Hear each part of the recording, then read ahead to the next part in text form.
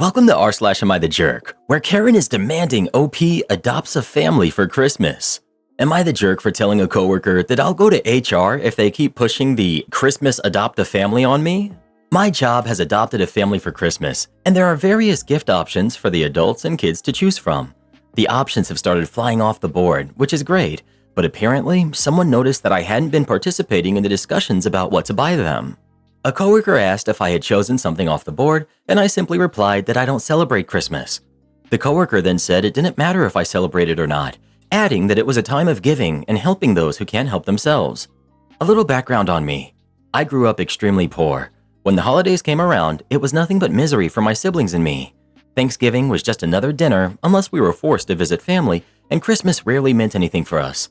My mom believed we should be around family during the holidays, so we were always dragged to relatives' houses to watch their kids get everything we could only dream of.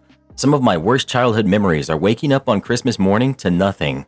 We didn't have a tree, let alone presents.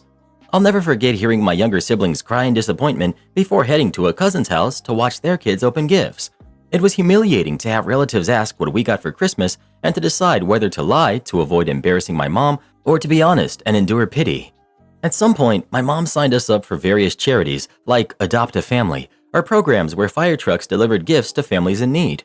She tried for years, but no one ever came through for us, not once. I learned early on to expect disappointment and vowed never to contribute to these types of charities because no one cared about my siblings and me when we needed help. Why should I care for anyone else during the holidays? Why should I go out of my way to help when nobody helped us? People essentially said, "Forget your mom and her kids." So now I say, forget them and theirs. Back to my coworker. I told her these people are not my responsibility and suggested she take an extra card if she felt so strongly about it. I know I shouldn't have said that, but my anger spilled over. She responded by calling me a Grinch, and I replied, "If you keep harassing me about what I choose not to celebrate, it will become an HR issue." She dropped it after that. I don't feel bad about what I said, and I stand by my feelings, but it frustrates me how self-righteous people can be about these things. Most of them only participate to make themselves feel good, thinking they've changed a kid's life with a $10 Walmart gift card. Still, overhearing my coworkers talk about the incident and casting me in a bad light without knowing the context put me in a sour mood. I know I don't owe anyone an explanation, but I don't like being talked about like that. Am I the jerk for how I responded? Edit. I think people are missing the point. My job adopted one family, and the cards list various items they want. For those saying I'm ruining some kid's Christmas, you're wrong. This family is already getting gifts from everyone else, just not me. Also, choosing not to donate to random strangers, like most people do, doesn't mean I don't give back in other ways. My family is my priority.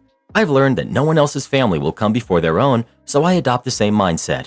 My nieces and nephews will never experience the kind of hurt my siblings and I felt during the holidays. Finally, I work hard for my money, and I'll spend it however I like, on whomever I like. It's funny how some of you act so sanctimonious and hypocritical.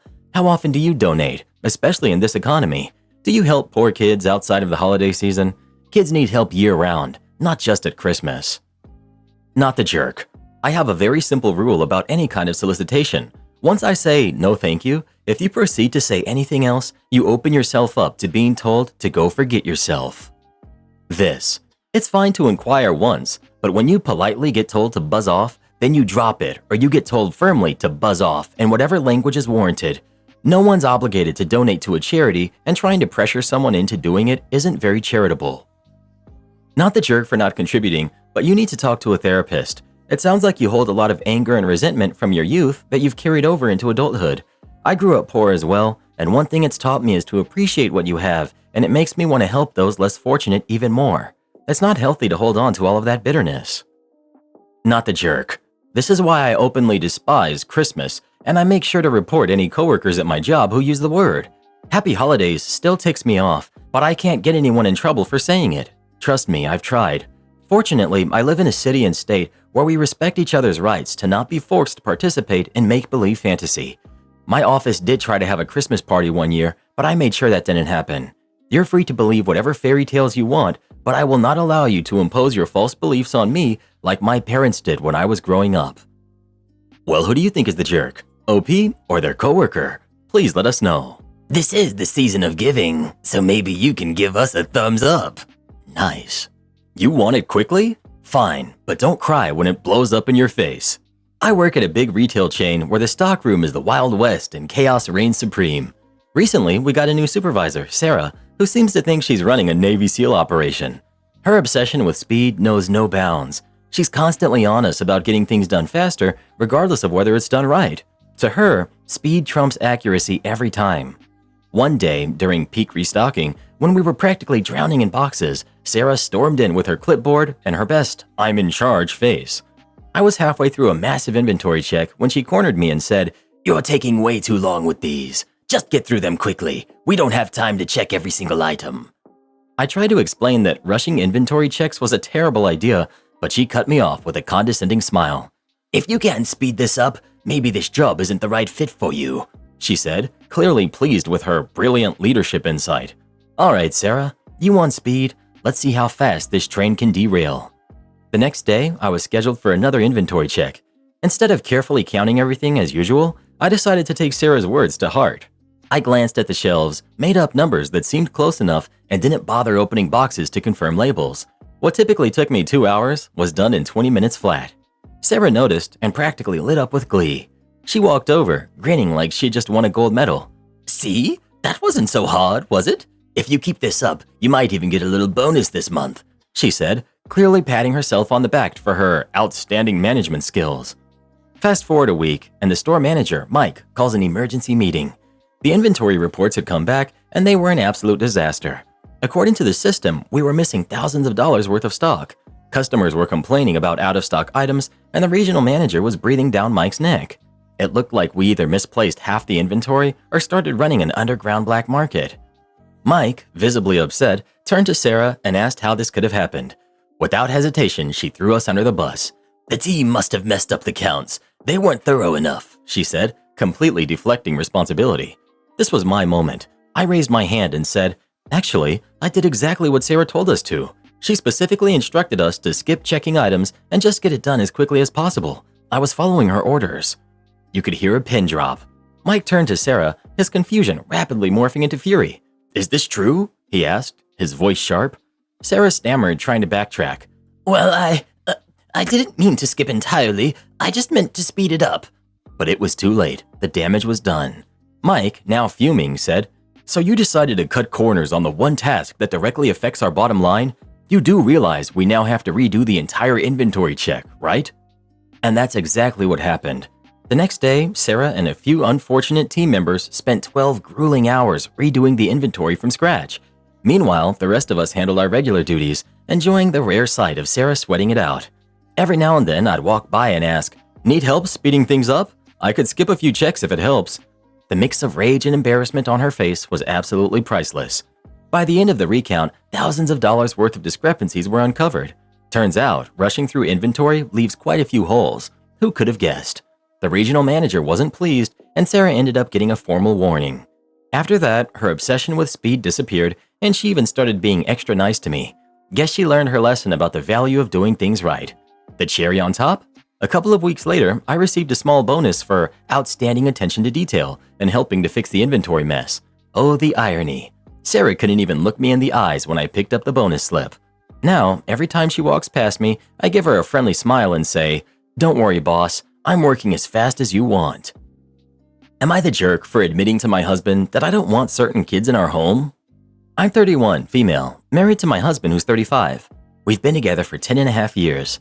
We don't have kids, but we live in our house with our elderly dog. Both of us are originally from a small city, and a few years ago, we decided to move to a larger city nearby. In recent years, close friends and family members, many of whom now have kids, often ask to stay with us when they visit the city. While I enjoy spending time with the kids in my life, our house isn't particularly kid-friendly. I do my best to child-proof it, making it safe and welcoming by preparing toys, snacks, and Disney+. However, my husband's sister's youngest son, who is 5 years old, has severe behavioral issues. He's already been kicked out of 3 daycares. When my sister-in-law visits with her 3 kids for days at a time, he is a constant challenge. He knocks over furniture, throws things, and has broken several of my belongings. He snoops into every room, opens drawers and cupboards, and pulls things out. My sister-in-law doesn't intervene, leaving me to chase him around and try to manage the chaos. It's especially uncomfortable for me because I value my personal space, yet he constantly invades it. Once, I found him in our bedroom rummaging through our clothes. I've tried setting boundaries by declaring certain rooms off limits, especially where I keep my most personal belongings, but those boundaries are repeatedly ignored. In addition, my husband's best friends have a 4-year-old boy who is also disrespectful in our home. He insults us, screams at my dog, snoops around, and even wipes his nose on the couch pillows. His parents do nothing to address his behavior. I don't expect perfect behavior from them, but I do hope for basic manners and respect in our home. Whenever these particular families ask to stay with us, I feel a wave of anxiety and dread. During my sister-in-law's most recent visit, my husband allowed his nephew into one of the off-limits rooms, and the boy ended up breaking a small Lego item that a friend's kid had made for me. Later, I expressed my feelings to my husband, explaining how uncomfortable I was and how disrespected I felt when my boundaries were ignored. He was offended. He said, "Every time kids come over, you have a complaint. Kids will be kids. You need to lighten up." He also dismissed my frustration over the broken Lego, saying it wasn't a big deal.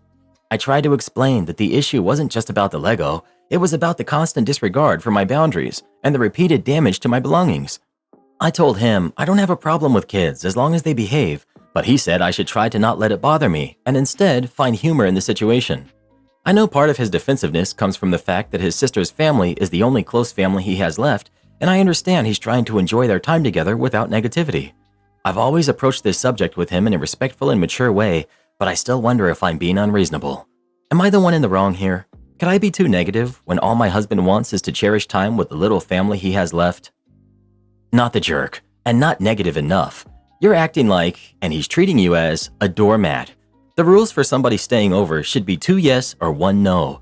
This is your home, not a hotel. You're entitled to a peaceful home and a husband that cares more about you than other family and friends. You still wouldn't be the jerk if you decided that any kids coming over was too many. Let him visit sister-in-law in her home. OP, I can see how I'm acting like a doormat. I'm not proud of that. I guess it's just hard when I try to share my feelings and I get shut down every single time, told I'm wrong and overreacting, turning into a bitter argument with no resolution. It's so exhausting. It is absolutely okay for you to set rules and limits for kids or anyone else in your own house. If sister-in-law and whoever won't do their jobs, then you have to. You can and should tell each kid what your house rules are. This room is off limits, no running in the house, don't touch my stuff without permission, and then enforce it. If the kid violates your rules and the parents won't enforce them, they can both leave. Kids need rules, they need boundaries. These 2 kids are crying out to be parented. You can't make these parents actually parent, but you can protect your own space. Not the jerk. Am I the jerk for telling my husband that I no longer want my Christmas gift? For the past few years, I've wanted a very specific item. It's about $500. I don't like spending that much money on myself, and this isn't necessary for the household, so I never bought it. It would just be something to display, like an art piece. I'll leave out exactly what it is to keep it anonymous. This year, my husband announced that he was getting it for me for Christmas, which made me feel a bit down. It ruined the surprise, but I was still okay with it. However, he's been talking about it a lot lately and has made several annoyed comments in the past month. "I could buy a new TV for this price. I could buy so-and-so for how much this is. You're only getting this, so don't expect anything else." Finally today, I sent him something funny that I thought was cute, and he responded saying, "Well, you're only getting this for Christmas, so don't show me anything else, or I just won't get it." I feel like he's treating me like a kid. I'm not making him buy me anything. I'm not asking for this or anything else for that matter. I've told him a few times that he doesn't need to get me anything for the holidays. Just a nice dinner or a homemade gift from one of our kids would be fine. I don't like buying things for myself in general, so I'm not out spending a ton of money. But now he's making me feel guilty, and I didn't even ask for this gift. He knows I wanted it because I joked around about it or made comments, but I never told him to get it for me. Today was the last straw with his most recent complaint, so I set him down and asked him to please not purchase it anymore. I told him I no longer wanted it. He kept pressing, asking me why, and I just said I changed my mind. I agreed with him that we could spend the money on something else for everyone. It turned into an argument, and he finally got it out of me that he ruined it. I explained that if I ever opened this gift from him, I would just think about how much he didn't want to get it for me, and every time I saw it on my wall, I would think about how annoyed he was to buy it. So I'd rather he just didn't buy it at all. He got really upset and said I ruined Christmas, and now I feel awful. He loves Christmas and always asks to be surprised by his gifts every year, which is why his behavior was so strange. It's like he felt forced, and I'm trying to tell him not to feel that way. I asked him to just let the kids make something for me or to have them pick something special out. Now we're both upset, and I'm feeling like I should have just kept my mouth shut. This whole thing feels so silly to worry about, but I just couldn't take hearing his complaints anymore. This is not what Christmas is about. I just want to spend time with my family, go to church, and watch the kids' eyes light up. I want a happy day, not to be constantly hearing about how much he doesn't want to get this gift. So, am I the jerk? Did I ruin Christmas? Update. My husband wrote me a long apology, saying that he was wrong about everything. He said he'll find me something different and that he knows he ruined it. At first, he got defensive, but after he thought about it, he admitted that he was mostly mad at himself. I told him that he made me feel like a spoiled kid for something I never asked him to get, and he agreed that he handled it badly. We've had arguments before, who hasn't, but he's never acted like this with a gift. He's usually very thoughtful, sometimes in strange ways, but that's okay. He grew up very poor and was probably just panicking about the cost of the gift. Did he handle it wrong? Absolutely. Unfortunately, his coping mechanism is making jokes that only he finds funny, like, "I could buy a TV for this price." I feel terrible that he got dragged so badly in the comments, and I regret posting this when I was stressed and feeling guilty. I do deserve the gift I want, and I'll buy it for myself at a later time. I won't seek revenge or withhold information about what I'm getting him. I won't let this situation ruin Christmas. I won't leave him. Seriously, what's wrong with people who suggest that? Our kids are happy, healthy, and loved. Do they know that dad makes dumb jokes and can be insensitive at times? Yeah. Do they also know that mom talks loudly, makes friends with anyone, and talks so much they have to beg her to leave places? Yeah, that too. Someone sent me a private message saying that their mother buys herself gifts on what she wants and she's a lot happier that way. I agree. I should splurge on myself more often and work on why I feel guilty about spending money on myself instead of others. I've always been this way, and it doesn't help that we aren't rich and have to be careful about purchases. For those who were sympathetic and offered advice, thank you. After reading the comments, I also think that my husband was completely in the wrong in this situation, but he's not a jerk in general. Not the jerk. He ruined Christmas, and I wouldn't be surprised if he was complaining either to get you to change your mind and not want the gift anymore, or feel like you owe him for getting it for you. He got what he wanted. He doesn't have to buy this item, which he hated, for you. He harassed and badgered you till the item itself lost all value to you. The question is, does he exhibit this controlling behavior in other aspects of your life? Does he do this with the kids, squash their passions so he can get his way? You do not have to answer that question here. It's more of a question to get you thinking about the quality of your relationship, his lack of respect for you, and what your kids see from their perspective and how it's influenced them. My boyfriend of 2 years is reverting back to college life. My boyfriend, who's 30, is obsessed with climbing and bouldering. He plans nearly his entire life around it. He's very good at it and has even become semi-sponsored, though his sponsorship only provides discounted gear, not money. We met through climbing about 4 years ago when we were both in relationships with other people and became friends. Over the years, his commitment to climbing has grown exponentially. He sold his car to fund a climbing trip and dropped out of an engineering program halfway through because it interfered with competitions. Most of his other real-life friends have moved on, leaving his social circle largely composed of climbing-obsessed individuals. At first, it wasn't a big deal. He still had other hobbies and a stable income until we relocated. I work for the government and was offered a position that required moving out west. My boyfriend was thrilled and supportive of the opportunity. We decided to take the leap together and move in. The new job came with significant lifestyle changes for me. I'm on call most weekends, which has limited my ability to climb competitively. Despite the demands, the job has been fantastic, laid back, fun, with amazing benefits, and I'm really happy I took it. My boyfriend, however, has gone in the opposite direction. Back home, he worked a full-time job with benefits. Out here, one of his climbing buddies got him a job at a sandwich shop working lunch shifts. He said it was temporary while he looked for something better, but 6 months later, he's still there with no interest in leaving. Why? Because it suits his climbing schedule perfectly, and most of his coworkers are climbers. To his credit, he lives very frugally. He has no car, no insurance, and few possessions. He can get by on very little, which is financially responsible given his limited income, but he also has no savings. Any extra money goes towards climbing gear, granola, and travel expenses for his competitions. While I still climb and occasionally compete, it's more of a social and recreational activity for me now. My boyfriend used to be more relaxed about it too, but since the climbing community out here is so competitive, he's thrown himself into improving. He spends all his free time with his climbing friends, who I honestly can't stand. Most of them are single, broke, and lack basic social graces. He even wears a wedding band engraved with "climbing" as a joke. When I hang out with them, I feel completely out of place. One guy told me I should buy drinks because I make the big money. If my boyfriend isn't climbing with them, he's watching climbing videos, reading forums, researching gear, or obsessively checking competition scores. It's all he talks about, and I'm getting frustrated. I've tried planning other activities, but he won't commit, because he's always waiting to hear about climbing plans. I even tried planning a trip to New York City for his birthday, but he won't decide if he can go because he's waiting to see if he qualifies for a world-level competition. And then, despite being on birth control, I got pregnant. He was supportive in small ways, but reluctant to cancel a climbing date to attend the ultrasound. When we talked about our options, he said, "I don't think we're in the right place." His answer broke my heart. I hadn't thought much about having kids before, but his response made me realize I might want them. After talking to my parents and friends, I decided not to have it. He came to the procedure, and the doctor told us I wouldn't have been able to carry to term anyway.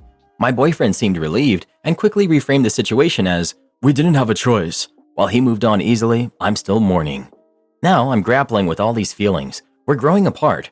While I still find him attractive, I don't want to hook up with him anymore, partially out of fear of another pregnancy and partially because his lifestyle is such a turnoff. He's become the type of person we used to joke about, one of those climbers who lives in a van or a tent at popular spots and dedicates every waking moment to climbing. I feel like what we once shared has become a wedge between us. My parents are furious. Before we moved, he assured them he was committed to building a future together, but his actions tell a different story. I told him last month that I found his lifestyle disappointing. He said he'd look for a better job, but he still hasn't tried. Now, a room is opening up in the climbing mansion nearby, an old house shared by 6 climbers. I'm seriously considering asking him to move there. Yet, just the other night, he told me he was happy with us and wanted to talk about the future. I'm so confused. I love him and want to support him, but his lack of ambition is a huge red flag. How can he talk about our future when all his goals revolve around climbing? A pursuit that could end with one bad injury. How do I bring this up without crushing him? I need to have this conversation soon because according to one of my friends, he's been asking about engagement rings. I don't want to get engaged right now. I feel so torn. Update 2 months later.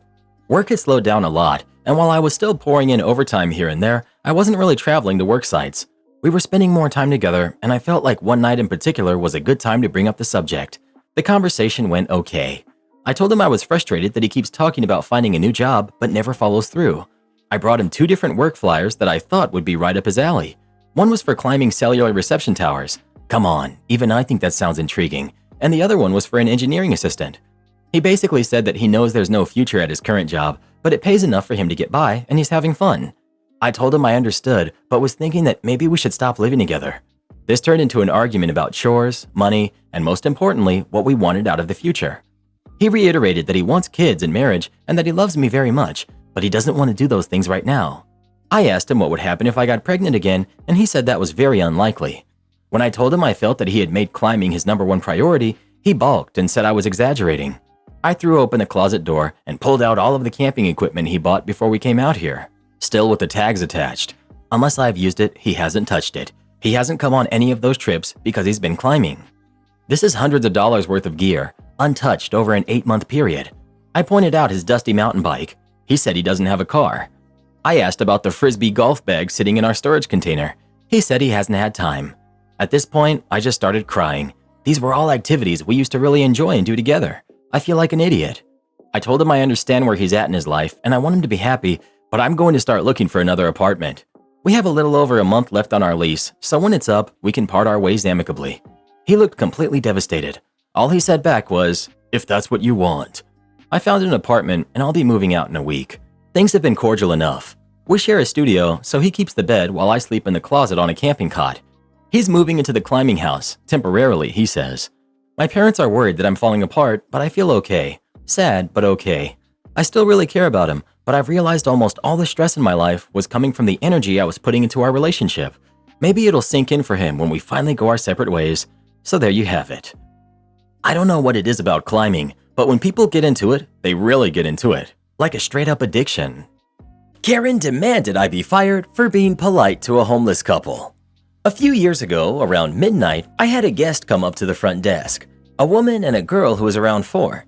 The woman told me there were a couple of people sleeping in the back staircase. I told her I would take care of it, and I apologized if she was inconvenienced, and she went back to her room, or so I thought. I went to the back staircase, and there on the 2nd floor was an older homeless couple, either sleeping or napping. So despite feeling bad, I woke them up and told them that they couldn't sleep here and they would have to leave. They apologized and thanked me for not yelling at them about it, and they went on their way.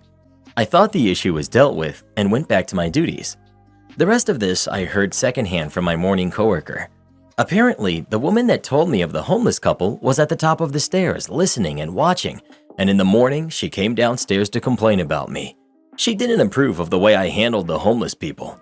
I told my morning coworker about what had happened so he'd know I wasn't mean or nasty or anything. So what was I supposed to do? Grab them by the ears and throw them out of the back door? Either way, she wasn't happy with the way I handled the situation, despite not giving an answer of what I should have done. And then she started adding other details onto it. She said they smelled like meds. Didn't say which ones. When I spoke to them, I didn't smell anything. She said she didn't like the way the man stared at them. If they were sleeping, how could he even have looked at them in the first place? And if he felt unsafe, why did you go near him? And then she started adding other things, not part of the homeless people. She said it was too loud by her room and she couldn't get to sleep. So coworker asked her why she didn't report it to the front desk. She didn't have an answer. No matter what my coworker said, she kept ranting and raving and demanding not only a full refund, but a free night stay and for me to be fired. Of course, none of that happened, and due to her attitude and the language she used, she was told to leave and she was put on a do not rent list. The kicker is, even after all of this, she still came back the next day and tried to rent another room, and she threw another fit when she was told that she was no longer welcome. Am I the jerk for leaving my family in squalor and going to a resort? So let's begin with this. I make decent money, but I'm in no way rich. I like to take my family on vacation and have been stymied for the last couple of years. So this summer, I decided to do something I thought was pretty great. I paid for my family to go to Disneyland. Not just my wife and kids, but also my father-in-law, mother-in-law, my wife's brother and his wife and kids. So 10 people. I also rented a McMansion with a pool and everything. I bought all the groceries and rented a truck so I could ferry the luggage, and in case of emergency, we would have a vehicle. My kids are in their teens, and my nephews are a few years younger. My immediate family did not require any help with the kids, and realistically, neither did my in-laws. So we get to the house and the problems start. The room I had picked out for my wife and I is obviously the nicest. My father-in-law and mother-in-law chose to stay in the pool house. This left 5 other bedrooms for 6 people. Brother-in-law and sister-in-law, my 2 kids, their 2 kids. Simple, right? Not so fast. Why did I get the best room? They hadn't had some nice time alone in years. Why did my kid get to pick the room with the en-suite? Why did one room have a bigger TV? Why are we having to cook some meals? Why don't we just order every meal? Goodness. I just went to my room and I went to sleep. First day, more BS. Why do we have to wait in lines? Why don't we get the tour guide that lets us skip the lines? My wife started joining in. She said we shouldn't be cooking at the house and that it wasn't fair to her and sister-in-law to be stuck with the cleaning. My kids always help. I do too. Brother-in-law doesn't lift a finger to help though. My in-laws joined the fun at the end of the day. They didn't want to wait for the Uber. Could they take the truck and meet us back at the house? My wife said to let them. I got sick of it. I ordered everyone pizza, and then while they were gorging themselves, I called an Uber and went to stay at a hotel that I'm a super shiny member of. I used my points to book a suite for the next 6 days.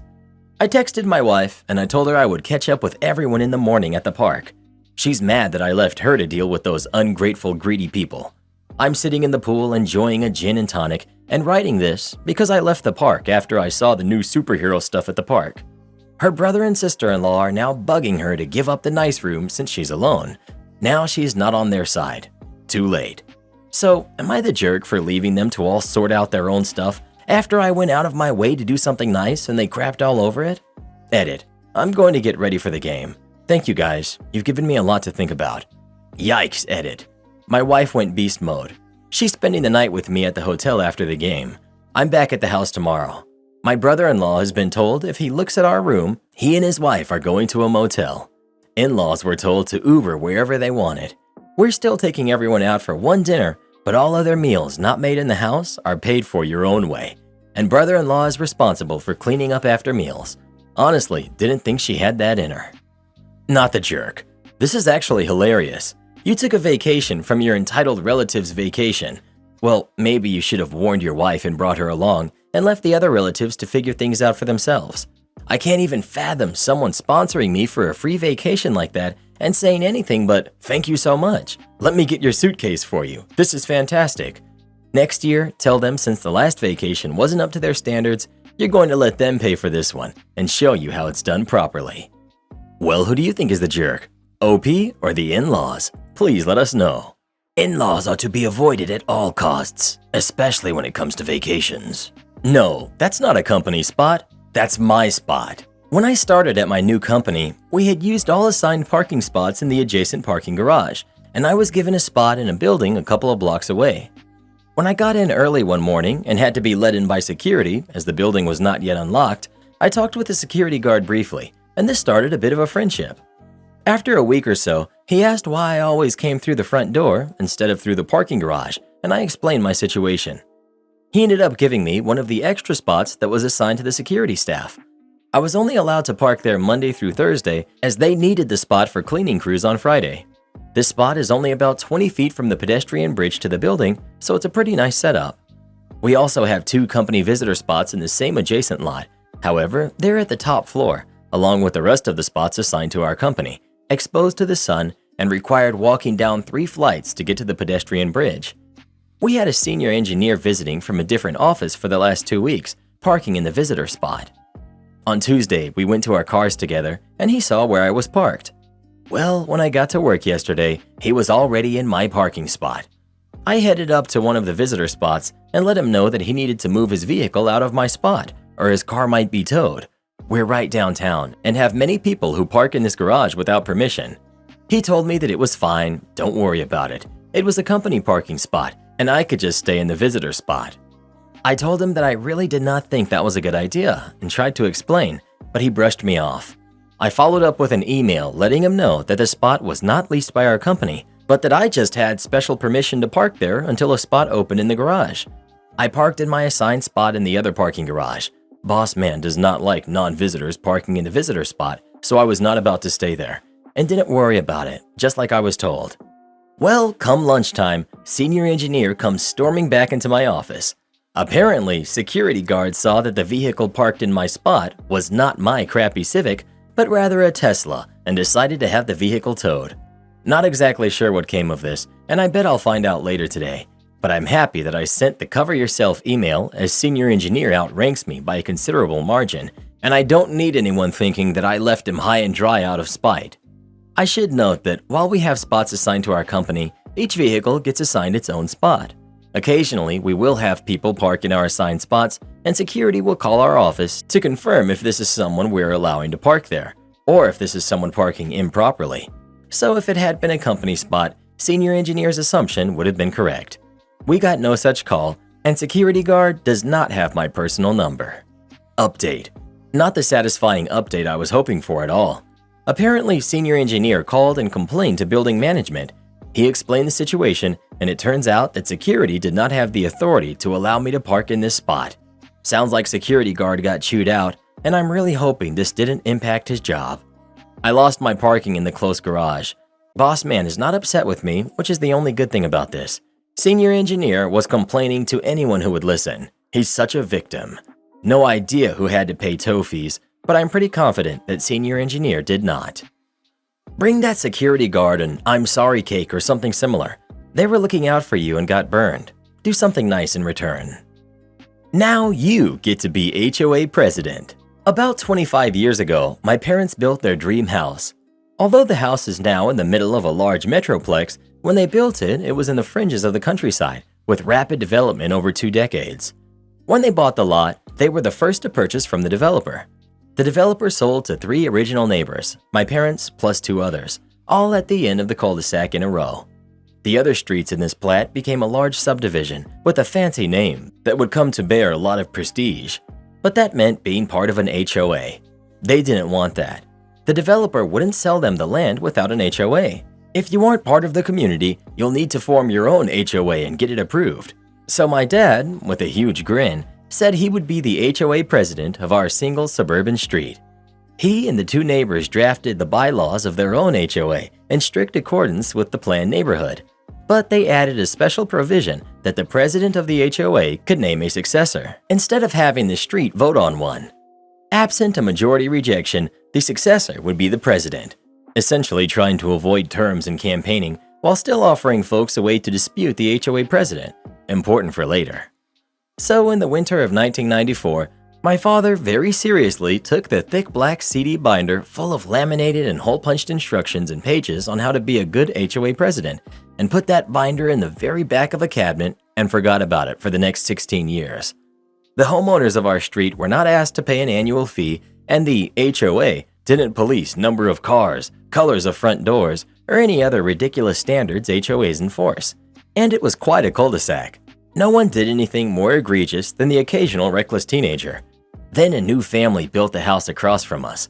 It consisted of 2 kids, a husband, and a stay-at-home mom we'll call Gladys, Kravitz for the Bewitched fans. Now, Gladys was a real busybody. She would stand at the front window of her house to watch and patrol which cars were using the cul-de-sac to turn around, when houses down the street held events and parties and were using the front of her house to park for literally a night, and sending noise complaints to the police about barking dogs, her other neighbors' kids, there were 6 in a blended family, the other neighbors' cars, they were collectors, not even repairing cars, and other ridiculously petty things. She didn't have a job, so safety patrol became her whole identity. She would always hurry over to gossip whenever my mom was taking out the trash cans to the curb. Sadly, my dad contracted a neuromuscular disease in 2005. It got bad quickly, and he was confined to a wheelchair. I learned to drive for my hardship license in a handicap van, and we had more than the usual number of cars due to round-the-clock caregivers in the later years. Gladys decided it was time to offer help to my poor mother, who was slaving absurd hours just to keep creditors at bay. Gladys very sweetly approached, expressed her sympathies for our struggles, pointed out the number of cars in our driveway, and generously, so generously, offered to take over the president of the HOA duties if my father would name her successor. After being hounded the 6th or 7th time, and Gladys hinting that if my mom was struggling so much, maybe she should send my dad to hospice and move houses to somewhere more suited. In fact, Gladys' best friend was looking for a house and would love to live across the street and buy our house. My mom snapped. She basically told Gladys to stop asking and that her husband was passing, and it was incredibly insensitive and rude to offer to kick us out of the neighborhood and take over just because she wanted clout to annoy the neighbors about letting kids play basketball after 6 p.m. Gladys responded nastily that my dad would have to name a successor because when he passed, which would be soon, the HOA presidency would revert back for election. Okay then, Gladys, you're absolutely right. My dad should name someone the HOA president as his successor after his 16-year reign. Malicious compliance activated. After my dad passed, my mom found out she was named as the next HOA president in my dad's will. Dad never said anything about it while he was alive, but his humor was always understated. Gladys tried to overturn the successor claim and run against my mom, but nobody else on the street contested the choice. No one, all new neighbors after 20 years, even knew we had a special single street HOA, and for another 9 years, my mom did absolutely nothing as HOA president. My mom had to sell the home in 2019 very unwillingly, as it was the house my parents built together. But with the development of the city, property taxes had risen too high and priced her out. I took a week off work to fly out and help her pack, and while packing up the house, we found my dad's OG 1994 HOA binder, bylaws and all. And of course, Mom had to name an HOA successor. So this time, she did comply. The malicious part was more against everyone else. Very ceremoniously, my mom finally named Gladys the president of the HOA and gave her the binder, which apparently has long since been digitized and something Gladys has been reading for fun in preparation of this moment. Apparently, Gladys went rabid with the power, as her kids had gone off to college, and promptly charged everyone on the street $100 a month towards neighborhood incidentals, supposedly for mowing the strip that people just mowed themselves, and a highly encouraged neighborhood barbecue one Saturday a month to address the neighborhood concerns. She also outlawed basketball hoops in driveways, dictated no cars could be parked on the street or in driveways, but only in garages, things like landscaping and holiday decor approval, and other inane, absurd power trips. My mom kept her Nextdoor app open and watched Gladys go down in flames. 3 separate households moved and wrote long, angry call-out posts about Gladys making their lives a misery until they couldn't stand it anymore. That's 3 of 12 houses, by the way. Yeah, Gladys wrecked the single-street HOA with a quarter loss. Gladys got everything she wanted. My dad to name an HOA successor, my mom to name an HOA successor, for us to move away and for her to finally be HOA president. And now, no one likes her. And no one will pay her $100 a month or go to the barbecues. And before my mom finally deleted the street from her next door, it seems that the rest of the street had voted to hold an election for a new HOA president. Her tenure lasted 6 months. Gladys doesn't understand why people talk so fondly about my parents as the most ideal HOA presidents, since they never did a thing. My mom is 2 years into her new home and does not miss the neighborhood anymore at all. Edit. Okay, so everyone is super mad at my mom for ruining many lives, like Syndrome from The Incredibles. Let me explain how the handoff/nomination went. The moving truck is coming in 1 hour, and we still haven't cleaned out all the shelves in this study. What do we do? Just start throwing things in boxes, Mom, and here's a trash bag for old cords and papers. Oh my word, your father's old HOA binder. Toss it.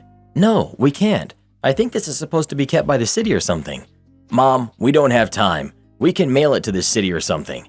Hun, run it over to Gladys. Mom, are you sure? She's always been bugging me about it. She can keep it. Now run. I then literally tear downstairs, race across the street, ring the doorbell, shove the binder into Gladys' hands with a, "My mom says this is yours now, bye," and raced back to find the Christmas decorations were still in a forgotten cabinet and need to be thrown in a trash bag. Literally zero premeditation and 100% aggravated meltdowns about moving. I cannot stress how much my mom did not want to move. I took out a lot of the emotional parts originally in the draft as not necessarily limiting word count. My dad built her that house. The first night in that new house, she, as a 58-year-old woman, cried until 4 a.m. begging to go home. She loved our neighborhood, our street, and our house.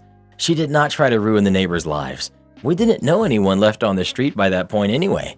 They'd all been priced out and moved on, except Gladys. The end line is kind of a throwaway, saying my mom is doing much better now, and she doesn't miss Gladys at all. I do feel bad for all those folks driven out by Gladys' dumb rules, but I'm also going to say the high property taxes probably didn't help. If I ever won the lottery, the first thing I would do would be to buy our old house back, put it in trust, and let my mom live there for the rest of her life. Anyway, to the commenter saying my dad was a legend, he absolutely was. I still don't understand why you would give her the HOA and make your neighbors' lives miserable for those 6 months. I'm not seeing the malicious compliance here, just mom annoying their fellow good neighbors and caving to a Karen. What did the neighbors ever do to your mom to deserve Gladys as the HOA president? How is giving Gladys what she wanted revenge? No ma'am, you can't have it for free. I was working the register in the garden area on one of the 90+ degree days a few weeks ago. Not a lot of people come through the area.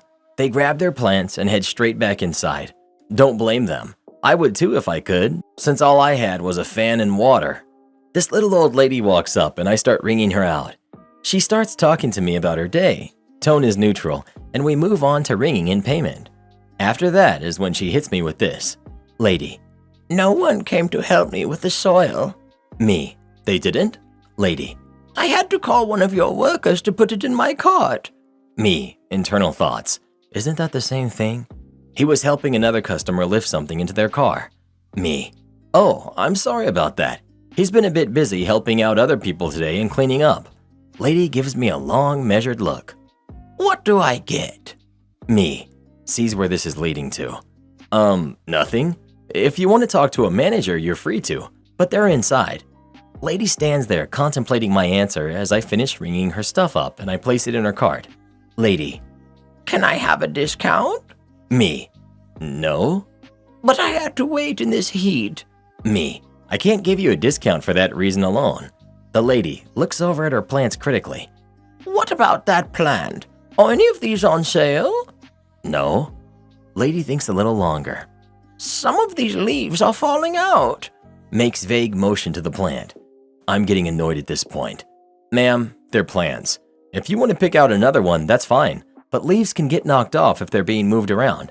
It's not going to hurt the plant unless you're ripping them out by the fistful. Lady gives me a dirty look before paying. Once she's done paying, she continued to stand there staring at me. I just stared back. At this point, I'm not sure if she was waiting for me to cave or was trying to establish some kind of tactic to intimidate me. But my mindset at this point was, I was paid to be there, she wasn't. Well, can I get a free water? Points at the water bottles. Me. That's it. Kid gloves are off. No, we don't give out free water. You're welcome to buy one, but I'm not giving it to you. How much are they? $2 and some change. The lady at this point scoffed and shook her head again, continuing to gaze at me. She made another comment I can't remember, but at this point, I just greeted her with silence. And no, it wasn't the mature thing to do, but I think she even realized at this point she was just playing for time to annoy me. I then sat back down at my register, grabbed the book I had been reading, and went back to it since there really wasn't much more I could do for myself or her. Eventually she left, making another comment about me being mean for not giving her a free water bottle as she made her way to her car. Not super exciting, just tiring. If you don't like it, you can leave. Disclaimer: this isn't my story, it belongs to a colleague who says I can put it on the internet for some internet points, and some of the details may be a little lost or exaggerated. Background: two businesses, both alike in trade, in fair UK industrial estates where we lay our scene. From ancient deals break to new mutiny, where new owner's blood makes old civil hands unclean. The story comes from an employee of Company A who manufactured Product A, and across the industrial estate there was Company B, who produced Product B. Now, both businesses had started up independently about 20 years previously. Both companies could have reverse engineered each other's products fairly easily and had most of the major machinery to begin production. However, both of the owners had met early on and came to a gentleman's arrangement where they each agreed not to produce each other's products and would endorse each other's business if clients needed the other products. Both had had pretty decent success, and there was a very friendly rivalry between the two companies. Example: they each had amateur football teams, local pub quiz teams, etc. But a lot of cooperation too. Example: borrowing staff to fix each other's machines. However, all good things must come to an end. The owner of Company A was retiring and selling up. From what I can gather, the owner was a pretty decent bloke and had tried to put a "all staff guaranteed their jobs for 12 months" clause into the sale of the business. He'd had a few offers, including the owner of Company B, again, another decent bloke. I think he had offered 80% of the asking price. However, on the last day of offers, a southern company offers him 125% of the asking price, though with the 12-month clause removed. Understandably, the owner took this offer because, well, who wouldn't? He did promise that he would give each of the employees a glowing reference if they ever needed it. These new owners came with a swath of new policies, targets, the whole shebang. At first, they targeted the sales team with impossible-to-reach quotas, excessive management, over-the-top timekeeping. You get the picture. It was miserable for them. Understandably, most of the team, except two, had quit and been replaced by the time they refocused on the production team. First, they came with demands for faster production, then pushed hard against downtime, started buying in shoddier materials, which increased wastage as they broke more often. At the same time, they shouted about wanting lower damage rates. They also wanted them to reverse engineer Product B, which was done, but deliberately at a snail's pace. Now onto the action.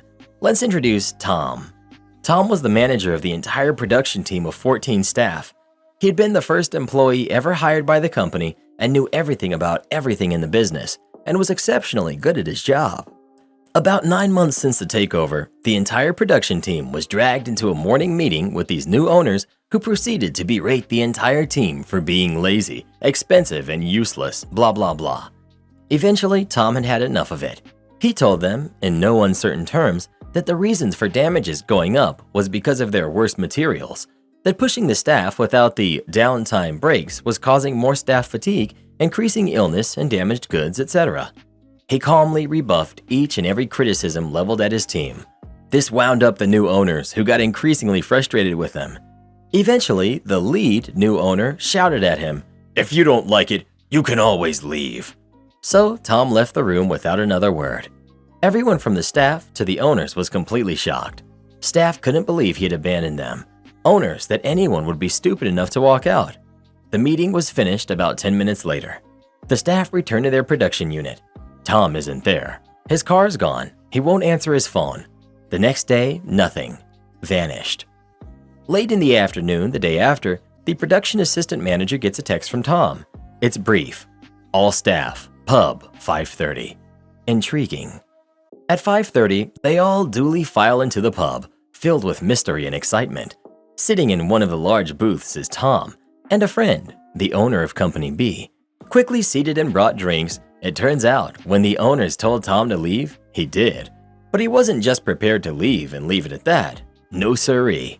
Since the meeting, Tom had explained the entire situation to owner B, including they were trying to make his product, assumedly to compete and push him out of business.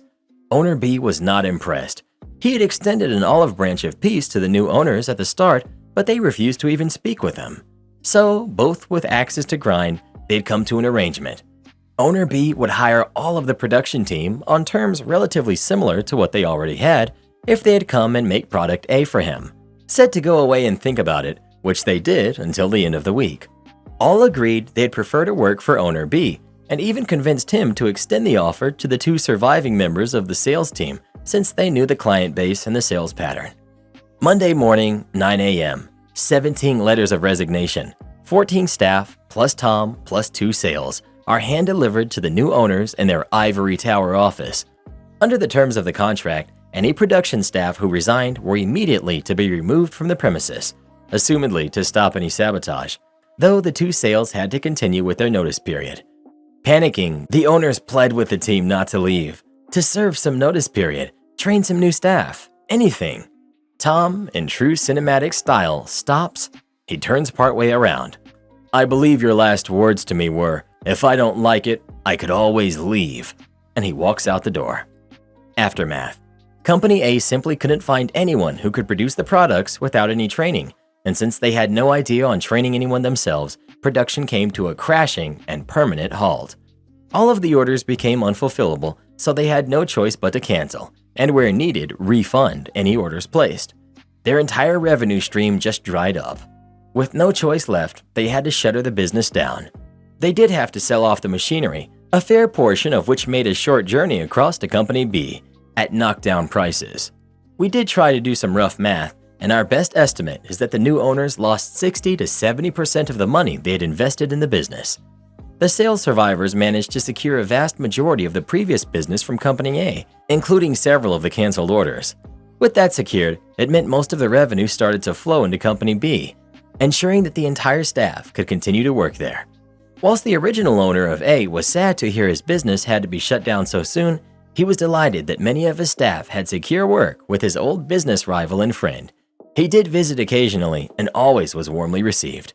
Moral of the story: don't tell anyone to leave unless you can survive without them. How dare I have better grades than my sister? This happened, I think, when I was 12. I always did fairly well in school, but my sister, not so much. I knew she could do better, but she really didn't try all that hard. Then she'd be unhappy when she'd get low grades on a test. She didn't fail much, but got a lot of D's. One of the few things my parents and I ever actually agreed on together was trying to give my sister pep talks to try harder in school. My mom had a very "my princess can do no wrong" personality, but she still seemed to want my sister to succeed in school. So she forced me to help sister with her homework when I wasn't busy. I didn't mind helping with the homework, but sister didn't make helping her easy. She'd get mad if I didn't just do the homework for her. And yes, my mother did outright try a few times to make me do my sister's homework for her, but my dad shut that down fast. So my sister would get bored easily and go play video games when I didn't just give her the answers. So I stopped trying to help since she wouldn't listen. Not long after this, my sister failed several assignments in a row, and my parents forced her to do her homework before gaming, which really made her upset, but she complied. Not long after this, I got my annual report card and all my grades were pretty decent. When I presented the report card to my mother, my sister suddenly got upset and left the room. I asked Mom what that was about, and she scolded me saying, "How dare you rub your success in your sister's face?" I was a bit flabbergasted because this had never been an issue before and said I wasn't doing that at all. My mother then waved her finger in front of my eyes and said it was my fault sister was so unhappy because she's trying to do better in school, and I was bringing her down by being too happy about my report card around her. I grew some backbone and said that all I did was do good in school. I wasn't flaunting anything. Plus, how is it a crime to be too happy? Well, I guess that was the wrong answer to her because she immediately sent me to my room and said I wasn't getting any dinner. Dad was late getting home that night, so I went hungry till he got back. When I told him what had happened, He called my mother out. She started lying through her teeth and said I was bragging about my grades and flaunting them at my sister by waving the report card in her face, and my sister backed up my mom on this lie. My parents ended up fighting because my dad didn't believe what my mother was saying. Like my sister, she was a terrible liar in her own way. Whenever she lied, she'd always get overdramatic about every little detail and often couldn't keep the story straight without holes being poked in it.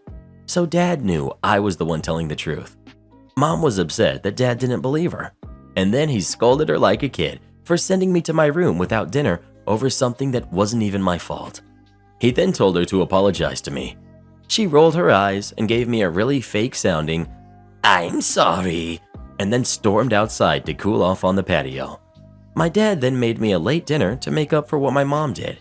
He also grounded my sister from video games for a few days for lying to him, and that made her scream and follow Mom outside. I got to have a good dinner of grilled cheese sandwiches and Campbell's tomato soup that night, something I still enjoy making and eating to this day. About a year or so after this, my sister copied a book report I did in elementary school, and my mother let her get away with it. But that's another story for another post. Insane Karen grandmother tried to steal my apartment. I'm 29, female, and I've been dealing with this for some time, but recently this became ridiculous. My grandmother, who's the worst person I've ever known, one of the most frustrating, entitled, narcissistic, condescending jerks on earth. She believes that she's the matriarch of the family, the highest authority that we all have to obey. So she's done a lot of things to all of the family members over the years, and recently, I became her main target. A few months ago, she organized a family meeting at her house. Believing it was just a family meal, we all went. When everyone was there, she revealed her true intentions. It was a trap. Apparently, someone told my grandmother that I was dating a girl, my girlfriend, and basically she told everyone in the family. At that moment, I hadn't even told my parents about this yet. The following 30 minutes were a non-stop humiliation in front of all of my family, calling me a failure, a sinner, and how embarrassed she was that all her church friends would find out about this. The following weeks, she was nothing more than a constant headache, endless calls and text messages telling me that I was a disgrace, that I should stop fooling around and correct my life. She even lectured my parents, demanding that they correct me to make me quit my job and find a husband because that was the right thing to do and what I should be doing. Also, she took every chance she got to say how evil and selfish I was for ruining her good image. Last Saturday, she outdid herself. While I was in my apartment, there was a knock on the door, and when I opened it, I saw that it was her. By this point, I was no longer trying to hide my displeasure from her, and I just said, "Ah, it's you. What do you want?" Without being invited to come in, she just walked right into my house, began to look around the place with an obvious gesture of disgust and disapproval on her face, and then she turned to me with that look of superiority, as if she were doing me a favor just for being there. She told me that she had already given me more than enough time to reconsider and correct my life, so she was there so that I could apologize to her. I just laughed sarcastically and told her that she was crazy and that she could go now. She then started lecturing me with the same speech again, but I didn't just take it this time. I interrupted her and let out all the things I've wanted to tell her for a long time. That she was a dumb old jerk, that she was not an authority figure to anyone, that her presence alone ruins our day, that nobody can stand her, that she's such a horrible grandmother and mother that she should not find it strange that none of her kids love her or visit her unless she forces them to. I knew I had hurt her by the way she tensed her face and how she tried to hide the tears in her eyes. It was then that she said, "Enough. I can see that you don't understand the good way, so I will have to correct you the old way. Give me the keys to this place. You will return to your parents, and you will be grounded until you learn to obey and do as I say." I still had the keys in my hand from when I opened the door, to which she extended her hand, as if waiting for me to give them to her. I laughed out loud. This was too ridiculous, and I couldn't take it seriously. And apparently, that made her so mad that she lunged at me, trying to grab my keys. We struggled, and there were screams, things falling out of place. It was pretty chaotic. A couple of the neighbors came out to see what was going on, and when my grandmother saw them, she started shouting that I was a thief and I was trying to rob her house. Obviously, they didn't believe her. They were my neighbors, so they knew me. They separated her from me, and when she saw that they did not believe her and that I would not obey her, she threatened me with, "Your parents will find out about this." and she left. Since then, she's been telling everyone how I insulted her and attacked her. We all know her. We all know she's a liar. She just makes everyone else's lives harder. If you don't like it, there are plenty of other teams that work remote. So this story is, as the majority of these are, the direct result of manglement having no idea what or how their employees work. Background. At the time, I worked on an on-site desktop support team of about 13 people. These are your IT guys that typically wander around your workplace and go fix your computer in person. I had done this job for about a year before the lockdown started. When lockdown started, of course, 95% of my job's workforce was either moved to entirely remote work or a hybrid schedule. Now, what does that mean for a primarily on-site second-tier IT support team? Well, for one, it means that a lot of our workload shifted to being remote work. Secondly, it meant that if something did need on-hand support, we'd need to schedule that user to come into the office. And thirdly, it means that a lot of larger projects come to a grinding halt. Now, transitioning a workforce of thousands to remote work on a dime was, for all intents and purposes, a nightmare. We had to distribute thousands of laptops amidst multiple supply chain breakdowns and teach a pretty aged workforce how to use VPNs. Needless to say, we absolutely rocked it despite all of the hurdles. We spent a year plus of the lockdown managing hybrid schedules. Basically, for that entire time period, each one of us was on site at least 2 full days a week, and then coming in for an hour or two at a time for appointments with users, if they didn't fit into our normal days. This worked out for everyone. Almost none of our users were even regularly on site. We always had 2 to 3 people in the office at any given time for emergencies, and we smashed through ticket queues. Our team was heaped with praise on all sides. But this wouldn't be malicious compliance if that was the case, now would it? Malicious compliance. So, after having rocked support IT during lockdown and receiving praise from every department, Manglement remembers a project that we've been putting off: lifecycle replacement, LCR. Lifecycle replacement is the fancy IT term for replacing computers when they get too old. We were supposed to start a massive LCR right before lockdown, but due to some rather ridiculous moves on the part of Manglement, they dissolved the lifecycle team into desktop IT. It got delayed. Now they're in full panic mode and demanding massive quotas of LCRs are completed each week, despite 2 mitigating factors. 1. We are not receiving enough computers in the first place to meet those quotas. 2. It's hard to force masses of employees who've had a taste of work/life balance to come into the office to replace a whole computer with their whole working lives on them. So quotas are not being met, and Manglement is beginning to sweat because their bosses are wondering why this thing was supposed to be finished a year ago and it's barely even started. Manglement decides that clearly desktop is to blame, and thus send out an edict that we are all to be on site 8 hours a day, 5 days a week, or else. Now, unfortunately, our whole team had gotten used to not having to pay for parking downtown every day, and we had realized that if the whole rest of the workforce is still working remotely, that us being in an empty building every day was completely pointless. We voiced our concern to the supervisor, who, being the dutiful mouthpiece of our mangler, immediately set up a meeting with the whole team and themselves. The meeting went a little like this. Coworker: so we're a little confused about this edict you've sent out, that we're having to be on site a full day every day. You guys have been praising our work throughout lockdown, and I think we've shown that we can responsibly manage hybrid schedules. Mangler: with people moving back into offices, we've determined there's a greater need to have your team on site, and with the ticket backlog, we need to make sure the manpower is there to support the staff. Coworker: but the backlog is due to us not having the equipment to distribute to the employees, as well as the majority of employees still working off-site. There's nobody around for us to regularly support. Mangler: well, unfortunately, these positions were always meant to be on-site. Me: so will you and supervisor be on-site all week as our main line of support? Mangler: our job positions don't necessitate us to be on-site, so we'll be coming in as needed. Me: to address your point about ticket counts, I wanted to point out that I pulled completed tickets for April before lockdown and April during lockdown, and we actually completed more tickets working a hybrid schedule. Mangler: look, this was always meant to be an on-site position. If you don't like it, then there are plenty of other teams who offer remote work. Me: so if we don't want to pay for gas and parking downtown every day, we're free to find other positions in the company that fit our needs better? Mangler: If you want to discuss this further, then you can schedule time to meet with me when I'm in the office next Wednesday. Needless to say, the entire team was furious. We had rocked during lockdown, been told how efficient we were, and then we were being punished because Manglement didn't want to explain to their bosses the concept of supply chain issues. I immediately began searching for another position in my company and very quickly found one that utilized some of my more niche skills with a very cool supervisor. But it doesn't end there. Throughout the lockdown, our team had been whittled down to maybe 9 of the original 13 people. Once I left, that left 8. 3 more followed suit and joined the remote help desk team, leaving 5 original team members.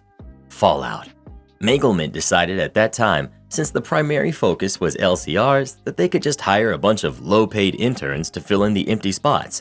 Now, the second whammy to this whole shebang is that recently our union had a new contract coming up, and Manglement apparently didn't take much time to read the new contract because the contract forbids using interns to do the work of full-position union members. So now Desktop Team consists of 5 original full IT employees and 5 interns who are only allowed to image computers. Their ticket queue still has tickets from June. Am I the jerk for sending an invoice to my wife's cousin after the wedding? I own a printing company that I run with my wife. Her cousin came to us and wanted us to do all of the signage, banners, guest books, life-size cutouts, etc. for her wedding. We do this all the time for friends' weddings and events, and we never charge. We're happy to help out, and it's usually a lot of fun working together to make some cool stuff. A few weeks before the wedding, her wedding planner tells us they need all the items by this date so they can set it up for the wedding. At this point, we hadn't received our wedding invitations and didn't even know when the actual wedding was. My wife texts her and tries to clarify when the wedding is and if we missed the invitation somehow. Her cousin replies and says, "Oh, we downsized the wedding and we decided to have like a close friends and family thing, and that they didn't have space for us in the small venue." My wife and I are pretty hurt and insulted, and on top of that, we've spent close to $2,000 on all of the materials. Her cousin and the wedding planner kept making tiny revisions to the artwork, had us print samples to see how it would look in person, resize several of the items a few times, etc. All that cost a ton of time and money, and we're a functioning business, so we either had to delay other orders or stay late and print her stuff on our own time. So I went ahead and billed her for our cost and said we needed payment before delivery because I'm not going to chase her for payment for months or years after the wedding. We're not making money on it, just charged her for the cost of materials. So far, we've gotten threatening calls from the cousin, her fiance, some random members of my wife's family that I don't know, some of the groomsmen, etc., essentially calling us jerks. After the harassment, I'm considering charging full price or else we won't deliver the items. Are we the jerks here? Sorry, but I'm not going to waste my hard-earned time and money on someone who doesn't even consider us close friends or family. Not the jerk. They can't expect a wedding gift from people who didn't make the cut. Once you and your wife were cut, it became a business transaction, and you had every right to bill them and receive payment before delivery. Not the jerk. Tell her it's only free for close friends and family, because she has established you don't fall into this category. Distant family pays material costs, or full if you choose to charge that. Not the jerk. They used you. Look at how much money they saved. $2,000 is not a normal wedding gift. I suggest from now on, you ask to be paid, but give a discount. You shouldn't end up in the red because of a gift unless you can write it off. Ask yourself if they never intended to invite you and just wanted free services. Everyone sucks here. The cousin is a jerk for expecting free stuff for their wedding and then not inviting or uninviting OP. But OP admits that they let the cousin spend $2,000 in materials, even though they also say a job like this normally costs around $200 to $300. The OP also admits that they were at the awkwardly expensive stage, but got told that they weren't invited before they could cut the cousin off. They also say they prioritized this free stuff by either staying late or delaying orders. So not only is it a $2,000 gift, they also lost money on orders they could have done. The OP obviously can't just blow off a $2,000 expense, but they were justifying it because they got to go to the wedding? You don't give your cousin a $2,000 wedding gift unless you're rolling in dough. The OP needs to take some responsibility here for not cutting them off sooner. Well, who do you think is the jerk? OP or the cousin? Please let us know. Always communicate clearly and always have them sign a contract, especially if you're dealing with family. Am I the jerk for missing my grandchild's birth to attend my other daughter's wedding? I'm the mother to two wonderful daughters, Sophia, who's 32, and Nicole, who's 26, and I'm really not sure if I was cruel towards Sophia for my decision or not. Nicole got married this year, and Sophia had her first child, which is my first grandchild. I've had a good relationship with both my daughters, and I've always tried to make sure neither of them felt like I favored the other, but I admit there were some rough patches with Sophia. When Nicole got engaged, she asked if I would walk her down the aisle since her father has never been in her life. I asked her what about her uncles or brother, and she said no, she wanted me. I was more than happy to agree and helped her plan her wedding. My daughter, Sophia, announced her pregnancy around the beginning of the year. The timing panned out that they would be due after Nicole's wedding, so she asked if I would be in the delivery room with her and stay with her and her husband for a few weeks after the baby was born to help out. I was very excited too, and since we already live in the same town and see each other almost daily, staying with her wouldn't have been a problem at all. Instead, Sophia went into labor almost 3 weeks early, the afternoon before Nicole's wedding. I missed Sophia's first call because I was already almost 2.5 hours away where Nicole lives and helping set things up and doing last-minute errands to help. When I called back, I found out she was in labor and she wanted me to get there as soon as possible. I told Sophia I would do the best I could and would let her know immediately when I'd be there. I explained the situation to Nicole, who understandably also wanted me to be there for her, but understood that Sophia wanted me with her too. Nicole was able to move her ceremony to the morning and make it a quick 25-minute ceremony, and there would be just a few hours gap between the ceremony and reception. I thought this was a good compromise that would let me be there for both of my daughters. I called Sophia and she wanted me to get there that night. I asked if her husband was with her and she said yes, so I asked her to please consider him as a second choice until I could get there. Sophia got upset and told me to forget about it. I got to the hospital early the next afternoon and missed the birth by a couple of hours. Sophia was so mad she didn't want me to come in when she was moved to her room. I thought that was understandable and she would talk to me soon, but it's been a couple of weeks now and I've tried to apologize to her. I've talked to my son-in-law and he said they're both mad that I chose to ditch Sophia when she needed me most for a party. So I'm here asking an outsider's perspective if I was wrong to not go to the hospital right away. Am I the jerk? Edit. I did not stay for Nicole's reception. I left immediately following the ceremony. She still had to wait a few hours from the end of her wedding ceremony in the morning until her reception that afternoon. It could not be pushed back later in the day due to the reception venue having an event in the evening. Not the jerk. And I'm really surprised by the responses here.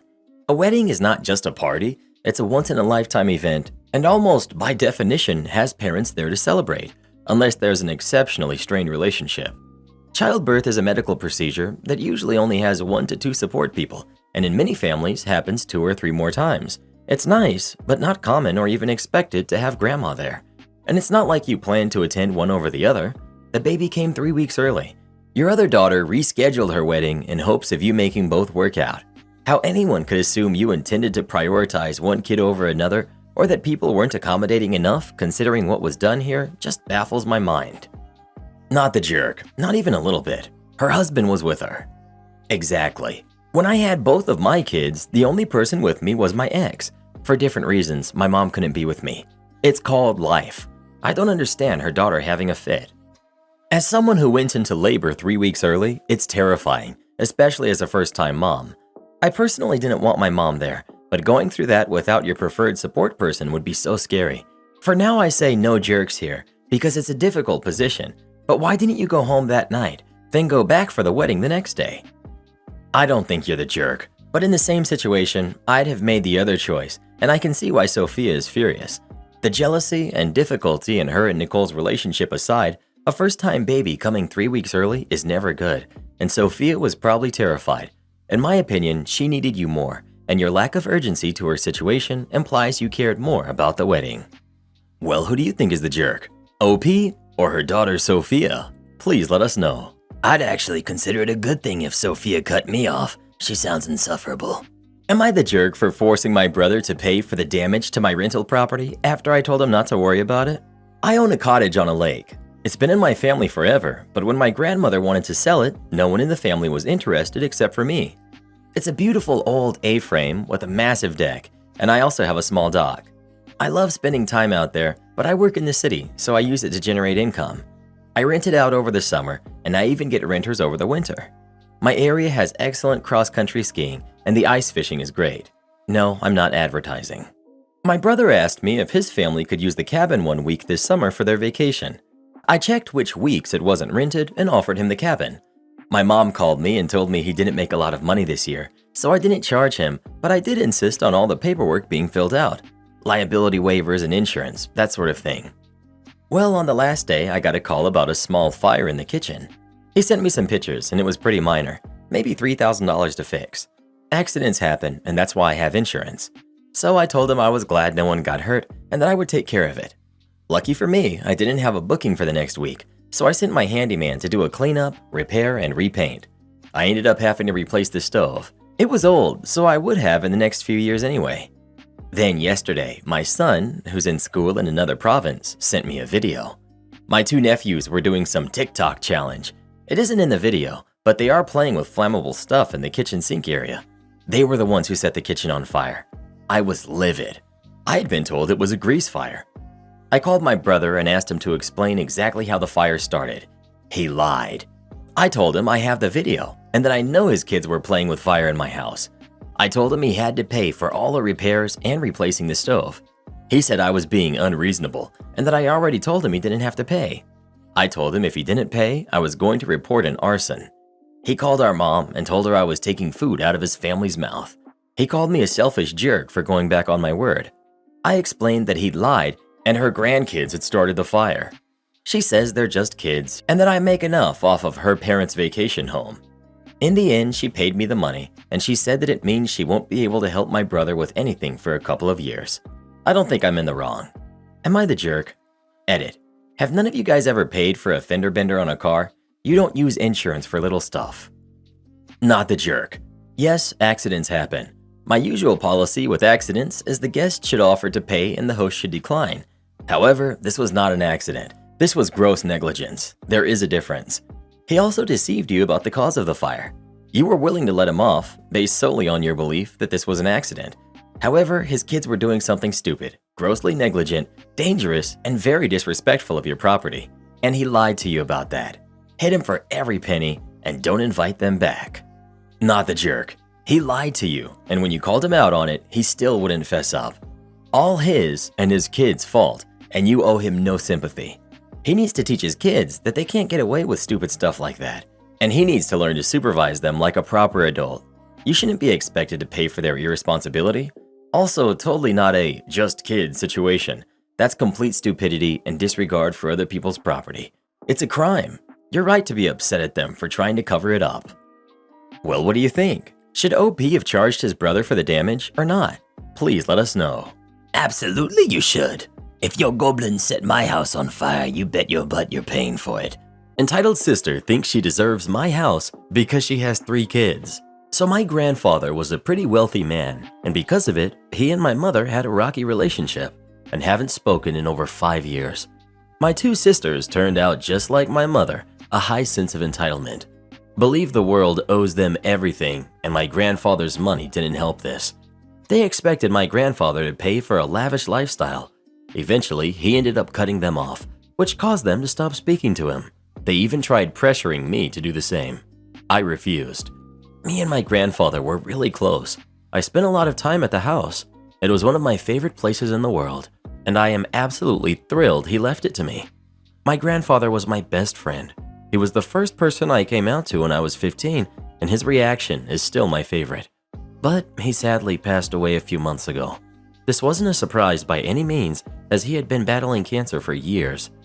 Well, my grandfather ended up leaving everything to me and 2 of my cousins he was also close with. I got the family home, which is a beautiful 4-bedroom, 2.5-bathroom house with a pool and a hot tub. I was also left a good chunk of money, which will really help with student loans. One cousin got my grandfather's antique car collection. Not sure if it can really be called a collection, as there are only 3, but my grandfather called it that, so that's what I'm going with. The other cousin got my grandfather's painting collection, which was pretty big and has a few pretty expensive paintings in it. But seeing as she is an artist herself, I doubt she will sell them.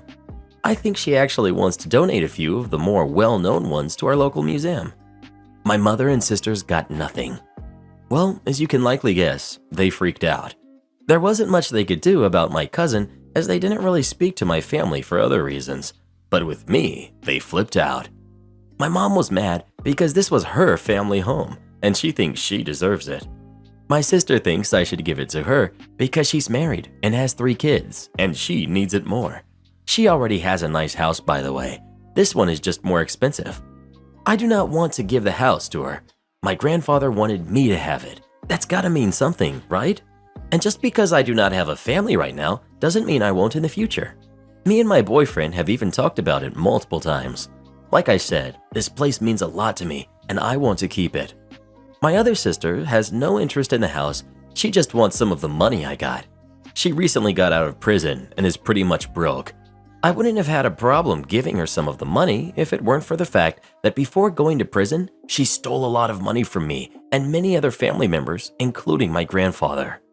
I'd think about getting some sort of a restraining order against them. Never underestimate the power of a Karen. Am I the jerk for not letting my niece use her iPad during our wedding? My wife and I got married September 4th, and this drama is still going on. We paid a lot of money for a videographer to capture our ceremony. We told everyone at the rehearsal dinner we would be having everyone turn their devices off for the ceremony just so that there wouldn't be any distractions. My brother pulled me aside later on to tell me that his daughter, who's 4, would need to have her iPad to get through the ceremony. Otherwise, she would be really noisy and wouldn't sit still and might ruin the day for us. I told him no, she wouldn't be using it because there's a chance she may turn the volume on or something, and I really don't want to take that risk. I thought that was the end of it, but the next day, my brother, who is also my best man, came to me and said that his daughter was having a hard time today and that she would need her iPad. I again told him no. He said that if she didn't have it, she would make a fuss, and the missus wouldn't want that ruining her big day, now would she? And that kind of upset me, because yeah, it's her day, but it's also mine. I'm marrying the woman I love, and we both made this no devices decision together. I told him if he couldn't respect it, then his daughter could wait outside with either him or his wife, but her iPad wouldn't be in there.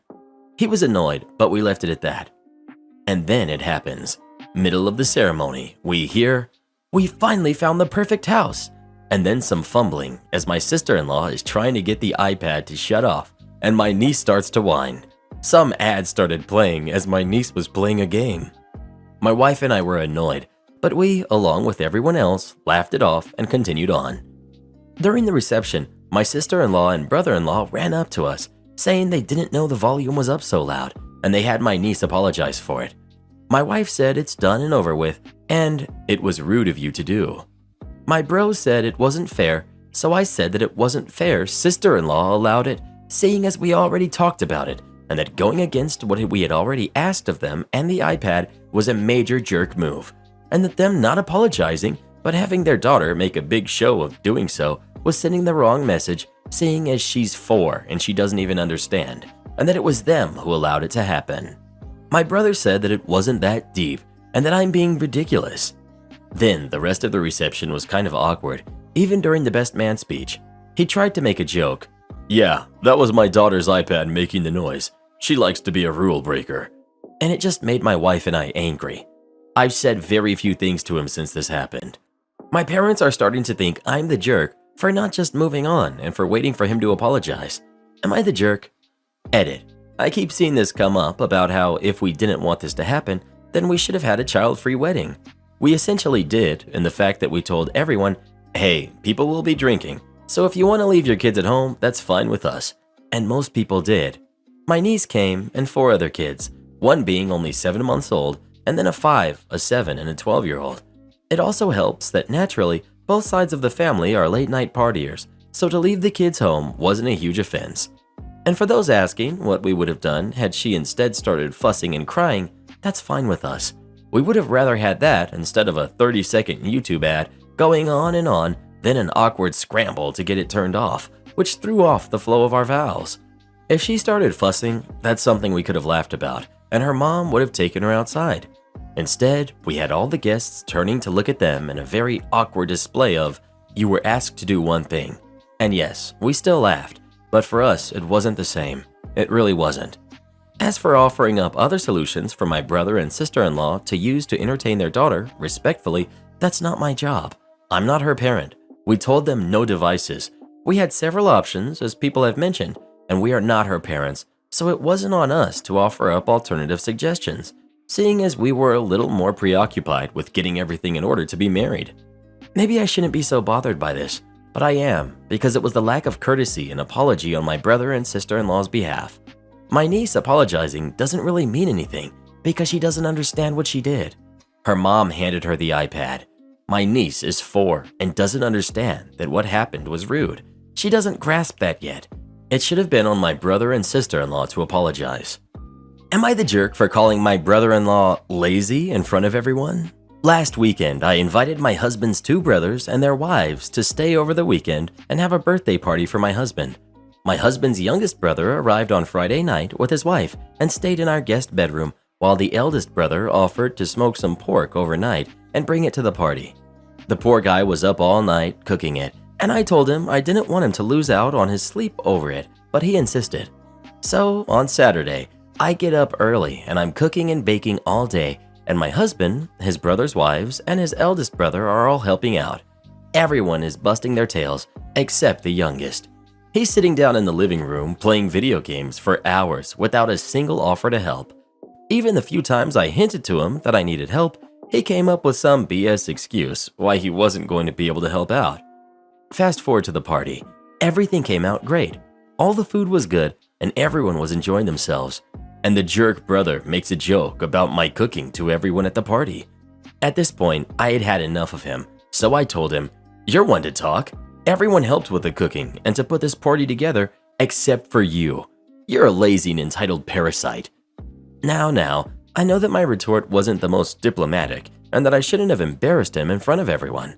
And my husband got mad at me and said that I was a jerk for calling him out in front of everyone and that I needed to apologize to his brother. I told him I don't owe him an apology at all. Am I the jerk? I feel like one after the fact. I know I should have kept my mouth shut, but I still don't think I should apologize to him. Edit. For those who say that I shouldn't have expected people to help out, I will add that it's an unwritten family rule that when a family member invites others for a dinner or a party, everyone is expected to contribute, either by helping out or bringing a dish. It's always been like that for as long as my husband can remember, and I've adapted to their custom. Edit 2. My brother-in-law always never contributes. Not just at family gatherings, but with anything. My husband's family is very close-knit. Actually, everyone is awesome but him, and they're always helping each other out. He only asks for help, but never helps anyone. In my husband's own words, he always finds a way to worm himself out of helping. Edit 3.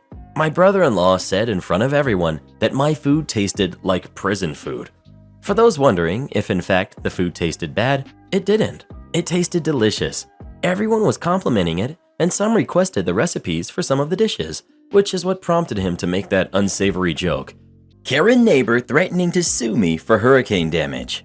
We bought this home last year. We live next door to some retired boomers. The wife, Buddy we'll call her, was very friendly at first. She would always want to talk with me about gardening, and she liked talking to my daughter. However, her dog was insanely aggressive. I couldn't do anything in my yard without the dog barking, growling, and trying to jump the fence at me. I couldn't even talk to people because this dog would bark for an hour straight until I gave up trying to enjoy the yard and just went inside. We're currently saving up for a new roof. It will cost around $5 to $10 grand, and we're going to have all the gutters replaced too. Hurricane Fiona hit and blew our gutters off. It was terrifying.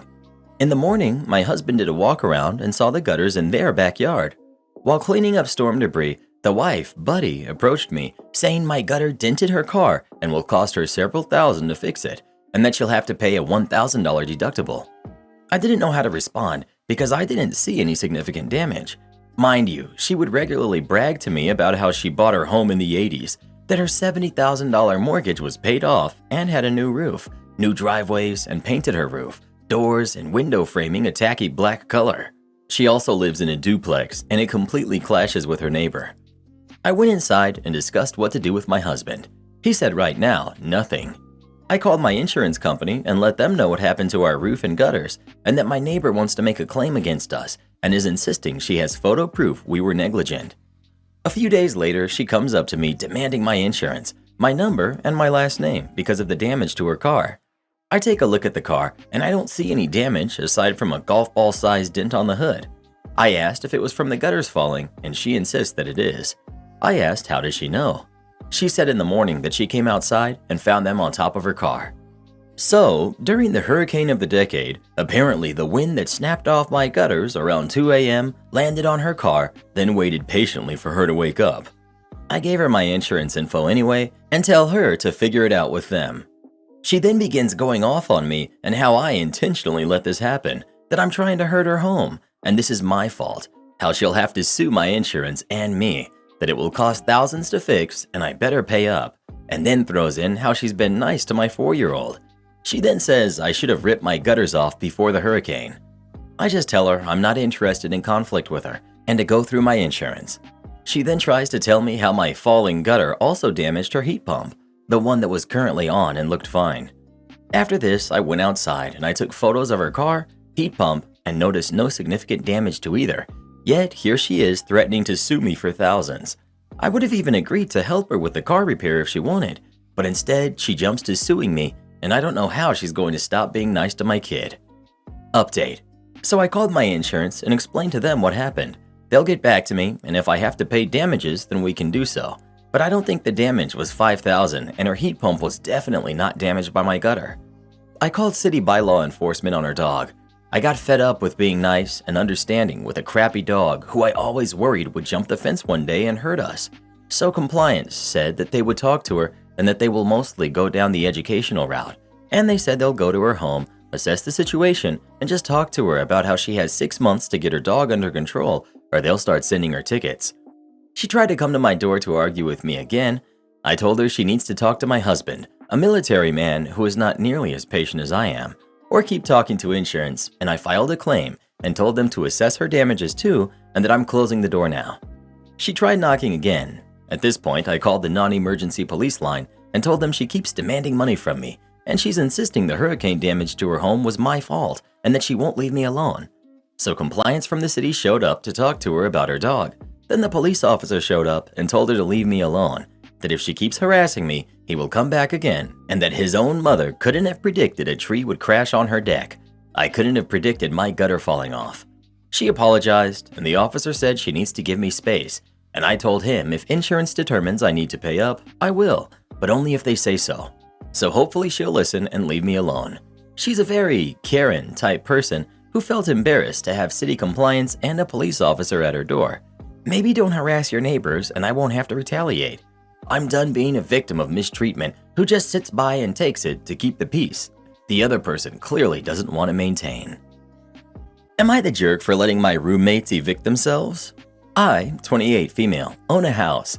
I wish I didn't because I inherited it from my grandmother, whom I would have preferred to have it back. It's an older house in a mature neighborhood in my city. It has a huge yard, a garden, and a detached garage large enough for a couple of cars and an RV. It also has an in-law suite where I live. I started living there when I started university, and I love it. My exit leads to the backyard and my garden. After the estate was all settled, I was left with a little money and a fully paid off house. I'm the baby of all the cousins, and I was an oops baby. I'm 17 years younger than the next youngest. I decided that I would keep living in my area and just take on short-term renters to help me cover with expenses. I also plan to allow any of my nieces and nephews who went to school in my city to live with me. So far, only one nephew has, and he was well behaved and moved out when he finished school. I found a couple that wanted the entire upper floor for 1 year while they got settled from moving across the country for work. No big deal. I have 3 nibblings graduating the next year, and only one might go to school in my city. So I let my property manager set up a 1-year lease. My city does not have a minimum rental increase. This is important. So after 6 months, the problems start. The wife got pregnant, and they like the house. They have not found a house they want to buy. They want to keep living here, but they don't want a roommate. So one day the husband catches me and says that he's talked to the property manager about renting the entire house and that I might want to start looking elsewhere for a place to live. I check with my guy, and yup, he wants the whole house. So I talk to my lawyer because I don't want any problems. As long as the increase is 1 year after tenancy and I give 3 months notice, there's literally no limit on the rental increase. So I tell my property manager to raise the rent for the ground level 50%. They have 5 months notice of a rental increase, so I'm in the clear. Now I can hear them fighting about having to find a new place, which I don't get because I was clear in the lease that it was only for 1 year, and I gave them a good price because they had excellent credit and rental history. The real estate market in my city isn't crazy. They should be able to find something to buy in time, or at the very least, somewhere else to rent. I've talked to my parents about this, and they said I'm being sort of mean. I don't think I am. I have a plan for my home, and it does not involve me moving out. I have a garden that I worked with my grandmother on my entire life. I have a yard with raspberry bushes my grandfather planted for his kids and grandkids. My dog likes having a yard to play in. I could have told them it's my home, but it's not their business. Am I the jerk? Not the jerk. When the husband told you to start looking, he told you exactly what he'd do if the roles were reversed. He'd kick you to the curb. Funny that they did not even respect your seniority and wanted to kick you out of the house you occupied beforehand. You can get rid of them with no guilt. Also, the fact that she's pregnant is of no importance here. She can manage her stress by herself. Not your problem. You're the jerk. Going against the grain here, but as the owner of a house you rent out, you'll always be the jerk in my eyes. The housing crisis is real, and with everything else going on in this world, if you have the audacity to try to capitalize off of people who just need a place to live, you're a dirtbag in my eyes. If you're not part of the solution, then you're part of the problem, and I'm really disappointed to see so much support for you in these comments. As Redditors, we're supposed to be aware of these issues and not encourage people like you to take advantage of others the way that all landlords do, because you're money hungry and greedy. I have zero respect for anyone who owns a property that they rent out. You honestly could have donated that house to a charity, foster program, halfway house, etc. The possibilities are endless. But because you're money hungry, you choose to capitalize off of good, hardworking people. Thanks. I'm legit triggered now, and I need to go take my meds, which cost me a fortune because of people like you. Sometimes the commenters on Reddit are a very special breed of stupid. Well, who do you think is the jerk?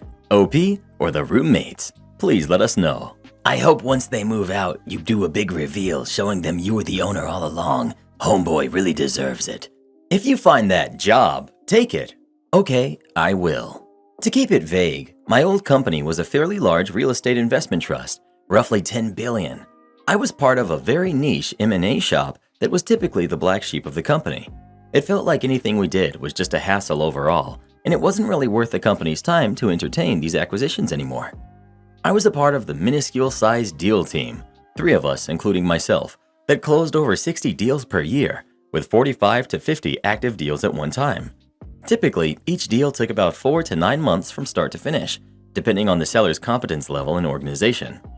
This was my first job out of college. I knew the career path I wanted to take was going to require long hours and no vacations, but typically in finance, the salary will reflect that commitment. Well, for this job, I was making $52,000 a year, working 80-hour weeks, $12.50 an hour gross pay. After my first full year, I went to the VP of the department and requested a 20% raise. I was told the basic inflation spiel and got a 2% cost of living adjustment. I think it's important to note here that after I left this company, I found out the same VP received a $2 million bonus. Fast forward a couple of months. Every year, the company has a meeting where the entire company, around 300 people, meet at a hotel. They do this to give updates as to what the company has done so far, where they're going, and for team building, of course. In reality, this was a multi-million-dollar event to pat the backs of the executives that really don't do much in reality. As a part of this event, anyone in the company is allowed to send in anonymous questions to the CEO, and he will read and respond to it if he thinks it's something worth talking about. Just before this company event, 5 people had resigned from other departments in the company. Every one of them almost doubled their salaries at their new jobs. So I decided to ask the question, how do you plan to retain talent when there are other companies offering 2 times the money with half of the workload? The CEO decided this question was hilarious and read it aloud, laughing, and responded, "If you find that job," with finger quotes as if it wasn't real, "you better take it. Goodbye." After being treated pretty terribly for the last 1.5 years, including missing my grandfather's 88th birthday, partly due to a last-second PowerPoint that ended up not even being used, I decided that was the final nail in the coffin. I spoke with one of my recently resigned coworkers about his new company, and soon after, a recruiter from his company reached out to me. I go through the interview process and got the job. I more than doubled my pay when taking the 20% end-of-year bonus into account. And I even got a $10,000 signing bonus. The story doesn't end here. As I gave notice to my wonderful manager who taught me everything I know, she first told me she hates me because she's going to have to take over my 19 current deals. But then, shockingly, she confides that after 7 years of working at the company, she's ready to move to greener pastures as well. I decided to call the recruiter that reached out to me originally and ask if there are any other positions open at my new company. She says yes. They interview her and she gets the job as well a month later. 2 down, 1 to go. The final coworker standing was not hard to convince as he saw 52 deals suddenly pile onto his desk while he was already underwater doing the same 80-hour weeks as I did. I worked with him to spruce up his resume and get the wheels turning. After 2 interviews, he was given a verbal job offer with an in-writing letter expected the next week. All said and done, all 3 of us ended up doubling our old salaries. The old company is now scrambling to replace us with over $100 million worth of deals that will grind to a halt when my last coworker makes his departure. My new gig does not feel like real life. I have a fantastic boss that respects my time outside of the office, to the point that he gave me 2 weeks in between jobs to unwind after my previous role. My workload is 30% of what I used to do as well. My old manager got the same 2-week treatment and is currently enjoying her time off and will start in the middle of October. If only I was given that 20% raise. Am I the jerk for not inviting the next door neighbor girl to our backyard party? We live on a block filled with kids. Every now and then, I like to get a bounce house and throw a little backyard party for them. I threw another one last week. I want my sons to have good memories with their neighborhood friends because they all go to different schools. I told the parents about the party, and that was lieu of an invite. I didn't invite the 8-year-old girl who lives next door. Why? My goodness, she screams over everything. It's not even a scream, it's an ear-piercing screeching. I cannot stand it. I can tune out the loud sounds from my 7 and 9-year-olds and their friends, but not that girl screaming. It's like she sees a bug, she screams. She thinks someone is chasing her, she screams. She jumps off a swing, she screams. I'm pretty sure it's for attention, but I can't spend my Saturday listening to it in my backyard. Like I'd end up yelling at her, and I don't want to do that or come across like an angry dad. Her parents did ask me if something was wrong because she wasn't invited. I bluntly told them that I just can't take the screaming. They said she's no more louder than any of the other kids. No, she's much louder. I told them I didn't want to discuss it any further. If and when she can stop her screaming, then I'll be more than happy to invite her to my backyard parties. They were deeply offended. I'm not looking for suggestions to abate her screaming or possible explanations to her screaming. I just don't want to hear it or be around it. Not the jerk. It's your backyard and your party.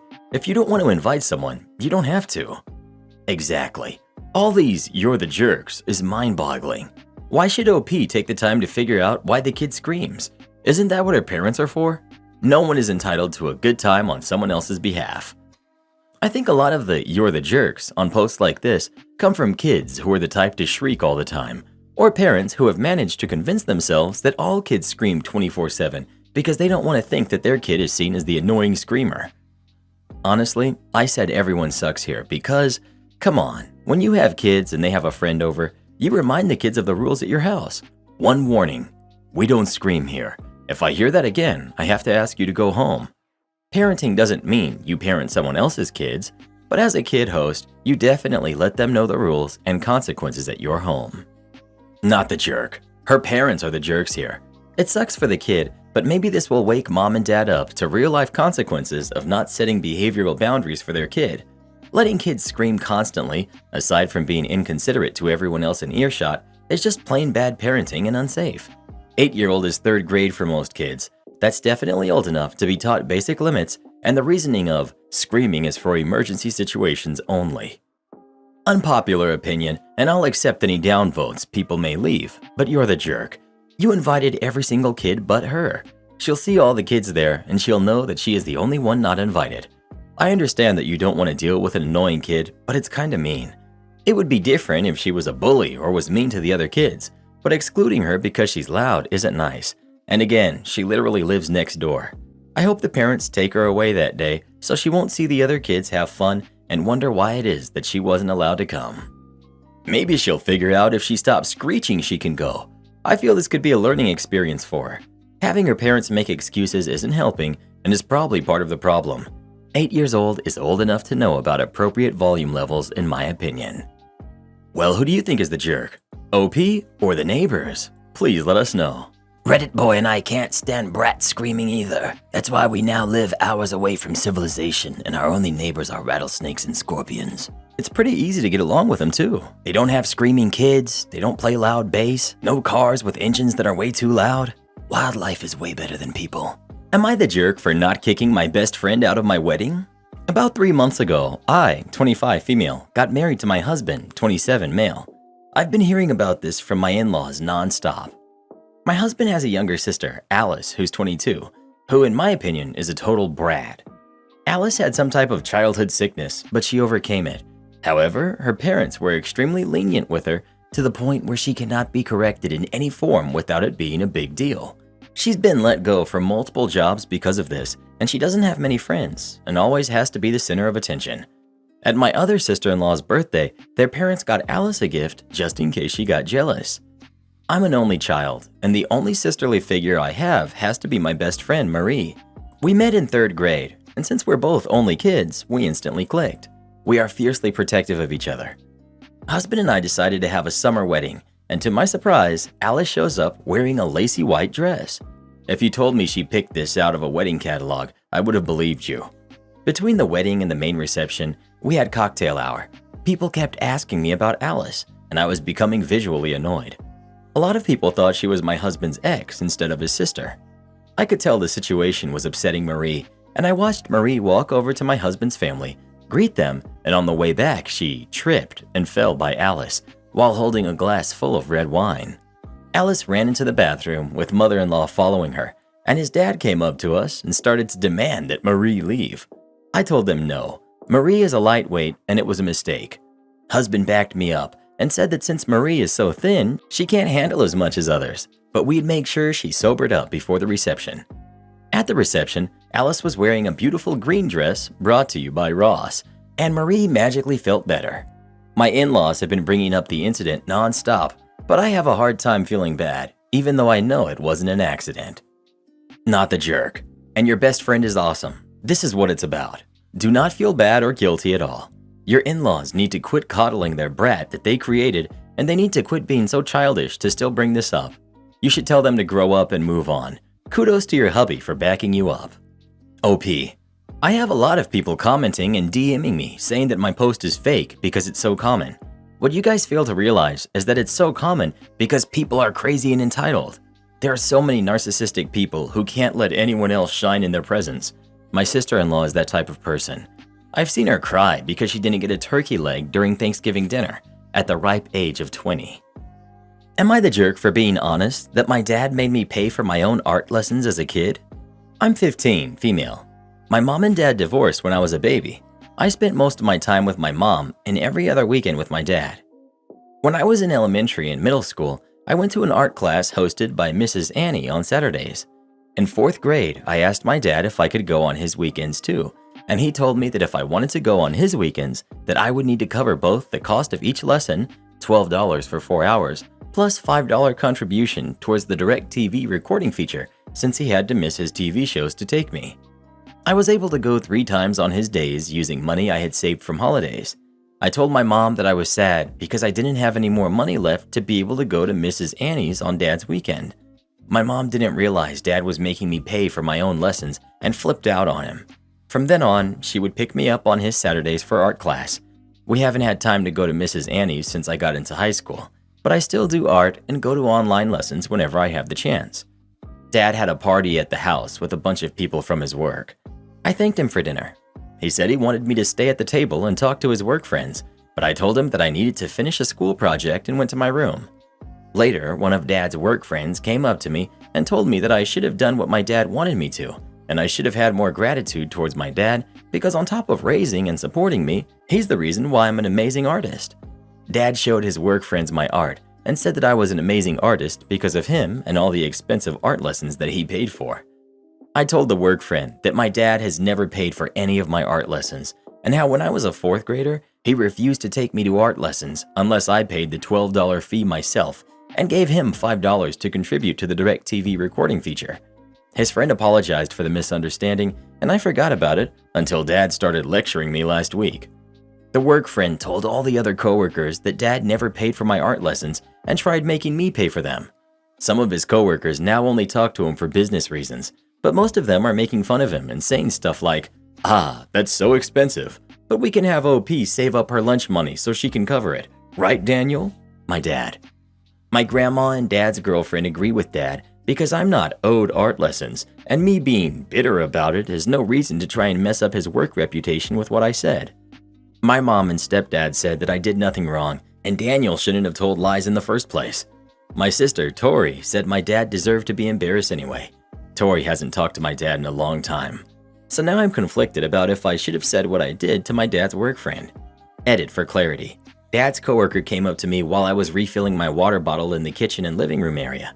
It felt weird that he said anything at all to me, but he never came into my room. Not the jerk. You aren't owed art lessons, sure. He didn't need to provide them, as much as that sucks, and we all wish every kid could get the extra enrichment they want. But your dad doesn't get to take credit for the work you're doing, especially if he didn't support you in the process of getting there. He doesn't get to take credit for providing you with something that he didn't actually provide you with. Even though he apologized, the work friend is a jerk too. What right does he have to be lecturing OP about anything? He's her dad's work friend, not even a family member or a family friend. He's got some nerve going up to a 15-year-old and telling her to do what your dad says. To be honest, I think it's the $5 for the DirecTV recording that pushed them over that edge. Ignoring the lies for a moment, making your kid pay for their own extracurricular can be considered a parenting strategy. Asking them to pay for your DVR for your shows is not. Not the jerk. Dad's a cheapskate and a crappy parent, and a liar, so why should you be trying to maintain his reputation? Also, I just want to say his work friend has an inflated sense of ego. To come up to you and tell you that you should be a better, more grateful kid to your dad? You didn't lie, you just told the sad truth. Dad should have kept his mouth shut instead of getting braggy. Am I the jerk for telling my sister to find a babysitter instead of dumping her kids with me? Honestly, I can't believe the whole situation came down to me having to make this post, but it did. My oldest sister, who's 41, and I, 23 female, have been somewhat estranged for years. It began when I was 18, shortly after I received my autism diagnosis. The diagnosis caused a noticeable shift in the way she treated me. I went from being the sister with a few quirks to the difficult one who had no hope of a decent future if she didn't have someone to baby her. She also feels that I'm not trustworthy after a couple of incidents regarding my mental health shortly after high school. Since I started dating a friend, who I will call O, 6 months ago, my sister has gone off the rails. From what my family has said, my sister has a problem with O's religion, which is something he's pretty lax about. The problem my sister has with my relationship with O has escalated dramatically. I've noticed that each time O and I plan a date, my sister needs a babysitter. I find this odd as their youngest son is 6 months old and still dependent on my sister. The other two kids, who are 7 and 5, are at the age where they need supervision, but I trust my niece to watch her brother if arrangements can't be made. Yet, my sister insists that I take care of her kids, despite the fact that she could have our mother or aunts watch them. I finally put my foot down and told her that if she expected me to babysit, she must give me prior notice. I also told her that she would have to pay me $20 for the entire night. This proposal sounded reasonable, and my mother agreed because she felt boundaries had to be set. My sister was upset about this suggestion and attempted to pull the relative obligation card. The stunt my sister decided to pull last week was the last straw. O and I were supposed to go to dinner at a restaurant we had a reservation for 6 weeks in advance. I was getting dressed when my sister showed up an hour and a half before O was supposed to pick me up to drop off her kids. To say I was upset is an understatement. My sister knew the restaurant had a long reservation list, but didn't seem to care. Our mother was already out with friends, so nobody else was at home to watch the kids. Instead of canceling my plans, I told my sister she had to find someone else to babysit or stay home with her kids. My sister was livid, calling me horrible names and accusing me of caring more about my boyfriend than my family. I slammed the door in her face, telling her I wouldn't deal with her until she acts like an adult. I also reminded her about the previous rules I had said about babysitting her kids. My mom and other sister are on my side in the situation. However, the rest of the family thought I was immature and that I should be grateful to spend time with my niece and nephews. I don't see what they see, but I could be wrong. Not the jerk. If the rest of the family are upset by you sticking to your previous agreement regarding watching your sister's kids, By all means, they can volunteer to watch your sister's kids with no notice. It's only a problem because you were inconvenienced, not them, which is hypocrisy. Not the jerk, but stop telling your sister about your dates. Also, there's no way a 7-year-old can watch a 5-year-old without supervision. It's one thing if mom needs to run to the bathroom for a few minutes, but she shouldn't be by herself for extended periods of time. Daughter-in-law steals my grandson's money, so I'm suing her. Hi, I am a grandma and I own a pretty good business in accounting. I'm not filthy rich, but I surely have a good amount of money, and I've set aside a lot of money for my grandson for college, or for a house if he decides not to go to college. Every year for his birthday for the past 8 years, I've given him around $800 a year for Christmas and his birthday so he can enjoy himself. It's quite a hefty sum of money, but he is a great kid, and I believe he deserves the money. He's 15 at the moment. Well, recently he came forward and told me for 5 years that my daughter-in-law has stolen a lot of money from him, and some from my son as well. It turned out that she was spending a lot of money on herself and decided to pretend that my grandson's money would be going towards college funds. It was usually through gift cards, so how would it even go towards a college in the first place? Not only this, but apparently he was barely even fed and didn't get basic necessities a lot of the time. 6 years ago, she broke up with my son and dated a man whose salary was more than enough to make sure my grandson was getting what he needs. They weren't in poverty. I was furious. Not only was the money I gave my grandson to have fun being used by someone who I didn't even like in the first place, but my grandson was being neglected when they could have given him the basic necessities. I recently emailed my daughter-in-law, telling her how much she owes me, and if she doesn't pay it back by the end of the year, I'm getting my lawyers involved. Well, she was furious and started using the fact that her boyfriend is a military sniper as a way to threaten me into dropping the charges. I told her I refused to do so and ignored her after that, knowing if she continued to threaten me, all she's doing is incriminating herself. My other son, who is also an employee of mine, said I was being too harsh on her and I should have just let it go, and that I already have enough money as it is to pay him back. Am I the jerk? You sure you want me to take part in the go-kart race?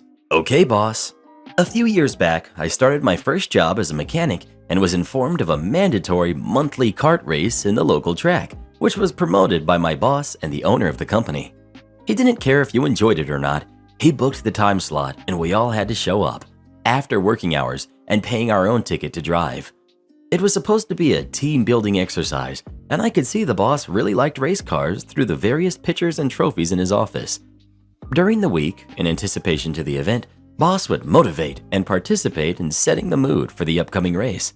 It was the only topic that week, and I was told by colleagues that this was really important. I knew that on the evening of the race, I had to pick up my girlfriend, and that would clash with the race. So a couple of days before, I told my supervisor that I would not attend the race. It was after hours and on my dime anyway, so I didn't think it would be a problem. Some 20 minutes later, I'm summoned to the boss office, and he's not looking happy. He tells me that building the team spirit is one of his priorities and that I'm new there, so I was to give a lot of focus to this monthly event if I want to keep working there, because it was part of the core culture of the company. I really needed the job, so I just said, "Sure thing, boss." On the evening of the event, I drive to the kart track and, upon arrival, I see my colleagues all in jeans and t-shirts and my boss in full ballerina attire. He had racing overalls, racing boots, gloves, and even a custom helmet. It dawned on me the reason for the event and why so much attention was given to it. Kart racing was his thing. With about 15 racers, I asked to start dead last. Boss man listens to me talking and intervenes in front of everyone that we were there to race and not to just drive around slowly. Up until that point, I wasn't really paying much attention, but I decided to comply and show how much the core corporate culture was important to me. Starting from last, I proceeded to overtake all the other karts, including boss man on the outside of a fast corner. Overtaking on the outside is often seen as a bold, arrogant move. After just a few more laps, I reached him again, and as I was about to lap him, he went into the pits and stepped down. I duly won the race, and as I left the track into the bar, the real team building event, someone tells me that the boss had left. At the bar, the topic of the evening was how I had outraced everyone and how the boss, who had won all races since ever, was livid with my performance. Too bad for him. I guess I forgot to add to my resume that I had raced karts competitively as a kid, so I knew what I was doing and shattered his Ricky Bobby dream. After that, I was always courteously invited, but never again required to show up to his events.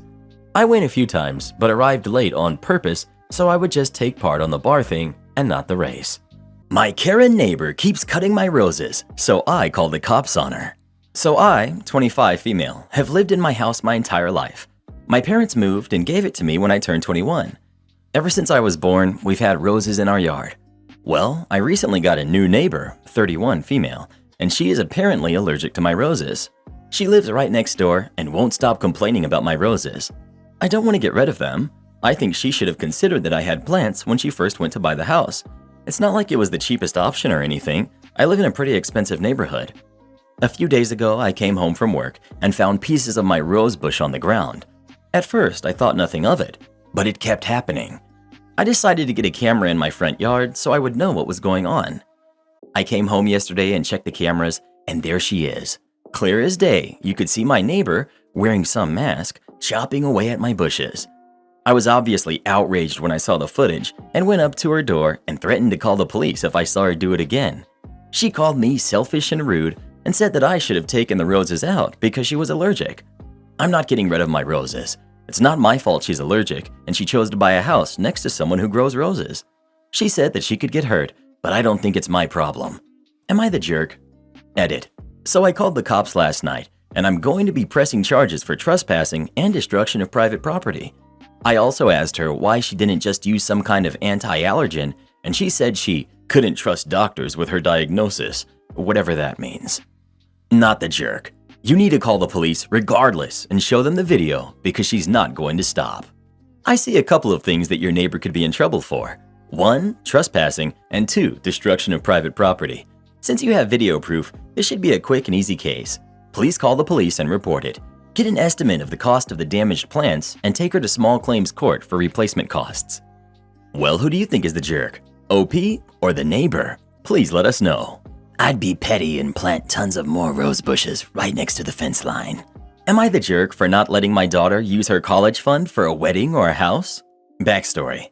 I, 43 female, have 4 kids. Elle, who's 22, female. Katie, who's 17. Cam, who's 15. And Isla, who's 5. And I'm also currently pregnant. Me and my husband, who's 50, started adding to college funds every month for each of our kids, pretty much as soon as we found out that we were pregnant. I won't say the exact amount, but my husband has an excellent job, so it's more than most. We never told our kids because it just didn't feel necessary. Elle got pregnant when she turned 16 and ended up dropping out of school. I was very disappointed, but I understood. However, I was under the impression she would return later, but she has no plans to. The dad stuck around, and now they have one more kid who's 3 and one on the way. They're engaged, but they don't plan to marry until they can afford it. They were doing okay financially for a while, but due to the market right now, they've been struggling because Elle can't get a job since she doesn't have a diploma, so we've been loaning them money. Katie is a senior and just got accepted into college. We've been setting everything up, and obviously she knows about the fund now. Katie and Elle were talking, and she was telling Elle about the school, and Elle asked how she was planning on paying for it. Katie responded, "My college fund." I was in the room while they were talking, and this made me panic. We had just planned on splitting it between the remaining 4 since we knew they were going to college. Elle asked me if they all had one, and I wasn't going to lie, so I said yes. She got really excited and went to call her fiancé and tell him the good news. I was confused and told her she couldn't have the money. She asked why, and I said it was for school. She got upset and left my house. The next day, I get a call from Elle. She was crying and begging me to let her have the funds so she could finally afford a down payment and maybe even a wedding. I told her she could have the money if she went back to school, and whatever money was left over she could use for whatever she wanted. She got super mad and started yelling at me and saying it's her money. I told her that it was my money, and these were my decisions, and she hung up. Now we're being harassed by her fiancé's family. They aren't as fortunate as us, calling us jerks and a lot of other names, saying it's all going to go to waste if she doesn't use it. We're setting her up for failure, etc. Now I'm wondering if I'm the jerk because my dad said we should just give her the money as we saved it for her after all. So, am I the jerk? Not the jerk. I'm going to be downvoted a million times, but hear me out. You put money into a college fund for each kid. The whole purpose was to help with their education. It's a generous fund, and not everyone is able to do that for one kid, let alone 4, plus one on the way. She made other choices, and that's fine. Just because she was unaware of the college fund doesn't mean she can just collect it now after finding out. She was happy with her relationship until she found out, right? But can you find a compromise to smooth everything over? Say she gets her GED and 1 to 2 years in a community college or trade school, graduating with an AA or certification when the rest of the money is hers. Would that satisfy you and your husband? Plenty of stay-at-home moms have put themselves through nursing or dental assistant or hygiene school, for example, with only grants and loans, and did it through sheer hard work and determination. Her fiancé's family had absolutely no business sticking their noses into this. I find that appalling and disrespectful. They need to be told to butt out. I agree. Find a middle ground. She can't move forward in life without a GED, so set some conditions around that. Once she completes her GED, you will give her a certain percentage of the money. Once she completes an associate's or certificate program, you will give her the remaining amount. She should also qualify for financial aid. OP, not the jerk. But again, I think a compromise is the way to go. I also don't think expecting her to go to the traditional college is feasible. Everyone sucks here. Should she feel automatically entitled to the money? No, but that's about the only way she's a jerk. There's a whole flock of reasons why you are. You speak dismissively about the committed man who's stuck by her side through teenage pregnancy, another baby, and has asked her to marry him. You speak as if she's less than because of a mistake she made in high school. You say you're under the impression she would return later, but she didn't know about the education fund. So do you think maybe her lack of funding would have influenced her decision to not go back when she had a baby at home? You are also under an assumption that all your remaining kids will decide on further education. That's a pretty silly assumption. It's your money. You can do whatever you want with it. But as a grandmother, you think you'd be happy that your daughter wants to give her kids a home and 2 married parents. Edit. To everyone coming at me, check out a few more of OP's comments. It's not about money or education. It's about control. Not the jerk. It's not her money. It never was. And it was never a trust fund. It was money set aside to fund an education for her. And you've made it clear that it is very generously available to her to do exactly that. Frankly, as a 22-year-old high school dropout with 2 kids and a third on the way, at this point, she should be realizing more than ever, if she's matured at all, and based on her and her husband's struggles of the last few years, that going back to school and getting an education or vocational training of some sort is the best possible thing that she could do for her future and her family's financial stability. The fact that she doesn't see this, that she thinks you owe her something, and perhaps most importantly, that she thinks that money given to her should be spent on a wedding and perhaps a house, which later she likely couldn't afford the taxes and upkeep on, tells me that she's still making bad choices, only now she's making them as an adult with dependents. You are absolutely not the jerk, and I think it's actually important you stick to your guns here, for her sake. Tell her that the money will continue to be available to her to use for an education, which would help her in the long run far more than a wedding or a house down payment, but it isn't a trust fund, and it never was. You're the jerk. While you may have the legal right to withhold the money, this is not a thread about what you can do, but what you should do. Your daughter made some bad choices, but she can't unring the bell, and the entire purpose of a college fund is to help your kids to get a head start in life without the burden of crushing debt. Let your daughter use the money to buy a house. Let her use it to start a business. Let her use it to do something so she can get her life back on track. If you're dead set on it being used for college and nothing else, at least put it in a trust where she can use it later in life or her kids can use it later in their life. Consider also that what you're doing is making a large transfer of wealth to her siblings and not to her. This is one of the ways that estrangements occur. Be prepared for lots of fighting between you and your daughter, between your husband and your daughter, and between your daughter and siblings. All because you were insistent that the money go to college and not a house or a business. Well, who do you think is the jerk? OP or her daughter? Please let us know. The money was saved for your college and to give you a good future. Not for you to have an extravagant wedding, which is a total waste of money, or for you to make a down payment on a house that you would end up losing because you can't afford it. Pay your staff less than your colleagues? Lose them all. I'm going to try to keep this kind of vague because 1, I like the elected official as a person, just not as a boss. 2, I like what they're trying to accomplish in terms of policy. And 3, I don't want this to blow back on me because I'm still in this field. I've spent most of my career working for elected officials. Over the course of my career, I've worked for elected officials at the federal, state, and local level in progressively more involved policy roles. In between, I've done some higher paying private sector jobs, but I have twice taken pay cuts to return to public serving, working for electeds because I genuinely love the work. The flip side of that is that it's been hard to afford to live in my area on that lower salary.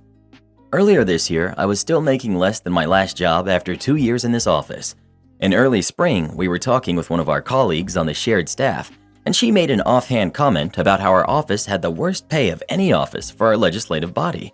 She ended up sharing information about how much other offices pay their staff with our whole office. Turns out, she was more right than she knew. Our office had some of the most experienced staff of any office, and bar none, the lowest pay, even relative to less experienced offices that were less active. Our highest paid staff, other than our manager, didn't crack the 40th percentile of the floor, despite 20 years of experience. I topped out in the 30th percentile for pay with 8 years of relevant experience. I would estimate the average is closer to 3 to 5 years experience for my level of pay. Colleagues I had worked with previously, who I knew had 3 fewer years of experience, were making 20% more than I was with similar or less involved responsibilities. So I did a full analysis of the pay on my floor relative to experience and set up a meeting with the elected to discuss salary, which did not go well. I was told that aside from annual increments, there would be no pay raises, and essentially that I should be happy I had a job.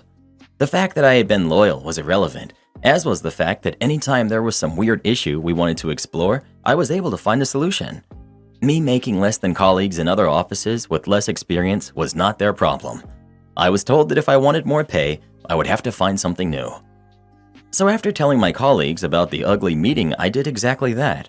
I started applying for other jobs in our government, found one that I was highly qualified for, got an interview almost immediately, aced the interviews, and 3 months later, that hiring process is a joke, started with a 65% increase in take-home pay. After hearing about how poorly my salary meeting went, my colleagues didn't bother having their own meetings and just started their own searches. Come the start of the next legislative body after the elections, the only person left will be a new hire that started right before this nonsense went down and a new comms person who started right after I left. Anyone with institutional knowledge about how the body functions or any knowledge about the policy issues they care about has either left or has accepted a new position. My boyfriend is demanding I start tracking my runs so he can see my stats. My boyfriend and I are both runners, though we don't often run together because he's a morning bird and likes to run at 5 or 6 a.m. before he goes to work, and I'm a night owl who likes to run just before sunset. Nowadays, he loves tracking his runs. He has an Apple Watch and loves digging into his heart rate data, speed and time data, etc. He's using a training plan that he sticks to, and it sounds like he spends a lot of time on his runs thinking about technique in his training plan. I'll just go out and run at whatever speed feels good that day, for however long feels good that day. I'll go wherever looks cool or scenic. It really varies depending on my mood and energy level, but I usually run for 30 to 60 minutes, varying my speed a lot. I guess we always both assumed he was the better runner till we decided to do a half marathon charity race together, and I just had a much easier time. We ran side by side, but I just wasn't getting out of breath as often, and I ended up slowing down for most of the race to stay with him. And I was genuinely surprised, because I kinda just use running to help with anxiety. I don't care how the run goes, it's just nice to be outdoors and feel connected with my body. But my boyfriend really wanted to know how I did it. He thought I must have been doing something to train. I joked that I hadn't really. I just ran whenever I was feeling anxious or restless, and work's been making me feel that a lot recently.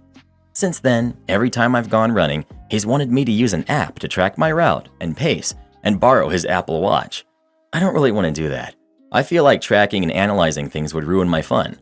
But literally every time he's gotten annoyed at me, even saying stuff, in a kind of joking way, but still, that he talked to his running buddies and untracked runs don't count, and it's basically sacrilege. And on a more serious note, don't you want to know your progress? I said, how about we do a few races a year? I can see my progress that way because they time you. He said he just wants to know how I was training, to get some tips from me. And I told him, honestly, he should just smoke a little or have an espresso first, put a classical music playlist on, and go run wherever looks the prettiest.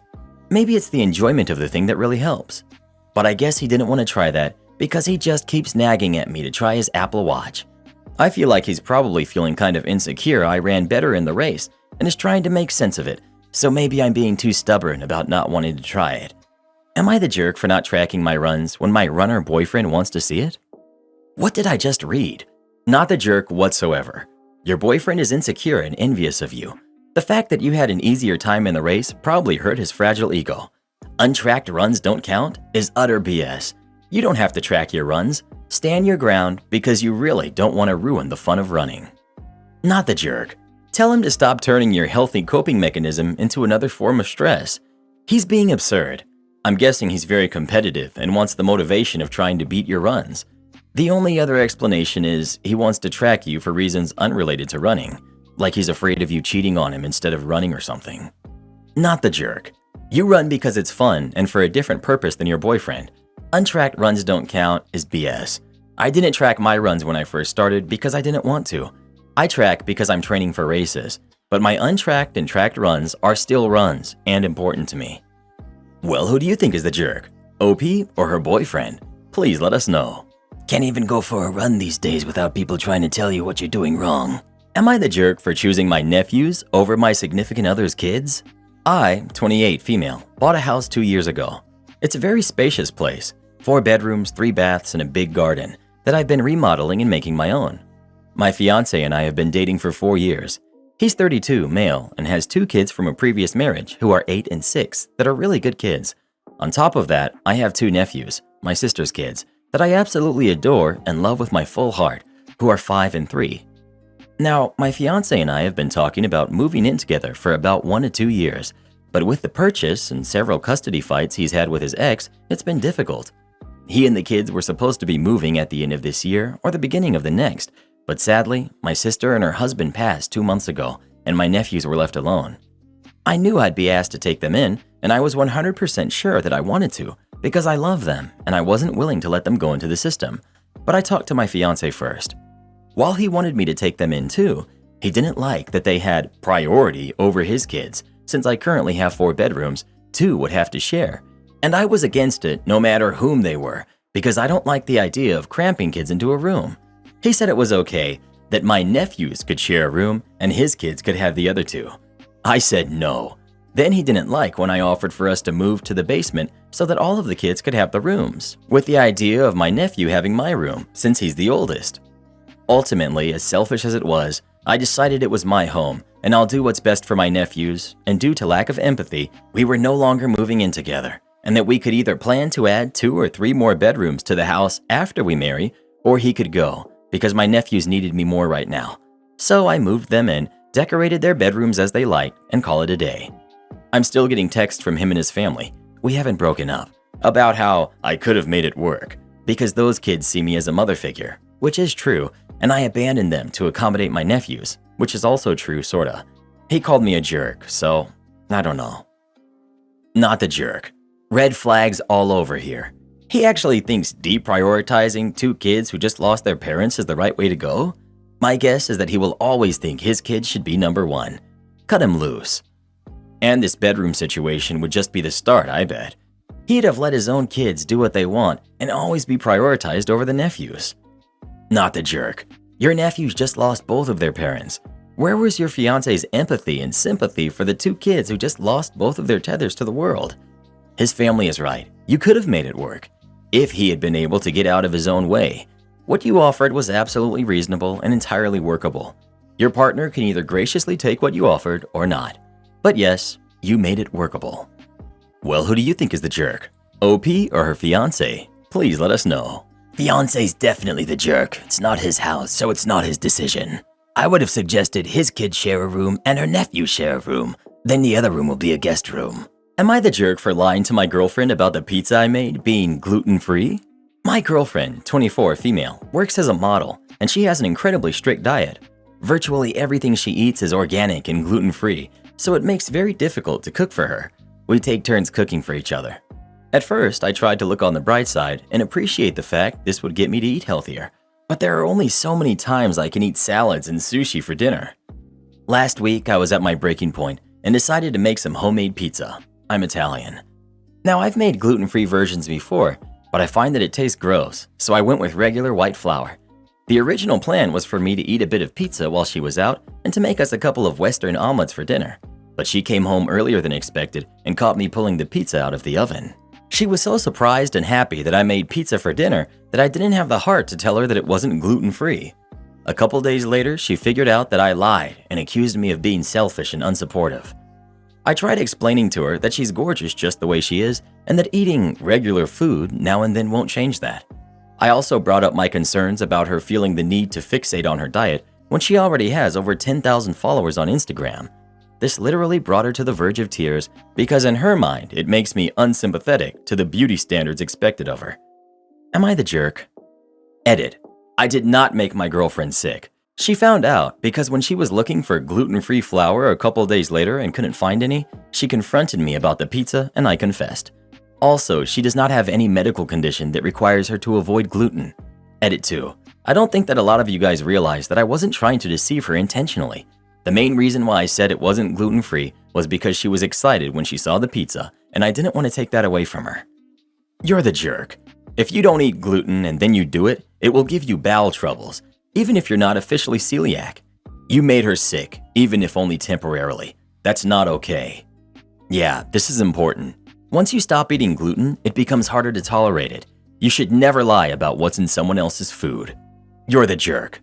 Never ever lie about what goes into food you're offering other people. The proper course of action would have been to tell her the truth and maybe suggest she just have a half a slice to enjoy the taste and hold her over until those Western omelets later in the day. Am I the jerk for telling my friend that her success is built on handouts and she doesn't get to make comments on other people? I, female 32, have a friend who we'll call Ellie. She's also 32. I've known Ellie since we were around 7 and our mothers are good friends. Ellie has had a very, very privileged life. Her dad is a lawyer and her mom is a dentist. So as you can imagine, Ellie had a lot more luxuries and opportunities than your average person. She grew up going to private schools, having private tutors, going on fancy vacations every year, etc. I won't go into too much detail, but I definitely didn't have a life that was anything like Ellie's. Ellie never had to get a job until she went into residency in medical school when she was 26. When we finished high school at 18, Ellie initially went to business school for 2 years before dropping out, then pursuing medical school. Her parents paid all of her tuition and for all of her living expenses, so Ellie never struggled financially and never had to worry about money. Plus, her mother got Ellie volunteering opportunities so she could get references on her medical school applications. Ellie is now a qualified pediatrician.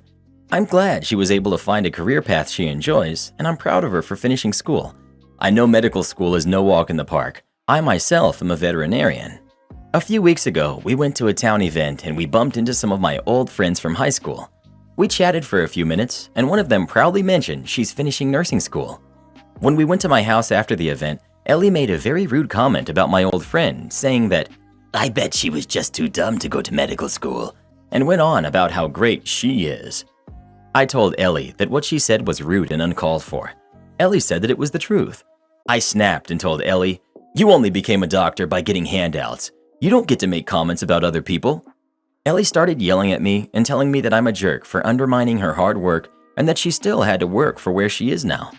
I told her that I know she still had to work hard, but most people don't have parents who can pay all their tuition and living expenses, and she had it easier. Ellie called me a jerk again and said I'm ignorant and said that she still had to work hard. Not the jerk. There are plenty of people who are intelligent enough for medical school, but can only dream of becoming doctors due to barriers in place. A lot of medical schools have rules against students having jobs during their studies. Ellie sounds naive and sheltered. Her comment was extremely rude and unnecessary. Nurses are literally essential for medical establishments to function. If she keeps this attitude up at work, she's not going to have many friends. Unfortunately, when it comes to higher education, intelligence and hard work frequently aren't enough, so her comment isn't even true. Am I the jerk for not wanting to talk to my sister after she didn't even invite me to her wedding? So I, 19 female, have two half-sisters, Haley, who's 30, and Sarah, who's 32. Before my dad met my mom and had me, he was married to Mary, who's 60, and had Haley and Sarah. My dad wasn't happy in their marriage, and after around 15 years of being married, they filed for a divorce. 2 to 3 years later, my dad met my mom and they fell in love.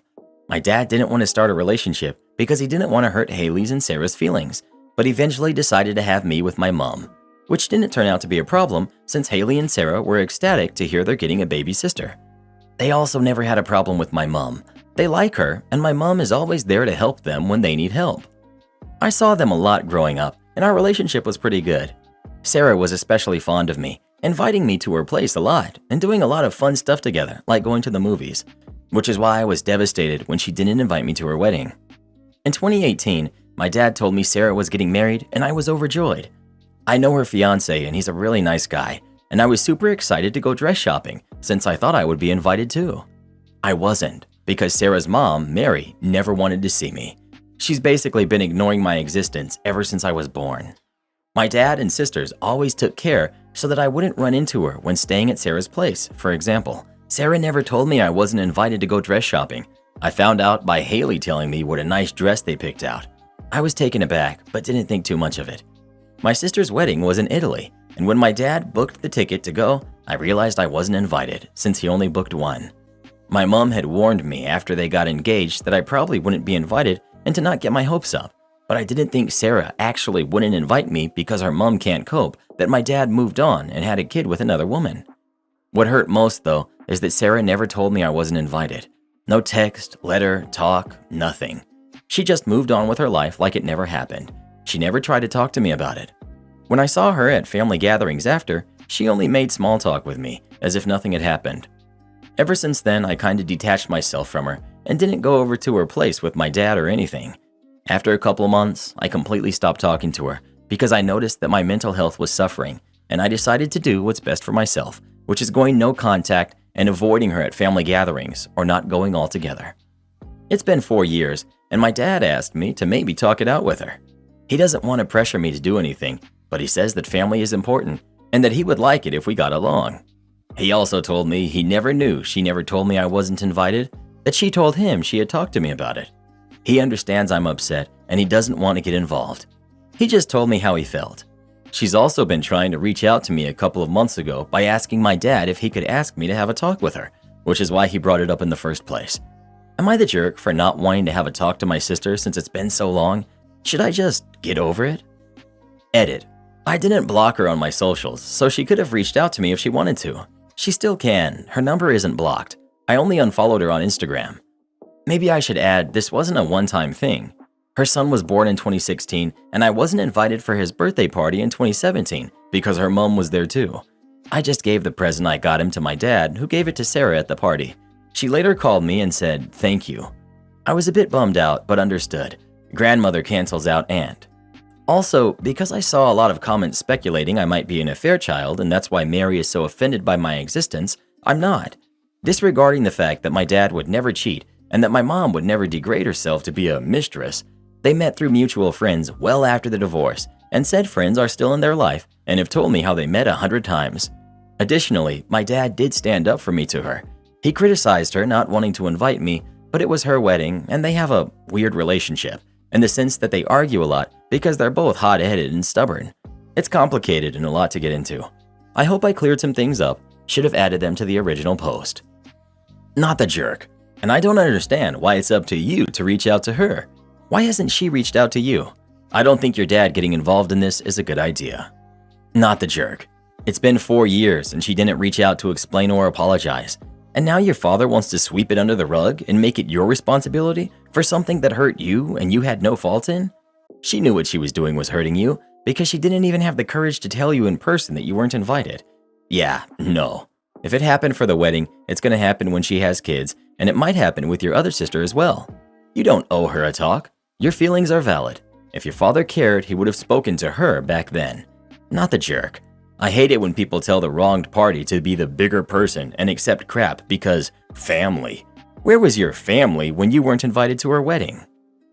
Am I the jerk because I told my father if he wants to live with me, he needs to get a job and help out around the house? I, female 30, worked my butt off in high school to get a scholarship because my parents had made it clear that they were only going to pay for my brothers.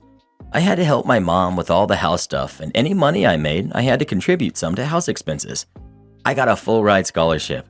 I didn't tell my parents.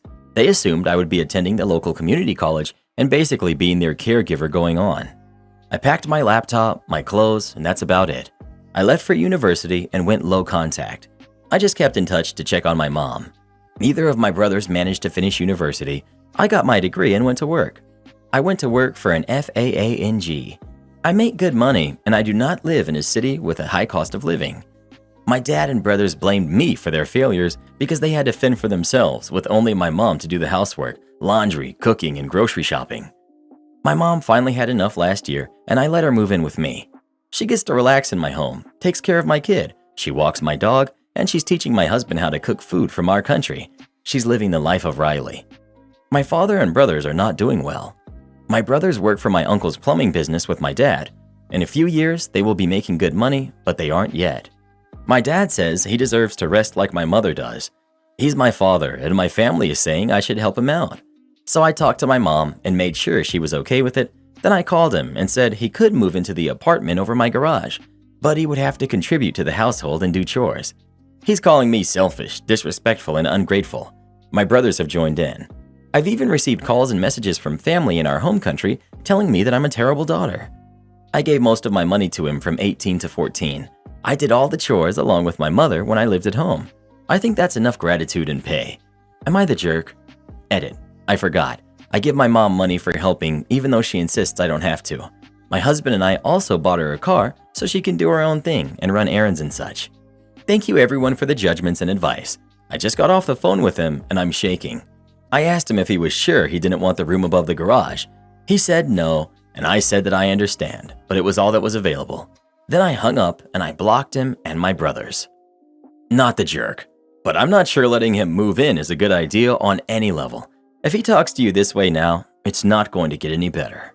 Not the jerk, but why, oh why, do you want to invite your father back into your home or over the garage? You know he's going to impose on you, expect you to clean and cook for him, do his laundry, etc. Tell him to hire a housekeeper if he's suffering at home without someone to do all the work he apparently feels that he can't. If you want to help him pay for the housekeeper. A man, ideally. Not the jerk. Your parents chose to have you and not the other way around.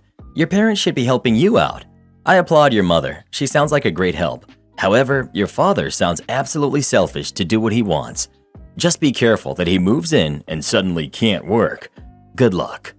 Not the jerk. Do not let your father come back into your life. Your brothers can sacrifice and care for him. Him coming near to you and your mother will only cause you stress and grief. My Karen mother-in-law demands to be the first person to hold my baby. When I, female 26, met my husband's, male 34, mom, I hoped for a healthy mother figure type relationship. She's okay, but she can sometimes be a little controlling given that my husband is her only kid. She tends to act super protective of him. When I got pregnant, mother-in-law made a request to be the first person to hold my son after he's born. She wanted to be in the delivery room with me, but I refused to let her. My husband said he'd keep her out of the room under the condition that she be the first person to hold the baby. I didn't agree, but didn't disagree as well, just stayed silent. The baby was born days ago. All my husband was worried about was having his mom be the first to meet the baby, but she was out of town attending a friend's daughter's wedding. He said she wouldn't be back until 2 days later. Mom and sister already came to help, and they held my son as they were helping me after my husband went back to work. I had nobody to help, and they were my go-to. Mother-in-law and my husband knew. They both went off and started throwing a fit, saying that I betrayed her and that I made a promise, then broke it. My husband tried to get her to calm down after she came home lashing out, but she scolded both of us, then walked out. He blew up at me, saying I messed up and violated the agreement we had. I said that mom and sister were helping me out and held my baby, so what? He got more upset and claimed I had no respect for his mom and her wishes and told me that I hurt her feelings and ruined her grandbaby's birth memory. I couldn't keep arguing. He called me unbelievably selfish and demanded I fix my mistake, but I wasn't sure what he meant by that. Like redo the baby's birth and have his mom be the first to hold him? He didn't like my sarcasm and said that what I did was sneaky and cold-hearted. He said he should have let his mom in the delivery room, otherwise none of this would have happened. They're both still salty about it and are sulking hard. Am I the jerk? Wouldn't the first person to hold the baby always be you, the mom? Your mother-in-law and your husband are both jerks. Not the jerk. Not the jerk, and best wishes for a speedy divorce. Exactly. OP is totally not the jerk. But consider this, you just had a baby. After 9 grueling months of pregnancy, right now is the time for you to be comfortable and supported so you can be stress-free. And instead of being comforted and having home life be made comfortable for you, your husband is arguing with you, stressing you out, making unreasonable demands, putting his mother's feelings over yours. Just think about that for a minute. And I would hesitate to even have a second baby with this guy and his mommy because they've shown you their true selves and the demands will be set in cement for the second. Not the jerk. It seems like your husband and his mom are under the impression that they have a choice in any of this. This is what we like to call wrong. Well, who do you think is the jerk? OP or her husband and his mom? Please let us know. This is why you avoid mummy's boys at all costs. You want me to stay in my lane? You got it, boss. Some time ago, I used to work in a medical specialty office. It was ID, or infectious disease, as a medical assistant. Side note, I used to work in the food industry and was always told that I wouldn't ever contribute to society or do anything meaningful with my life. While I absolutely loved working as a chef and a baker at the time, I wanted to do more with my life and prove to myself that I'm not as useless as people made me out to be. Not that I believed that for 1 second, but in my culture, if you aren't a businessman or a doctor, you're lower than everyone else. It's pretty terrible, but that's how the culture is. I now live in the US and it's been pretty good. Back to the story. I had graduated top 3 in my class and was certified through the AAMA and scored in the 90th percentile, so I knew my stuff. But I've never worked a white-collar job in my life, so I was afraid that I would seem out of place. I did my externship at this ID clinic in my town and they loved my interpersonal skills. They loved my work and stated that I would be offered a job at the end of my externship. I was elated. I was so happy to have a job secured and have a foot in the door to the medical field. It turns out my blue-collar experience helped me relate with a lot of our patients and they appreciated my work more for it. As my time went on, my experience working in the medical field became less about the money and more about the people I can help with my direct patient care. They weren't just charts, MRNs, medical record numbers, and diagnoses. They were Jeff, who ran the local farmer's market, or Meg, who worked with kids at the Y. I cared for my patients, and our repeats would always look forward to coming back to see me and chat. I loved working with my patients. So at the end of my externship, I was extended an offer of employment for a decent amount of money. It was more than my other classmates were offered at their practices, but still not a whole lot.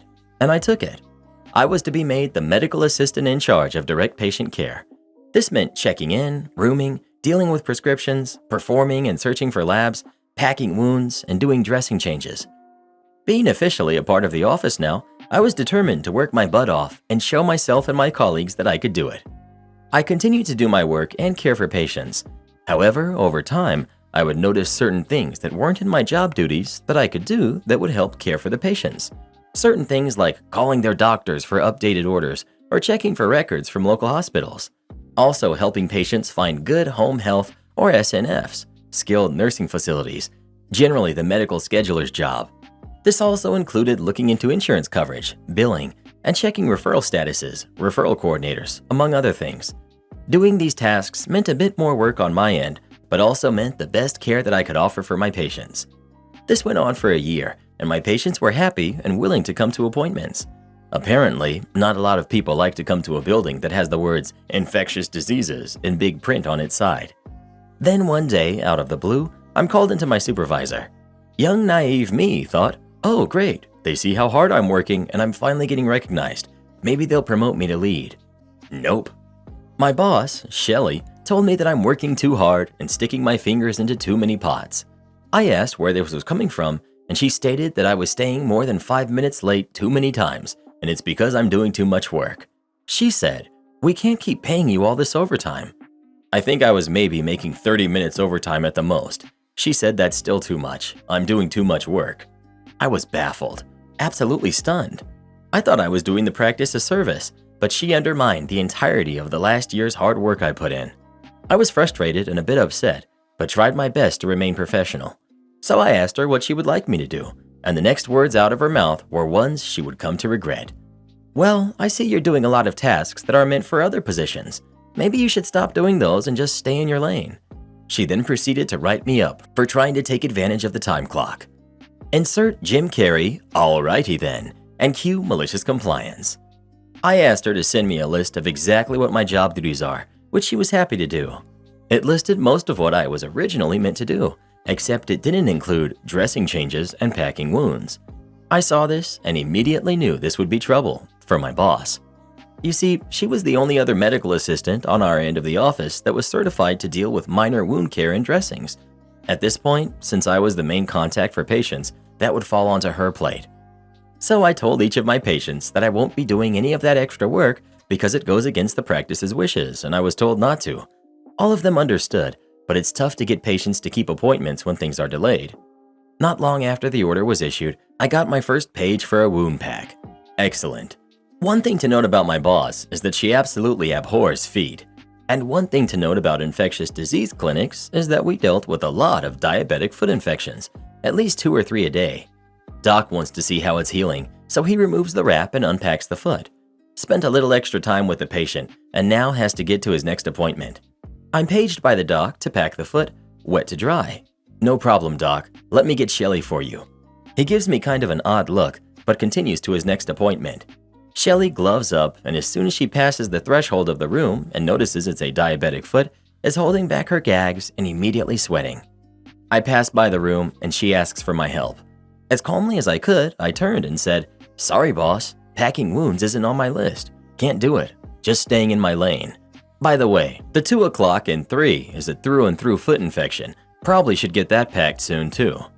I'm glad we were wearing masks because she couldn't see the massive grin I had on my face throughout that whole encounter.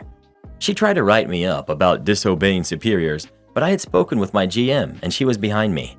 Instead, she ended up getting written up for trying to put wound packs back on my list after she told me I did too much work.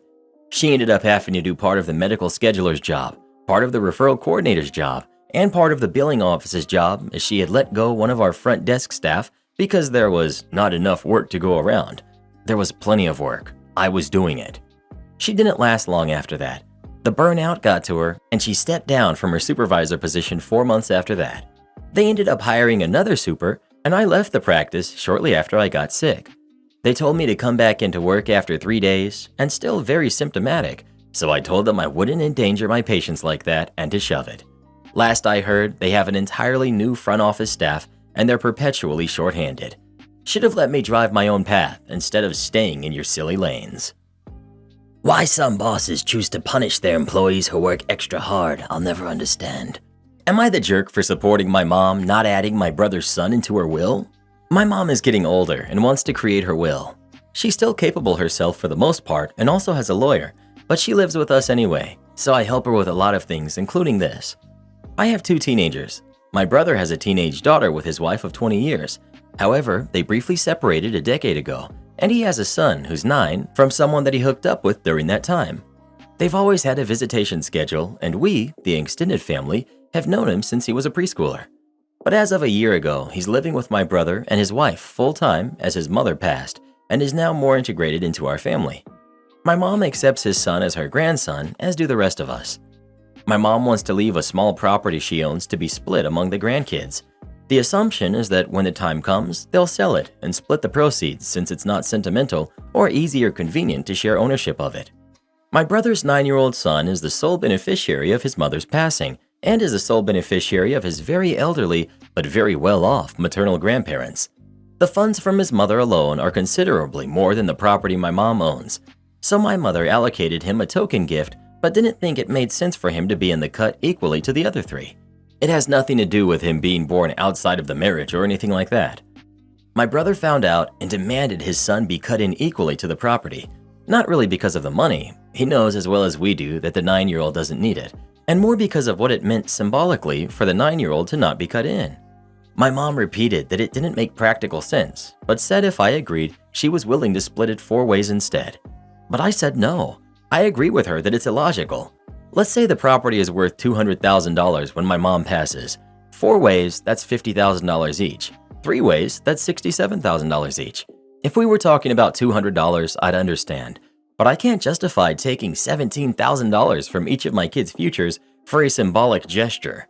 Obviously, the exact amount will depend upon the market. $200,000 is just a reference point for current value. I told my brother that I don't think that was fair to my kids. He said I was being mercenary. Am I the jerk? Not the jerk.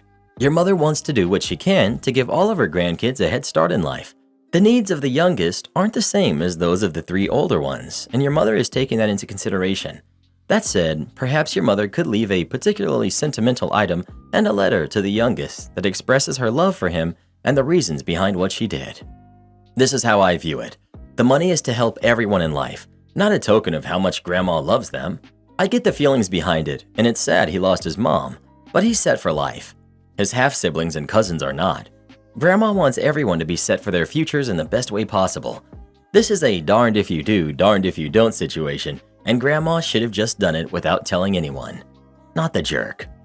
Not the jerk. It's never going to be equal when one kid is going to receive so much more than the other three. He'll understand if he's not totally entitled. On the flip side, the other three are not going to be that understanding about giving up a large chunk of their inheritance to someone that stands to receive more than all three of them combined already. Equal is not always fair, and fair is not always equal. This comes up time and time again with inheritance because real life is far more complex and messy than theoretical constructs. Your mom's reasonings is not wrong, and your brother is the jerk for arguing with what your mom had already decided.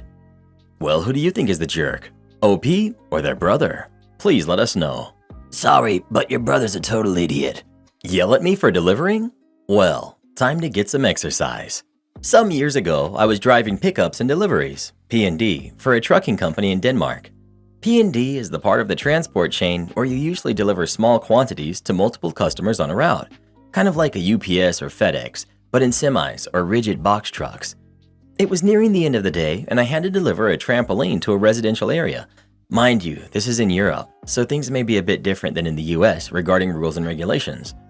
It was a fairly new area with plenty of space, but I had to reverse in because there was no way of turning around. But no problem. The road was wide, and so were the corners I had to go around. I put my semi in reverse and started going backwards, and of course, I was delivering to the last house on the street. Now, the road climbed a bit and was about 600 or 700 meters long, but it all went fine. When I finally got to the end of the road and got out of my truck to unload this trampoline, some guy was already standing behind my truck and yelling at me. I was the biggest idiot on earth. How the heck could I even think of going in there with a semi? I could have run over someone in the neighborhood. No one was even out. I had absolutely no valid reason for being there and could get out of there right away. Instead of starting an argument with this person, I calmly asked him where he lived. He pointed at the house and said, "Number 74. And lo and behold, where was I delivering to? You guessed it, number 74. So I, again very calmly, told this man, "Well, in that case, I have a trampoline for you." "Oh," the man said. "Well, I would like if you could—" "But," I interrupted, "since I have no business being in here with a semi, I will be waiting for you at the end of the road," and pointed to the direction I just came from. Mind you, this is a big model weighing around 130 pounds, so you might want to bring a wheelbarrow. The joy it was seeing him come all the way down the road with his wheelbarrow, and then trying to get this 130-pound trampoline up in the wheelbarrow and starting his long, heavy walk 700 meters up to his house again. Priceless. Am I the jerk for not telling my sister I'm pregnant too, then not apologizing enough? Let me start by saying my sister, who's 36, and I, 34, female, have had a rocky relationship. I had a childhood illness that meant a lot of attention was focused on me instead of her, which she has resented me for. I admit that in my teen years and adult life, I've had some pretty selfish, attention-seeking moments, but that I'm still trying to work on myself because it's not who I want to be. In February, my husband, 36, male, and I found out I was pregnant. Even though I had health issues, I wasn't considered high risk, but we still decided not to tell anyone until the 12th week scan, including family, just in case. In March, my sister texted me saying that she's pregnant too. I called her and congratulated her, but didn't tell her I was also pregnant because of what my husband and I agreed to. This was grievance number 1, because she says I lied to her by not telling her the truth. As time went on, I didn't know how I was going to tell her I was pregnant too. I didn't want to steal her spotlight or take any attention away from her like I did when I had cancer, but I also admit that I didn't want us to compare pregnancies or have our parents compare us. I guess I didn't want to share my spotlight either. After the 12-week scan, we agreed to tell our parents, but because I didn't know how to tell my sister, I thought it best to tell my parents, then ask their opinion on how to do it. We had both sets of parents over and told them at the same time. This is grievance number 2, not inviting her. My sister knew something was going on and messaged my mom, and so I said I would tell her myself. She called me that evening and I told her. She asked, "So, you're ahead of me? Why wasn't I invited today?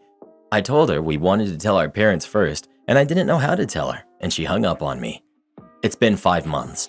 I've sent her a letter explaining my actions and a bunch of flowers saying I should have invited her with my parents, but she still blocked me on everything.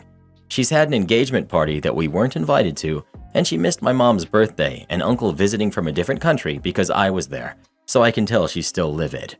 I think she wants me to grovel and try harder at apologizing, but I'm now upset at her behavior. It's reminding me of how she's been pretty nasty to me in the past and how she's previously reacted to any good news in my life. We've never really been close, and I'd say we're equally bad at not running to each other's aid. She didn't support me through my cancer, I didn't go to her housewarming, etc. I need an outside perspective, and I'm willing to answer any questions to understand if I'm the jerk and should try harder to apologize for lying to her and not inviting her to the reveal. Well, who do you think is the jerk? OP or her sister? Please let us know. So your sister wants to have nothing to do with you now. I'd consider that a win, to be honest. She sounds insufferable. Am I the jerk for gifting one daughter a house, but not the other? So I, female 47, have 2 daughters, Belle, who's 25, and Elise, who's 23. My husband is a doctor, and I'm an engineer, so we are financially well off. While we don't make enough to be considered rich, we make enough to give our kids a privileged life. When my daughters were in high school, my husband and I realized we had around $150,000 each in savings for our kids' educations. We sat down and discussed with the girls about their college funds. Belle has always wanted to go to college, while Elise was more neutral about the whole thing. Well, in a few years, Belle got into a very good but expensive college and ended up wiping out the money plus some loans. She finished paying them off a year ago and everything was fine. My younger daughter never really cared much for college.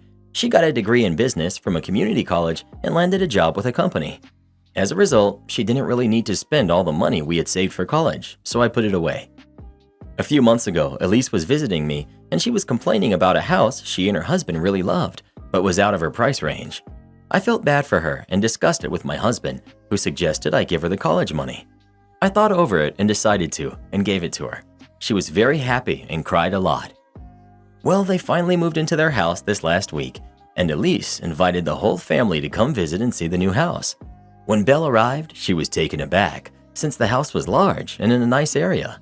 She asked how Elise was able to afford it, and Elise offhandedly mentioned that I gave her half the money. Belle didn't say anything but got really quiet and didn't speak to me for the rest of the evening. I called her yesterday and asked if something was wrong, and she kind of exploded at me, shouting that I was showing favoritism by giving Elise the money for the house, and it was unfair. I tried to explain that it was the college money that she had already received, but Belle said that she had to take out loans despite our contribution, while Elise wouldn't have to worry about the house loans. I tried to explain my side, but she blocked me and must have told my sister because I got a call berating me for treating Belle less equally. My husband says that Belle is just acting entitled and to let it blow over, but I feel bad because it is true that Elise has no loans at all while Belle was saddled with debt at a young age. Was I the jerk? Edit. Some people think this is fake because I'm not responding to comments. I went to work and was unable to check my phone for several hours. Just wanted to clarify.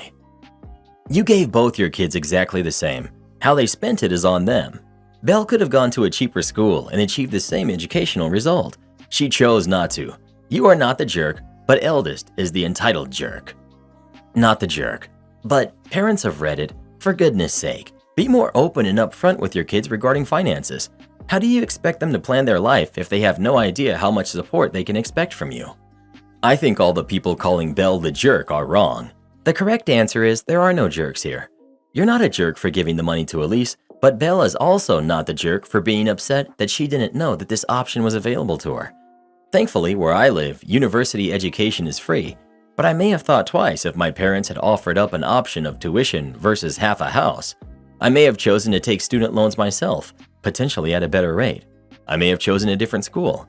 I may have waited until I could pay. I don't think it's jerk behavior or entitled to point out that the goalposts were changed, but nor do I think you were the jerk for giving the money to Elise. She is the jerk for exploding and blocking the family and trash-talking them to everyone.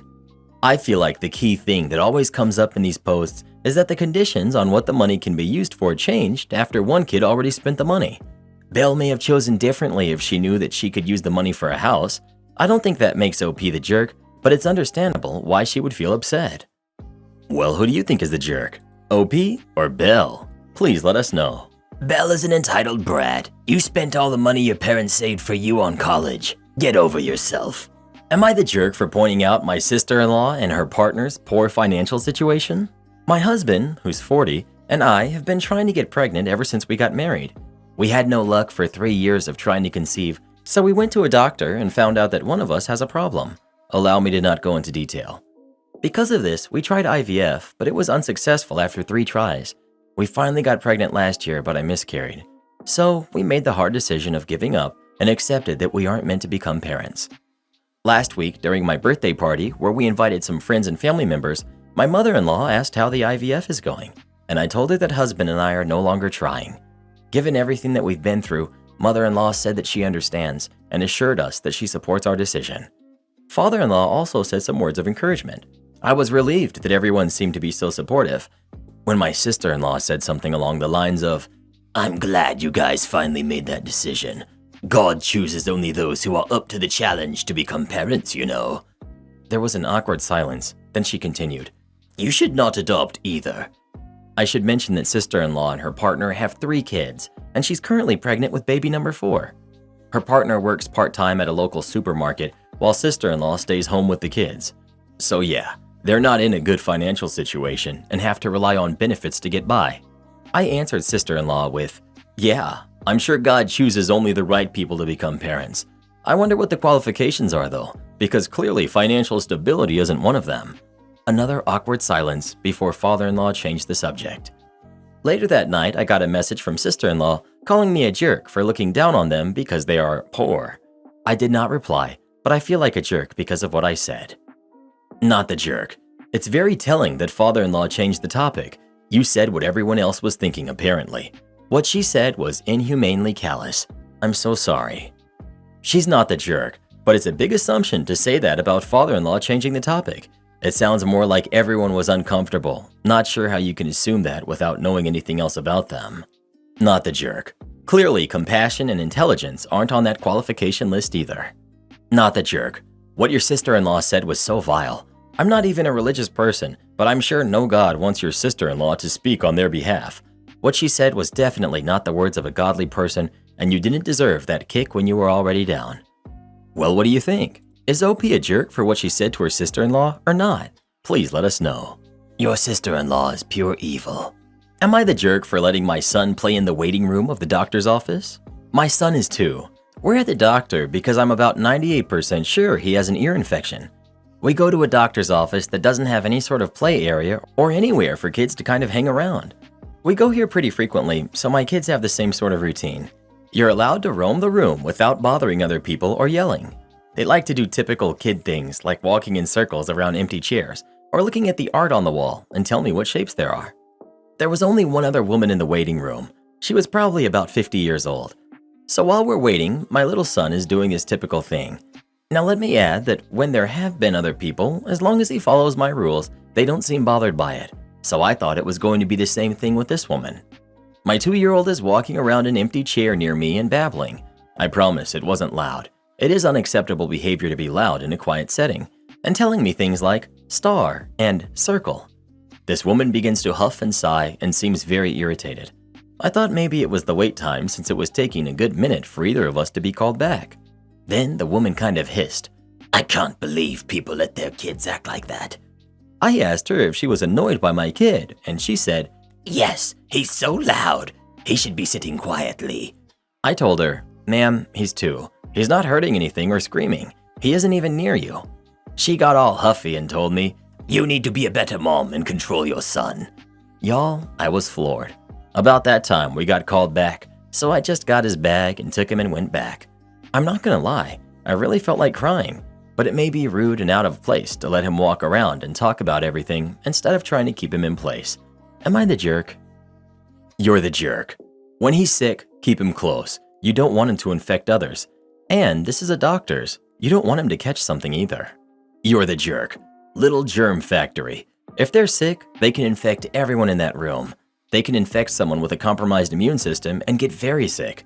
Sit the kid down with an iPad or a phone. You're the jerk. As a child-free person, I understand that kids will be kids. But you were at a doctor's office because he's sick. Letting him run around and spreading his germs is gross. Next, I would just bring some quiet activities for him to do. OP. Edit. I'm really feeling like a jerk now that we got finished in the doctor's office. He has double ear infections, but also RSV. I feel really bad for letting him walk around, and I pray that he didn't leave any sort of infection around that will get anyone else sick. Hey, Mama. The fact that you were so stressed about this incident and now you're worried about infection means you're a good parent. You're gonna have moments where you slip up. You're gonna run into jerk old people and rude jerks, and sometimes you may end up being the jerk too. But the fact that you care speaks more than anything. You're doing great. I hope your little one feels better soon. A double ear infection is awful on its own, and then RSV on top. Get some rest and snuggle your little, and don't worry about grumpy people. You're the jerk. Considering my husband nearly passed 2 years ago from RSV complications, I would be upset if I found out someone was letting their kid walk around the place and close to everyone. You're the jerk.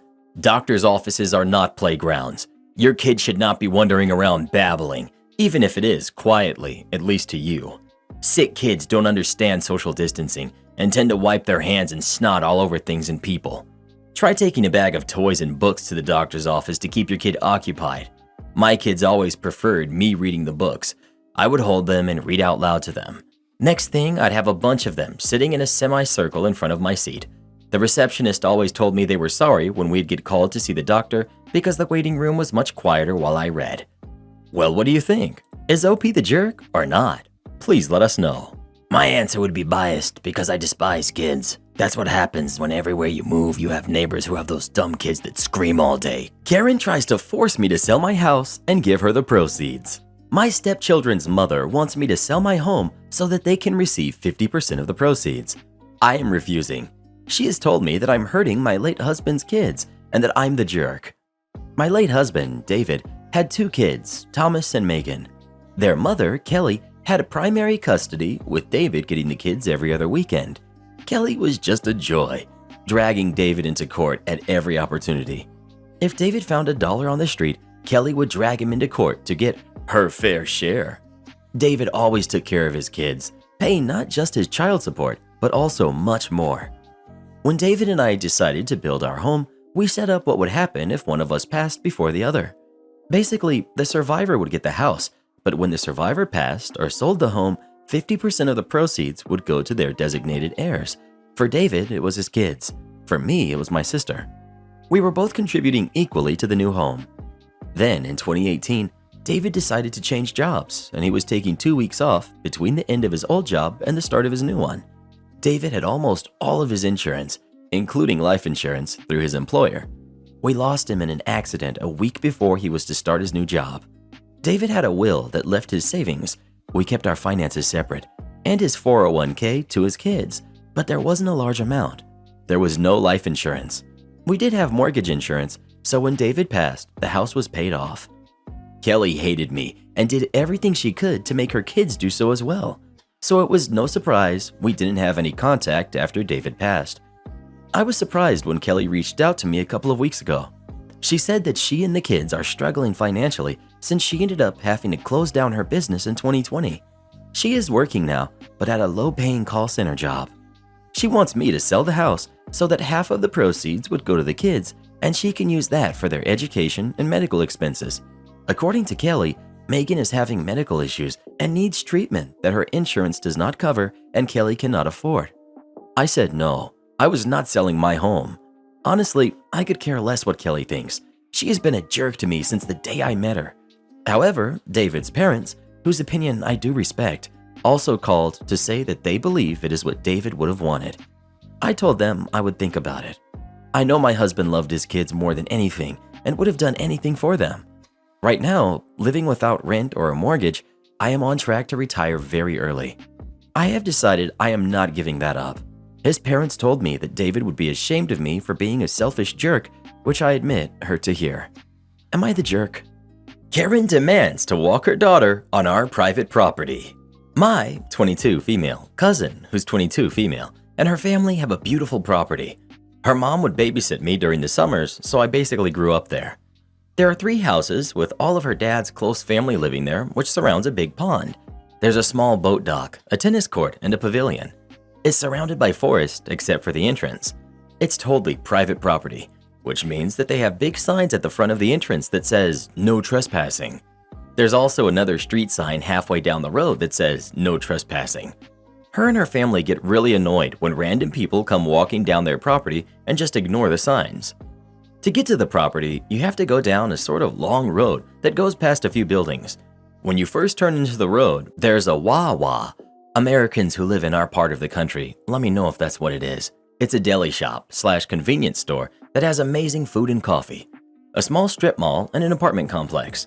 I lived in that complex for about a year, which is when this took place.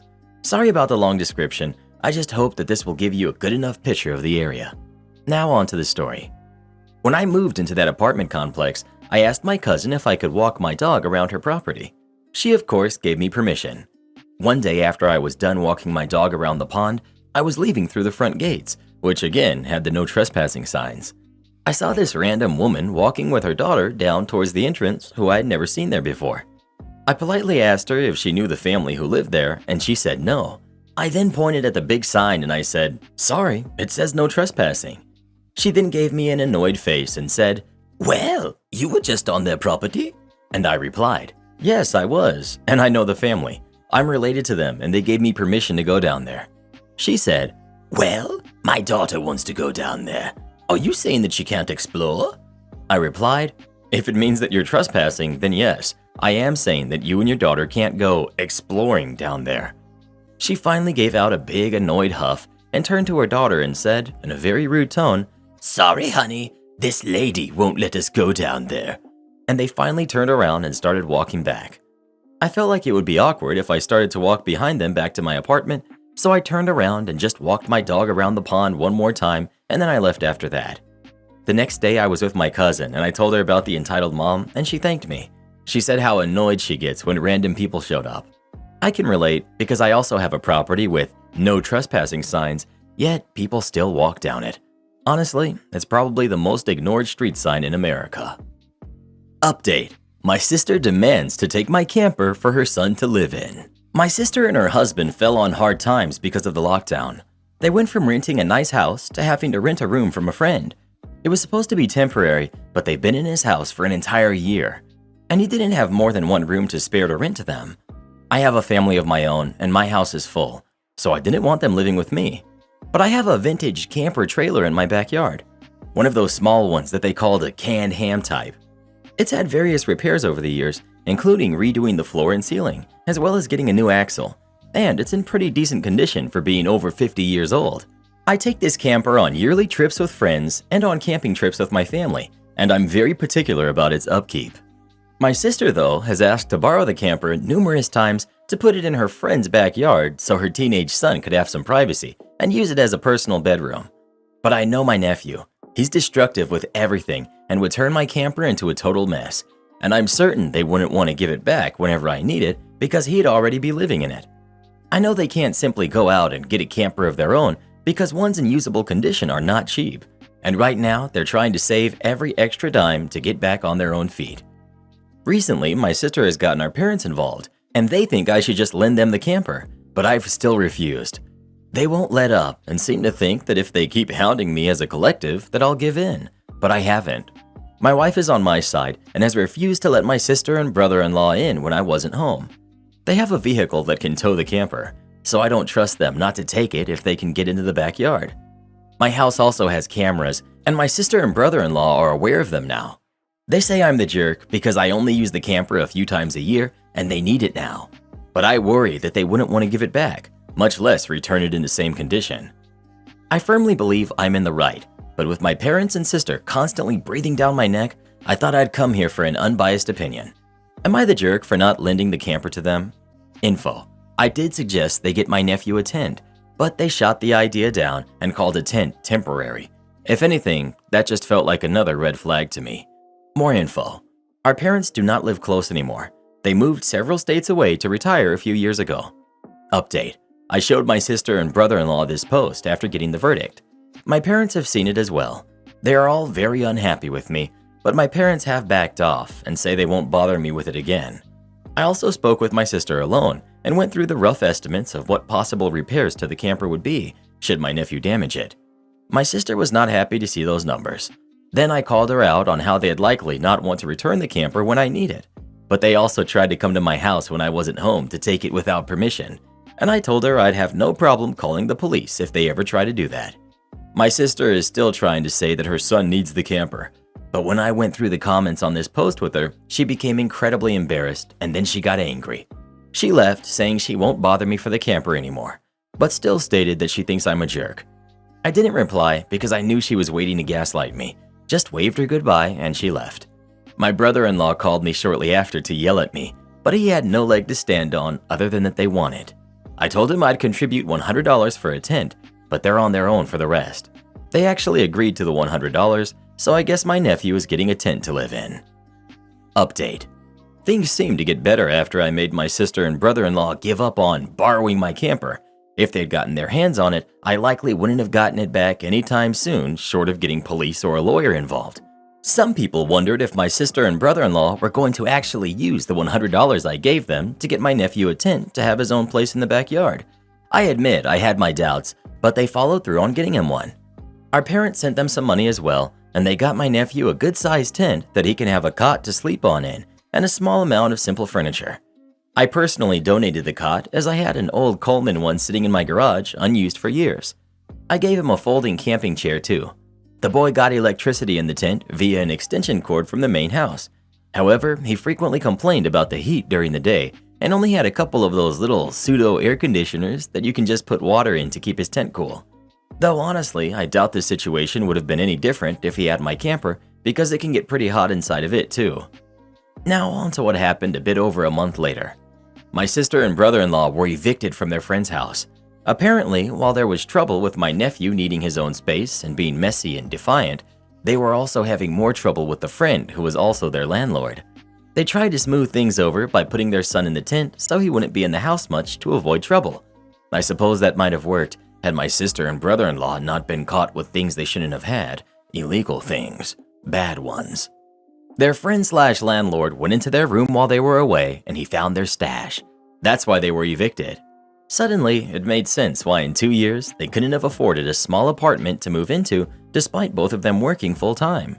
Their extra cash just went right to their habits instead of saving it like they claimed to have been doing. Looking back, they did look a bit more unhealthy at the time, but I assumed it was due to stress. And not long after being outed, their habits put them behind bars. People who are using this kind of stuff can go very wild in an instant, and that's exactly what happened. When their friend/landlord gave them an eviction notice for having found this stuff in the house, my sister and brother-in-law both got physical with him, and he called the police. That scared them, and they locked themselves in their rented room. Meanwhile, my nephew was blissfully unaware of what was happening as he was just gaming alone in his tent. The friend/landlord pressed charges, and the police soon arrested my sister and brother-in-law because there was indoor security cameras that caught the whole altercation. I was very surprised about what had happened when I heard about it. I got a call from the police station, and I was asked to take in my nephew since he could no longer stay where he was. Since our parents are states away and living in a retirement community, they couldn't take him in, so it was up to me, and I did so. I wasn't particularly fond of my nephew, but I realized his upbringing really did not help our relationship, nor did the fact that my sister and I don't really get along. We brought his tent over to my place and set it up in my backyard. He's still living in it, even though we've cleared out the attic for him, but he says he likes the tent better because it feels like his own little house where he can just be himself. We've even added a mini fridge that I bought used in there for him, so he can have cold drinks when he wants them. Currently, we're still working on becoming my nephew's permanent legal guardians. My sister and brother-in-law are both facing heavy charges. They assaulted a man, resisted arrest, and were in possession of things they shouldn't have had. From jail, though, they've actually been very cooperative, albeit while dealing with withdrawals and no longer being able to self-medicate. I've been to see my sister, and she said she and her husband were so out of it the day that it happened, they don't even remember attacking their friend. I don't know if they're faking memory loss to try and get a lesser punishment, or if they really were that messed up. But I suppose it doesn't matter. It changes nothing since there was CCTV showing the attack. They're looking into possibly getting a plea deal when they go to court in November. But even with that, they may be in prison until their son is over 18 at least. I didn't have the heart to risk the foster system on my nephew. My wife has had my back on this too, and we've been working as a team. My sister and brother-in-law have signed over the title to their SUV to me, and the plan is to make it my nephew's vehicle when he gets older, since he'll be 18 in 3 years. Or we can sell it to get him something that uses a lot less fuel. I already had to pay to get the SUV back from the police impound. That's money I know I'm never going to get back. When my sister and brother-in-law get out of prison in a few years, they're not exactly going to have much to their name, so taking care of their son and making sure he grows up in a better environment feels like the least I can do. For those wondering about the stuff they were using, it wasn't entirely out of left field. My sister was especially troubled in her teenage years and struggled with addiction in her early 20s with the same thing. She nearly got kicked out of college for it. Our parents always dug her out of the mire and helped her back on her feet. They even paid for her rehab. We all thought she'd been clean for a long time, but she admitted to me when I visited her in jail that her husband also had the same addiction issues. That's actually how they met. Not in rehab, but in a focus group after the rehab. They didn't admit to any of this until recently, not sure why. But with the stress they faced in the past 2 years, falling back into old habits became easy for them. I've tried checking up on their former landlord to ask if he was okay. However, he wants nothing to do with my family. He had some pretty offensive things to say when I went over to gather my sister and brother-in-law's stuff, once police gave me the okay. And the man actually threatened me while I was there carrying out the boxes. He said he thinks my family are all alike, a bunch of filthy jerks. So I don't feel as sorry for him as I did. He's a pretty big jerk himself. My nephew also confirmed this. My kids weren't exactly receptive of their cousin being around. There's a bit of an age gap between them, and they just don't relate to one another. And while my nephew is messy, we make him clean his tent once a week, and we make him shower at least 2 to 3 times a week. We live in a warmer climate, but now that the seasons are changing, it's cooling down a little bit to where he says the tent isn't so bad. He's got a tablet, a laptop, a DVD player, and a Nintendo Switch to occupy his time. But we keep these things in the house whenever my nephew isn't home. It's way easier to steal out of a tent than a house after all. Considering how angry my nephew was before, he rarely shows his temper now. Yes, he makes it hard to get him to do his chores, but as a whole, he's shown more improvement in a couple months than I saw in 3 years. He's extremely grateful, but he's also very solitary. We give him space most of the time, and I make sure my kids don't bother him either. He's going through a lot right now.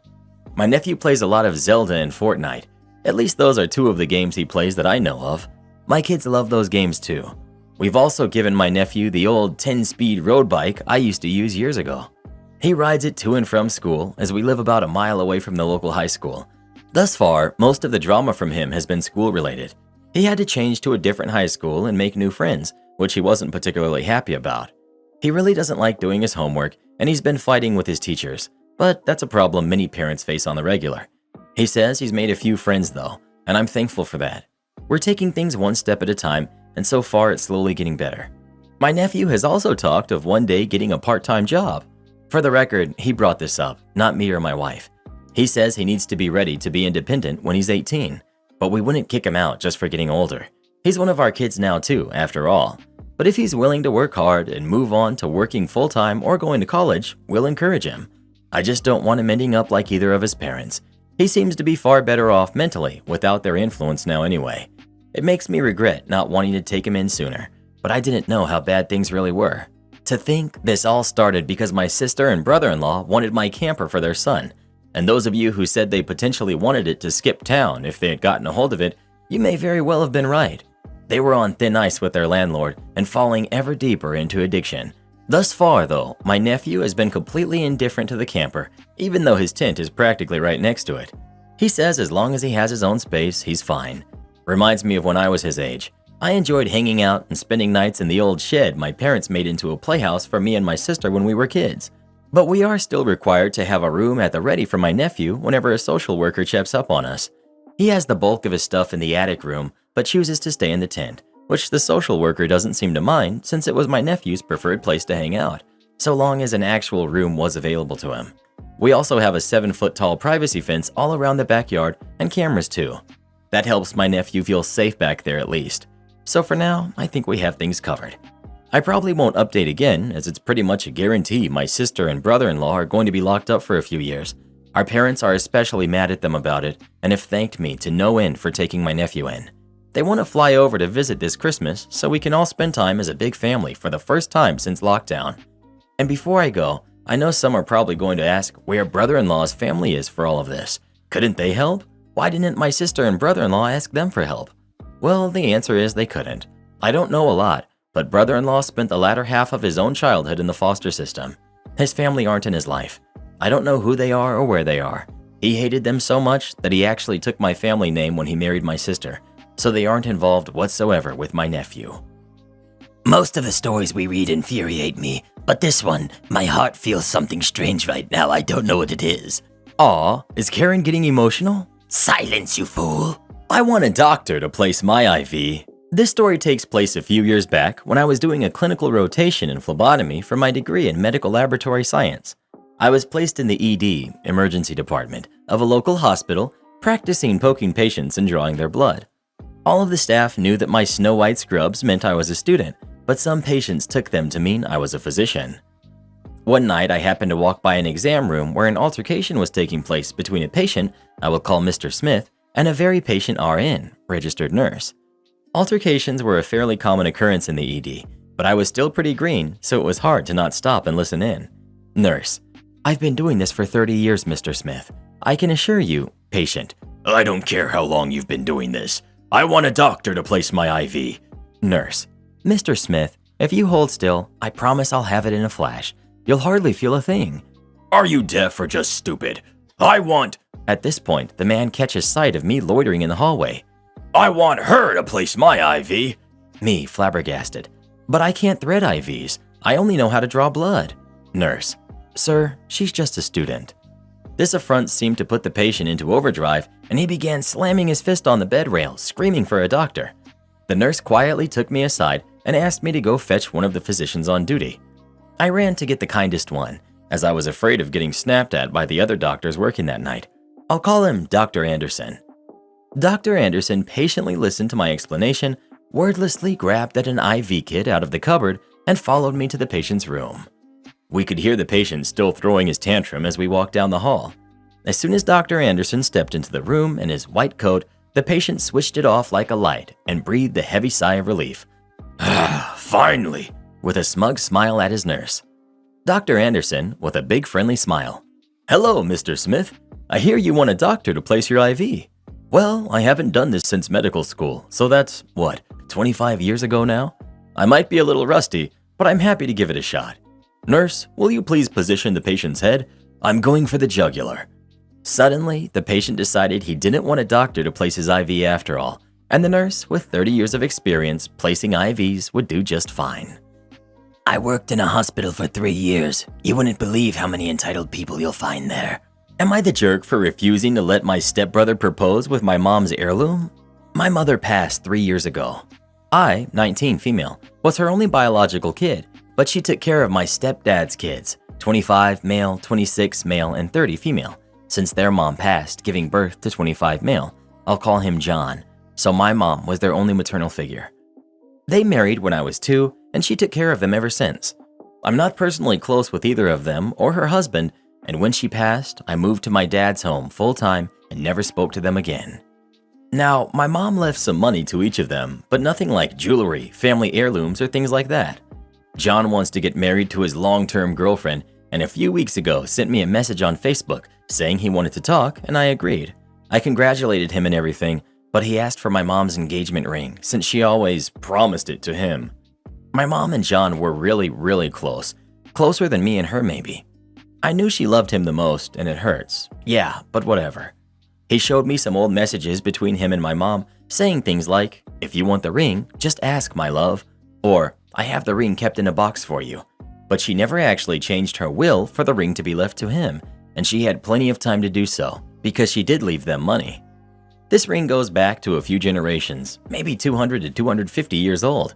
It was my mom's, my grandma, my great-grandma, etc. My mom wore it all the time, and it's the only piece of jewelry she actually liked. I said I was going to think about it before leaving. I consulted my mom's lawyer, and he said that they have no claim over the ring because it's stated for the rest to go to me while they received money, and that if they try to sue, it'll most likely be a loss on their part, so I'm legally in the clear. I texted my stepbrother again and said that I'd given it thought and ultimately decided to not give the ring, but that he was welcome to pick another piece of my mom's jewelry box. Everything exploded. John and his brothers are calling me a jerk because she promised him, and I don't know what to do. He's calling me a thief and a jealous sister. ETA. Please, people, stop calling me jealous. I never badmouthed or spoke ill of my stepbrother or the rest of my step family to be called like that. I never implied he was less than me or that I hated him or didn't like them. My mom passed when I was still a minor, and I went to live with my dad full-time. We just lost the relationship, but I've always wished them good things. I wrote a line about how my mom was closer to him and it hurt me, but nothing more. I was just accepting facts to give you context, not to be called jealous. Not the jerk. She ultimately decided to not give it to him apparently. Also, texts could be fake. OP. They weren't fake. It was the real chat between my mom and him. He had to go a few years back because he still texts her his milestones. Not the jerk. Block him. You had no contact with him after your mom passed, so it shouldn't be that hard to block him. Your mom took the time to write out a will where she made it very clear what she wanted to leave each of you. If she really wanted him to have it, she would have either included it in the will or changed the will at some point. She did neither of those things. The fact that this ring has been in her family for over 200 years and was passed down from mother to daughter suggests she was intentional in not leaving it to him in the will. She was intentionally leaving all of her personal items to you as her biological daughter. She left them money, but she chose for you to receive her personal belongings because there was a sentimental value that she wanted you as her daughter to have. You may not have felt close growing up, but your mom knew what she was doing and wanted to continue the family tradition, having the ring passed down from mother to daughter. You're the jerk. This isn't legal advice. This is Am I the Jerk? Unless you have reason to believe that your mom was referring to a different ring, it's pretty clear that she wanted him to have it. She may not be biologically related, but she raised those kids as her own, and they deserve memories too. You're the jerk. He showed you evidence that showed your mom's wishes, and you chose to ignore them and only care about illegality. Well, who do you think is the jerk? OP or her stepbrother? Please let us know. Am I the jerk for no longer supporting my family and retiring?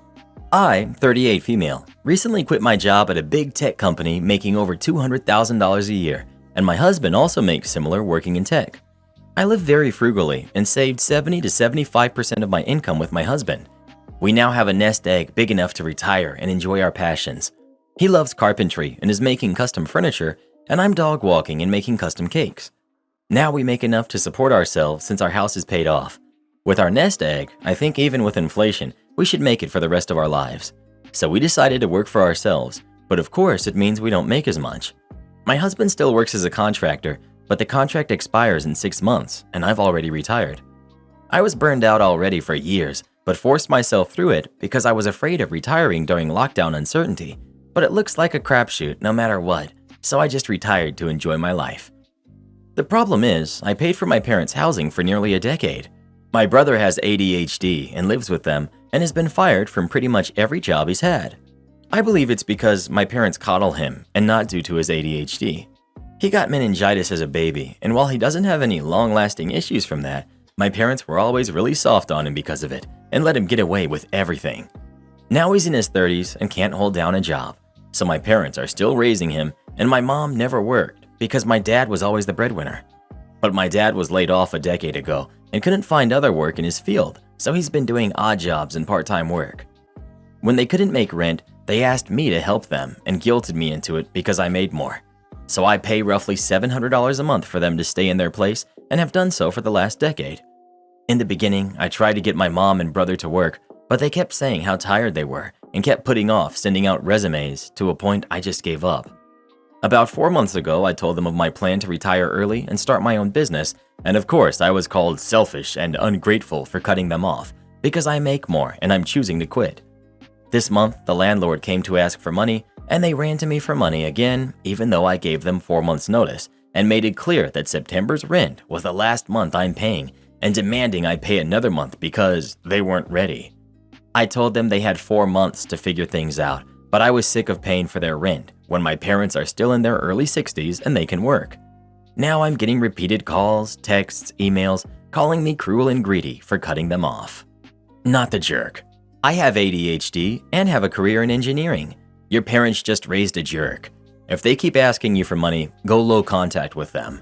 Not your pig, not your farm. Good luck in your retirement. I'm very jealous. Not the jerk. 4 months is more than most people would get. You complain about your parents enabling your brother, but that $700 enables all of them. ADHD is tough, but millions manage to work with it. It's time for brother to figure it out. Even a part-time job would make up that $700 in a few weeks. Not the jerk. You never should have been paying their bills to begin with. You're lucky enough that you can retire so young and enjoy yourself, and that's amazing, but you're not obligated to care for 3 full-grown adults. You're not a babysitter, and none of them are senile. Am I the jerk for going on a 30th birthday trip instead of to my stepsister's wedding? Some background. My parents got divorced when I was 12 years old. My mom moved on very quickly and got married to her husband, Frank, within 1 year.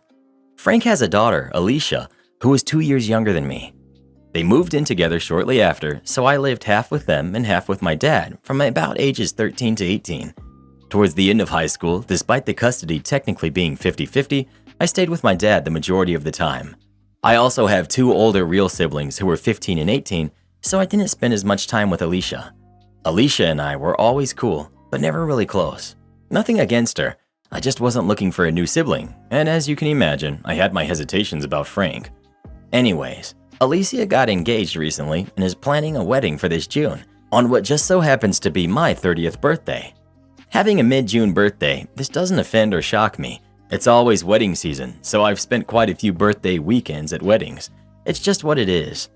When my mom called me to tell me she knows the timing isn't ideal, but made a joke, "At least you'll have a free party on your birthday," I told her that actually I have a Euro trip planned with my girlfriend for that week. We've been planning it for quite some time, before Alicia got engaged. My mom and Frank both told me I need to reschedule it because a family event comes before a vacation. I responded by saying I wish her the very best, but she's not exactly my family, and I'm going to spend my 30th birthday how I want to. I will contribute some cash to her honey fund, but that's about it. They're both really mad at me, and Alicia reached out to me apologizing about the date, but it was the only time they could get the venue they wanted. I told her no sweat, and I hope she has a blast. She then begged me to come and said I mean a lot to her, as I'm the only step-sibling she had time to bond with, which caught me off guard because I never considered us close. I told her sorry, but my mind is made up. She seemed really sad and eventually hung up. Since then, my mom has been begging me to change my mind, and Frank said I'm being a huge jerk since he helped raise me. I should be there for my sister's wedding. I laughed and said I wouldn't call him a father figure and she's not my sister. That set him off even more. Am I the jerk here? Not the jerk. If you were that close, she would have known you were planning a big birthday trip. OP. Yeah, I would never consider us close, so she didn't know I had plans. But I'm not offended at her choosing that date. Like I said, having a mid-June wedding, I expect lots of more birthdays to be spent at other people's weddings. But for my 30th, I want to do my own thing since it's a milestone. I don't understand how people expect others to have sibling feelings towards their parents' significant other's kids. In some cases, they may feel family affection towards the step-parent and their kids, and in many other cases, the relationship is more of roommates. A parent's marriage to a person with kids doesn't obligate the kids to have affection for each other. Well, what do you think? Is OP a jerk for not canceling his birthday trip and going to his sister's wedding, or not? Please let us know. Have fun on your birthday trip, and don't worry about what these bozos think. Am I the jerk for not sharing the role of mom and Mother's Day with my kid's stepmom? I have 2 kids, ages 11 and 9. X and I were young parents and broke up the day our son was born. He married his wife, Kate, when our kids were 4 and 2. It's been a wild ride. When X first married Kate, he filed to change our custody plan to 50-50, which wasn't possible before because he worked as a truck driver and was away a lot. He wanted the kids at his house with Kate, even if he wasn't going to be there. The judge rejected it, and the custody remained in place for another 2 years until he left that job so he could have more time with the kids. Then custody went to 50-50. X and Kate have always referred to her as Mom Kate. The kids call her Kate. When custody went to 50-50, X asked me to split Mother's Day with them so the kids could celebrate with both moms equally. I said no. I got Mother's Day just like he got Father's Day. It caused some tension, but I had the court order to back me up. There has been tension and drama over how the kids refer to Kate, their relationship with her versus their relationship with me, and how I have never accepted shared mom role with Kate. The truth is, I've always felt like she is secondary to me and my ex, still an active part of their lives, still has her opinions and requests, but that X and I are the ones who should be dealing with the nitty-gritty stuff. I found out 6 weeks ago that X has asked the kids twice to ask me to let them go to his house for half of Mother's Day. It came up when my son told me Dad asked them to tell me we needed to talk about Kate being their mom.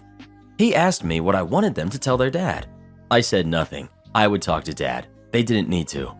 He then told me he was surprised they said anything since they obviously never asked to go to their Mother's Day, and how he always waited for them to say they hadn't done it either time. I told him not to drag our kids into it. He told me I was being unfair, that Kate has been around long enough to be seen as their mom too, especially as the mother to their other siblings, and how I need to start treating her as such. It got worse when 2 weeks ago, my daughter was sick, and she had the school call me instead of Kate. It was X's parenting time, and Kate should have been the first call technically, but my daughter asked the school nurse to call me. When I called X after taking my daughter home, things blew up because he was upset my daughter asked that I be called, and also upset when our daughter didn't want to go with Kate when she arrived to pick her up. They're saying I've turned the kids against Kate by not encouraging them to love and treat her with the same as me, and because I have refused to give up the role of sole mom and share the role with the other woman who is also their mother. It has become a very tense dispute because I don't see what I have done as wrong, but I guess what they're saying bothers me enough to wonder. Am I the jerk? My Karen wife demands I cook special eggs for her after I've already finished cooking. Last weekend, I, 36 male, decided that I was going to make my family, my wife who's 35, and my kids who are 12, 11, and 9, a big breakfast spread as part of the lame, according to our oldest daughter, family time that we decided to have that day. The plan was to have breakfast together, watch a movie, have lunch, and play some games as a family before we release the kids from the clutches of the, again, lame family time. So anyway, I got up early, heated up the waffle iron and the huge stovetop skillet, and went to work making waffles, scrambled eggs, bacon, sausage, and hash browns. As I was finishing and the kids had plated up, my wife asked me to throw a couple of eggs over easy on for her. She's the only one in our family who can stand runny yolks.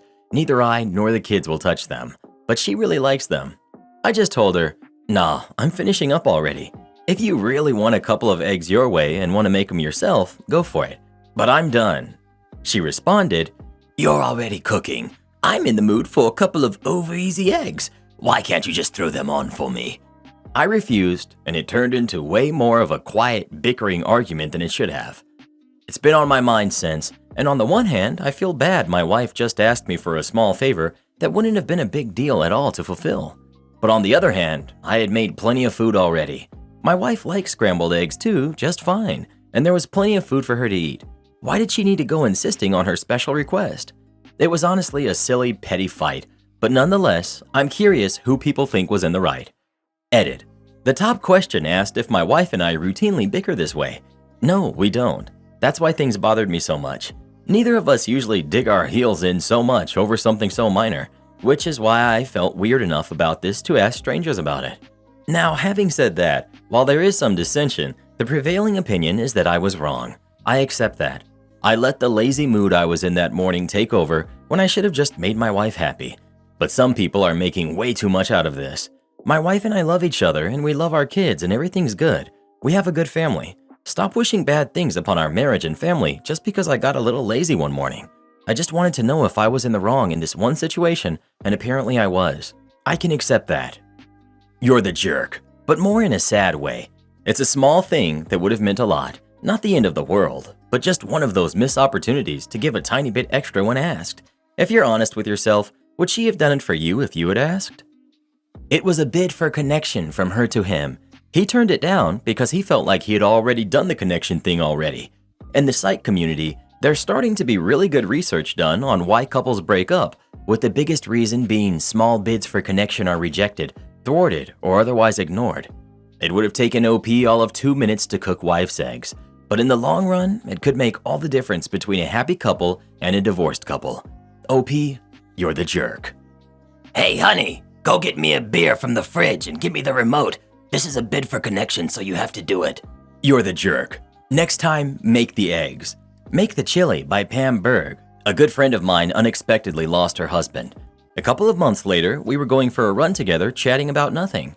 She asked me what my dinner plans were. I told her my hubby wanted chili, but I didn't feel like stopping at the store.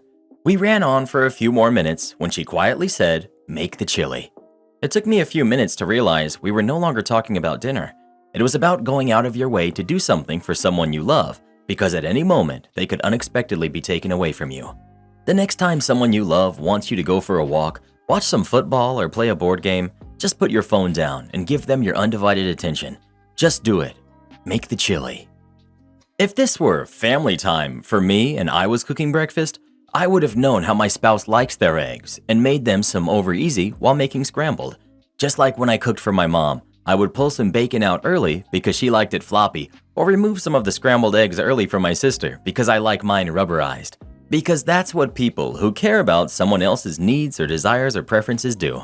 That's my idea of family time. You're the jerk. You're the jerk. The irony of family time, but not doing simple nice gestures for your spouse. You're the jerk for literally avoiding 1 to 2 minutes of cooking more eggs for your wife. Your wife. Not the jerk. I hate to be that guy, but if the roles were reversed, this comment section would look very different. You all would be telling OP, your husband has no right to demand you cook more eggs the way he likes them. If he wants extra food cooked a special way, tell him to do it himself, and get divorced while you're at it. You deserve so much better. I know I'll get downvoted to heck for pointing out the constant hypocrisy that we see here on Reddit, but at least I get to make my point. How did I know that guy was gonna get hundreds of downvotes? You're the jerk. God, I hope she leaves you. You remind me so much of my ex-husband, it's not even funny. I'd ask him to do the smallest things, and he'd act like it was the biggest chore in the world. His excuse was always that he had worked all day. He did construction, but honestly, he was pretty much a low-level grunt that just carried tools around for the men who were actually important. Sure, I was at home all day, but I was doing the real work raising our son. He'd get home and I'd ask him to run to the grocery store for some milk, and he'd flip out on me, asking why I couldn't have mentioned it to him before he left work. Stupid little things like this are why I left him and why I'm now living a comfortable life off the child support he pays me and the benefits I get from my crippling anxiety, which yes, I have been diagnosed with by a real doctor. Well, what do you think? Is OP the jerk for not making the extra eggs for his wife or not? Please let us know. Would I make the eggs? The answer to that is, if I felt like it. Quit swimming so stupid. My grandson is copying you.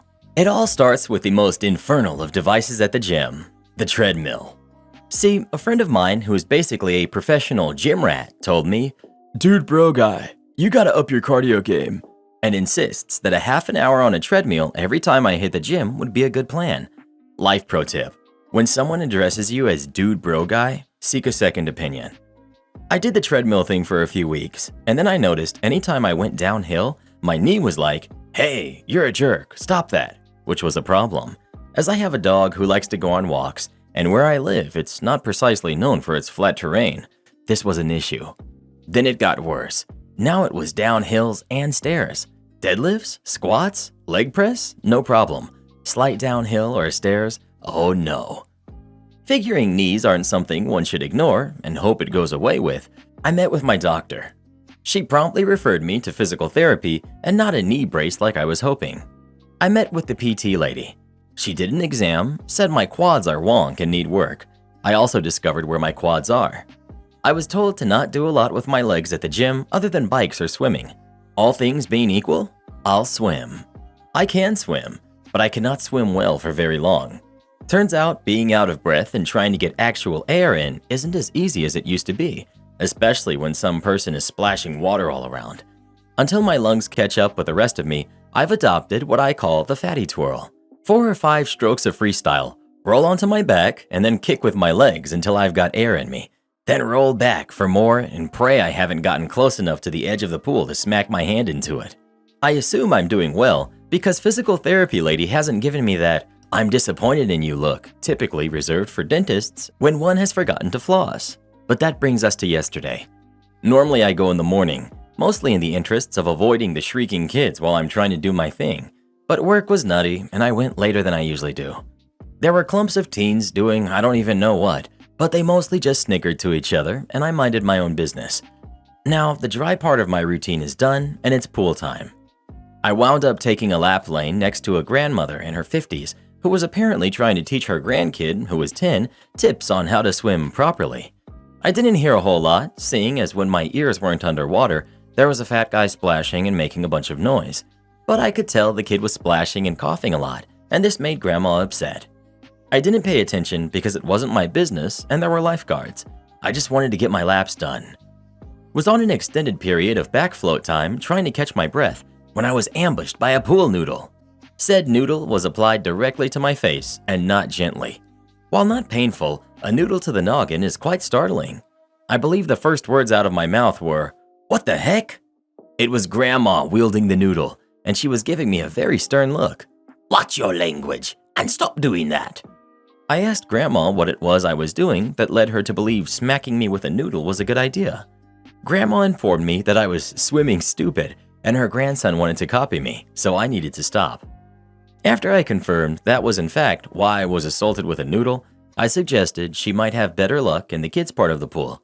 You know, the one over there, far away from me. She said she was just fine here. I was the one causing the problem. I thanked her for her opinion and promptly resumed my swim. On my return trip, this woman stepped into my lane and grabbed my ankle. I don't know about the rest of you, but when I'm swimming and someone grabs my leg, instant panic response. I immediately started flailing and kicking wildly, trying to free myself. Grandma got herself a nice adrenaline kick right in her forearm. I came up gasping for air and ready to start swinging. I'm stopped by the soothing sounds of Grandma wailing about how I just hurt her. Edit, her arm was okay. She wound up with a nasty bruise and that was it. I caught her with the top of my foot. Pro tip, top of the foot is a bad place to land a kick with. Naturally, that's enough to get the lifeguards involved, none of whom were apparently paying attention before she started screaming. 2 of them are lifting Grandma out of the pool and trying to examine her arm while she's still wailing and flailing. A third is giving me static about kicking another guest in the pool. Well, they started to, until I pointed out where the kicking happened and her grandson was. Poor kid had frozen in place with an expression of abject horror. Once she connects the dots, she realizes I'm not the problem. I tell her I'm going to get changed and then I'll identify myself to the front desk, because if I'm going to get interrogated, I'd prefer to be clothed.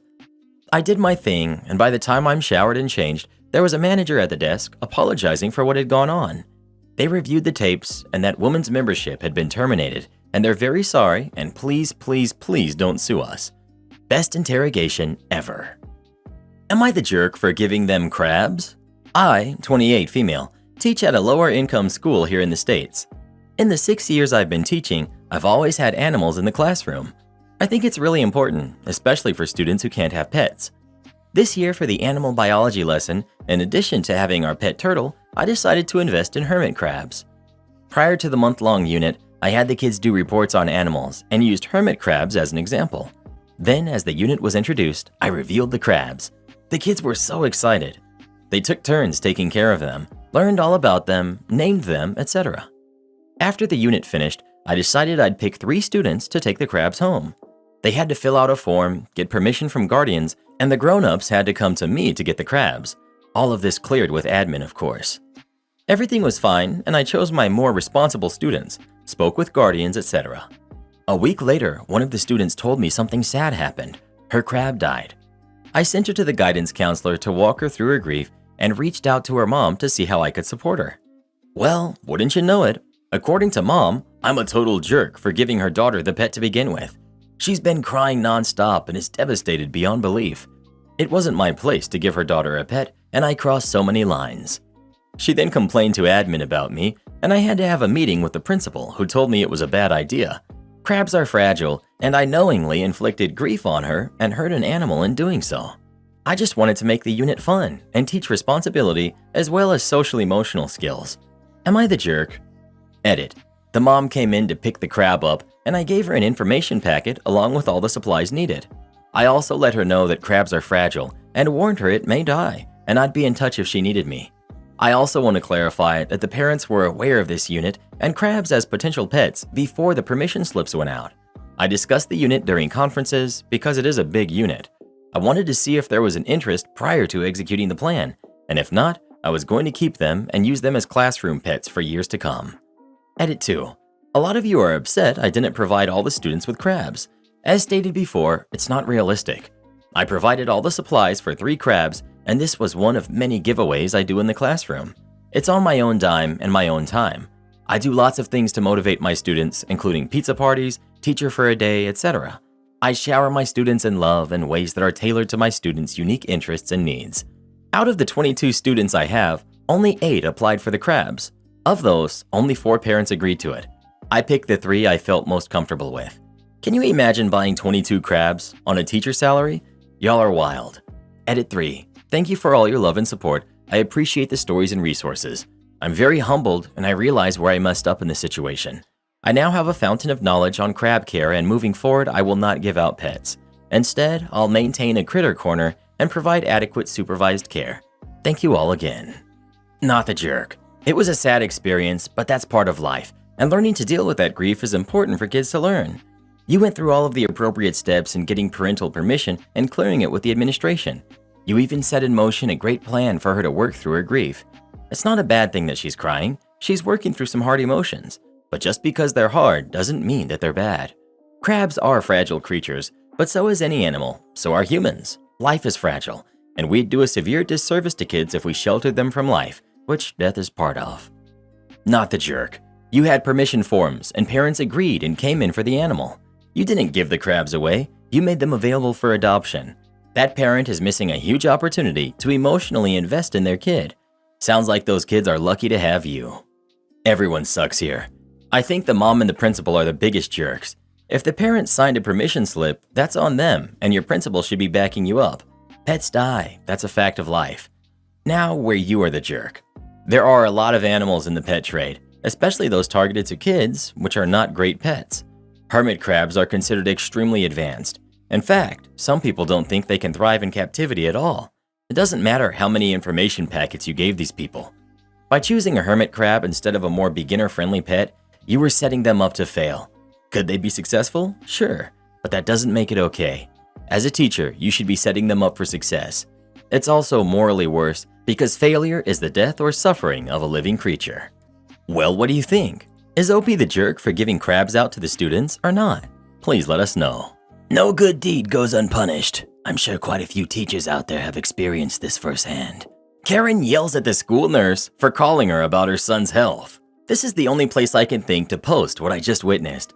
This only happened about 2 hours ago, and I can't stop thinking about it. Please don't mind the formatting, I'm on mobile. I'm a high school student, senior year, and I'm not the most careful person with what I eat, so I ended up getting food poisoning from eating leftover chicken that was set on the counter all night that I just threw in the microwave. I didn't feel anything until I was in the middle of first period class. I thought it was my regular stomach pain, so I tried to just muster through it until I felt nauseous and like I had to go to the bathroom, so I ended up going to the school clinic. When I entered, I noticed there were people in EMT uniforms surrounding a guy hunched over on a chair. I overheard them saying he was confused and not very responsive.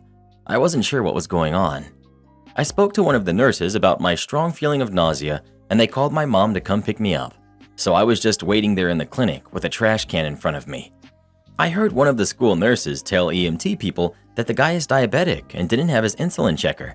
Can't remember the exact term, just know it was something like that, with him, and how he couldn't answer simple questions like, "What is your name?" or "Where are you?" I knew a little bit about what they were checking because of a show that I watch, so I knew that this was a horrible sign. They had called his mom before I came in, so now they were just waiting. That's when I saw a very angry woman, entitled Mother, walking towards the clinic. When she entered, I could feel the air change. Her mere presence felt disturbing and slimy. She began to berate the school nurse for calling her because she works late and sleeps during the day.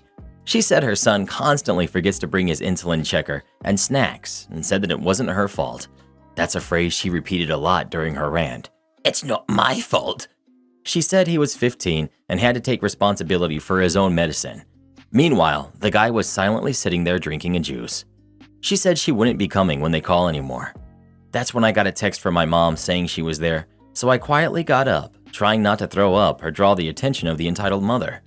My mom took me home, where I automatically ran to the bathroom. I have no experience with having diabetes, but the way that mother acted felt very wrong and uncomfortable. Am I the jerk for not buying real shoes? So my niece Carmen had her 11th birthday last week. A few months ago, she texted me that she would like a pair of Nikes that were around $150 for her birthday. I budgeted $150 for it. 3 weeks ago, she called me and asked, instead of the Nikes, can I split her gift so that she and her neighborhood friend, Conan, who's 12, can both have something. Carmen and Conan share a birthday and they're best friends. Apparently, Conan's mother told him ahead of time she probably would not be able to get him a birthday present this year due to having to prioritize car repairs, so Carmen wanted to share her gift so he wouldn't not have anything on his birthday. I asked her if she was sure, and she said yes. I asked what she would like, and she said she and Conan really want some Crocs. Apparently, Crocs and the Charms are all the rage in their school these days.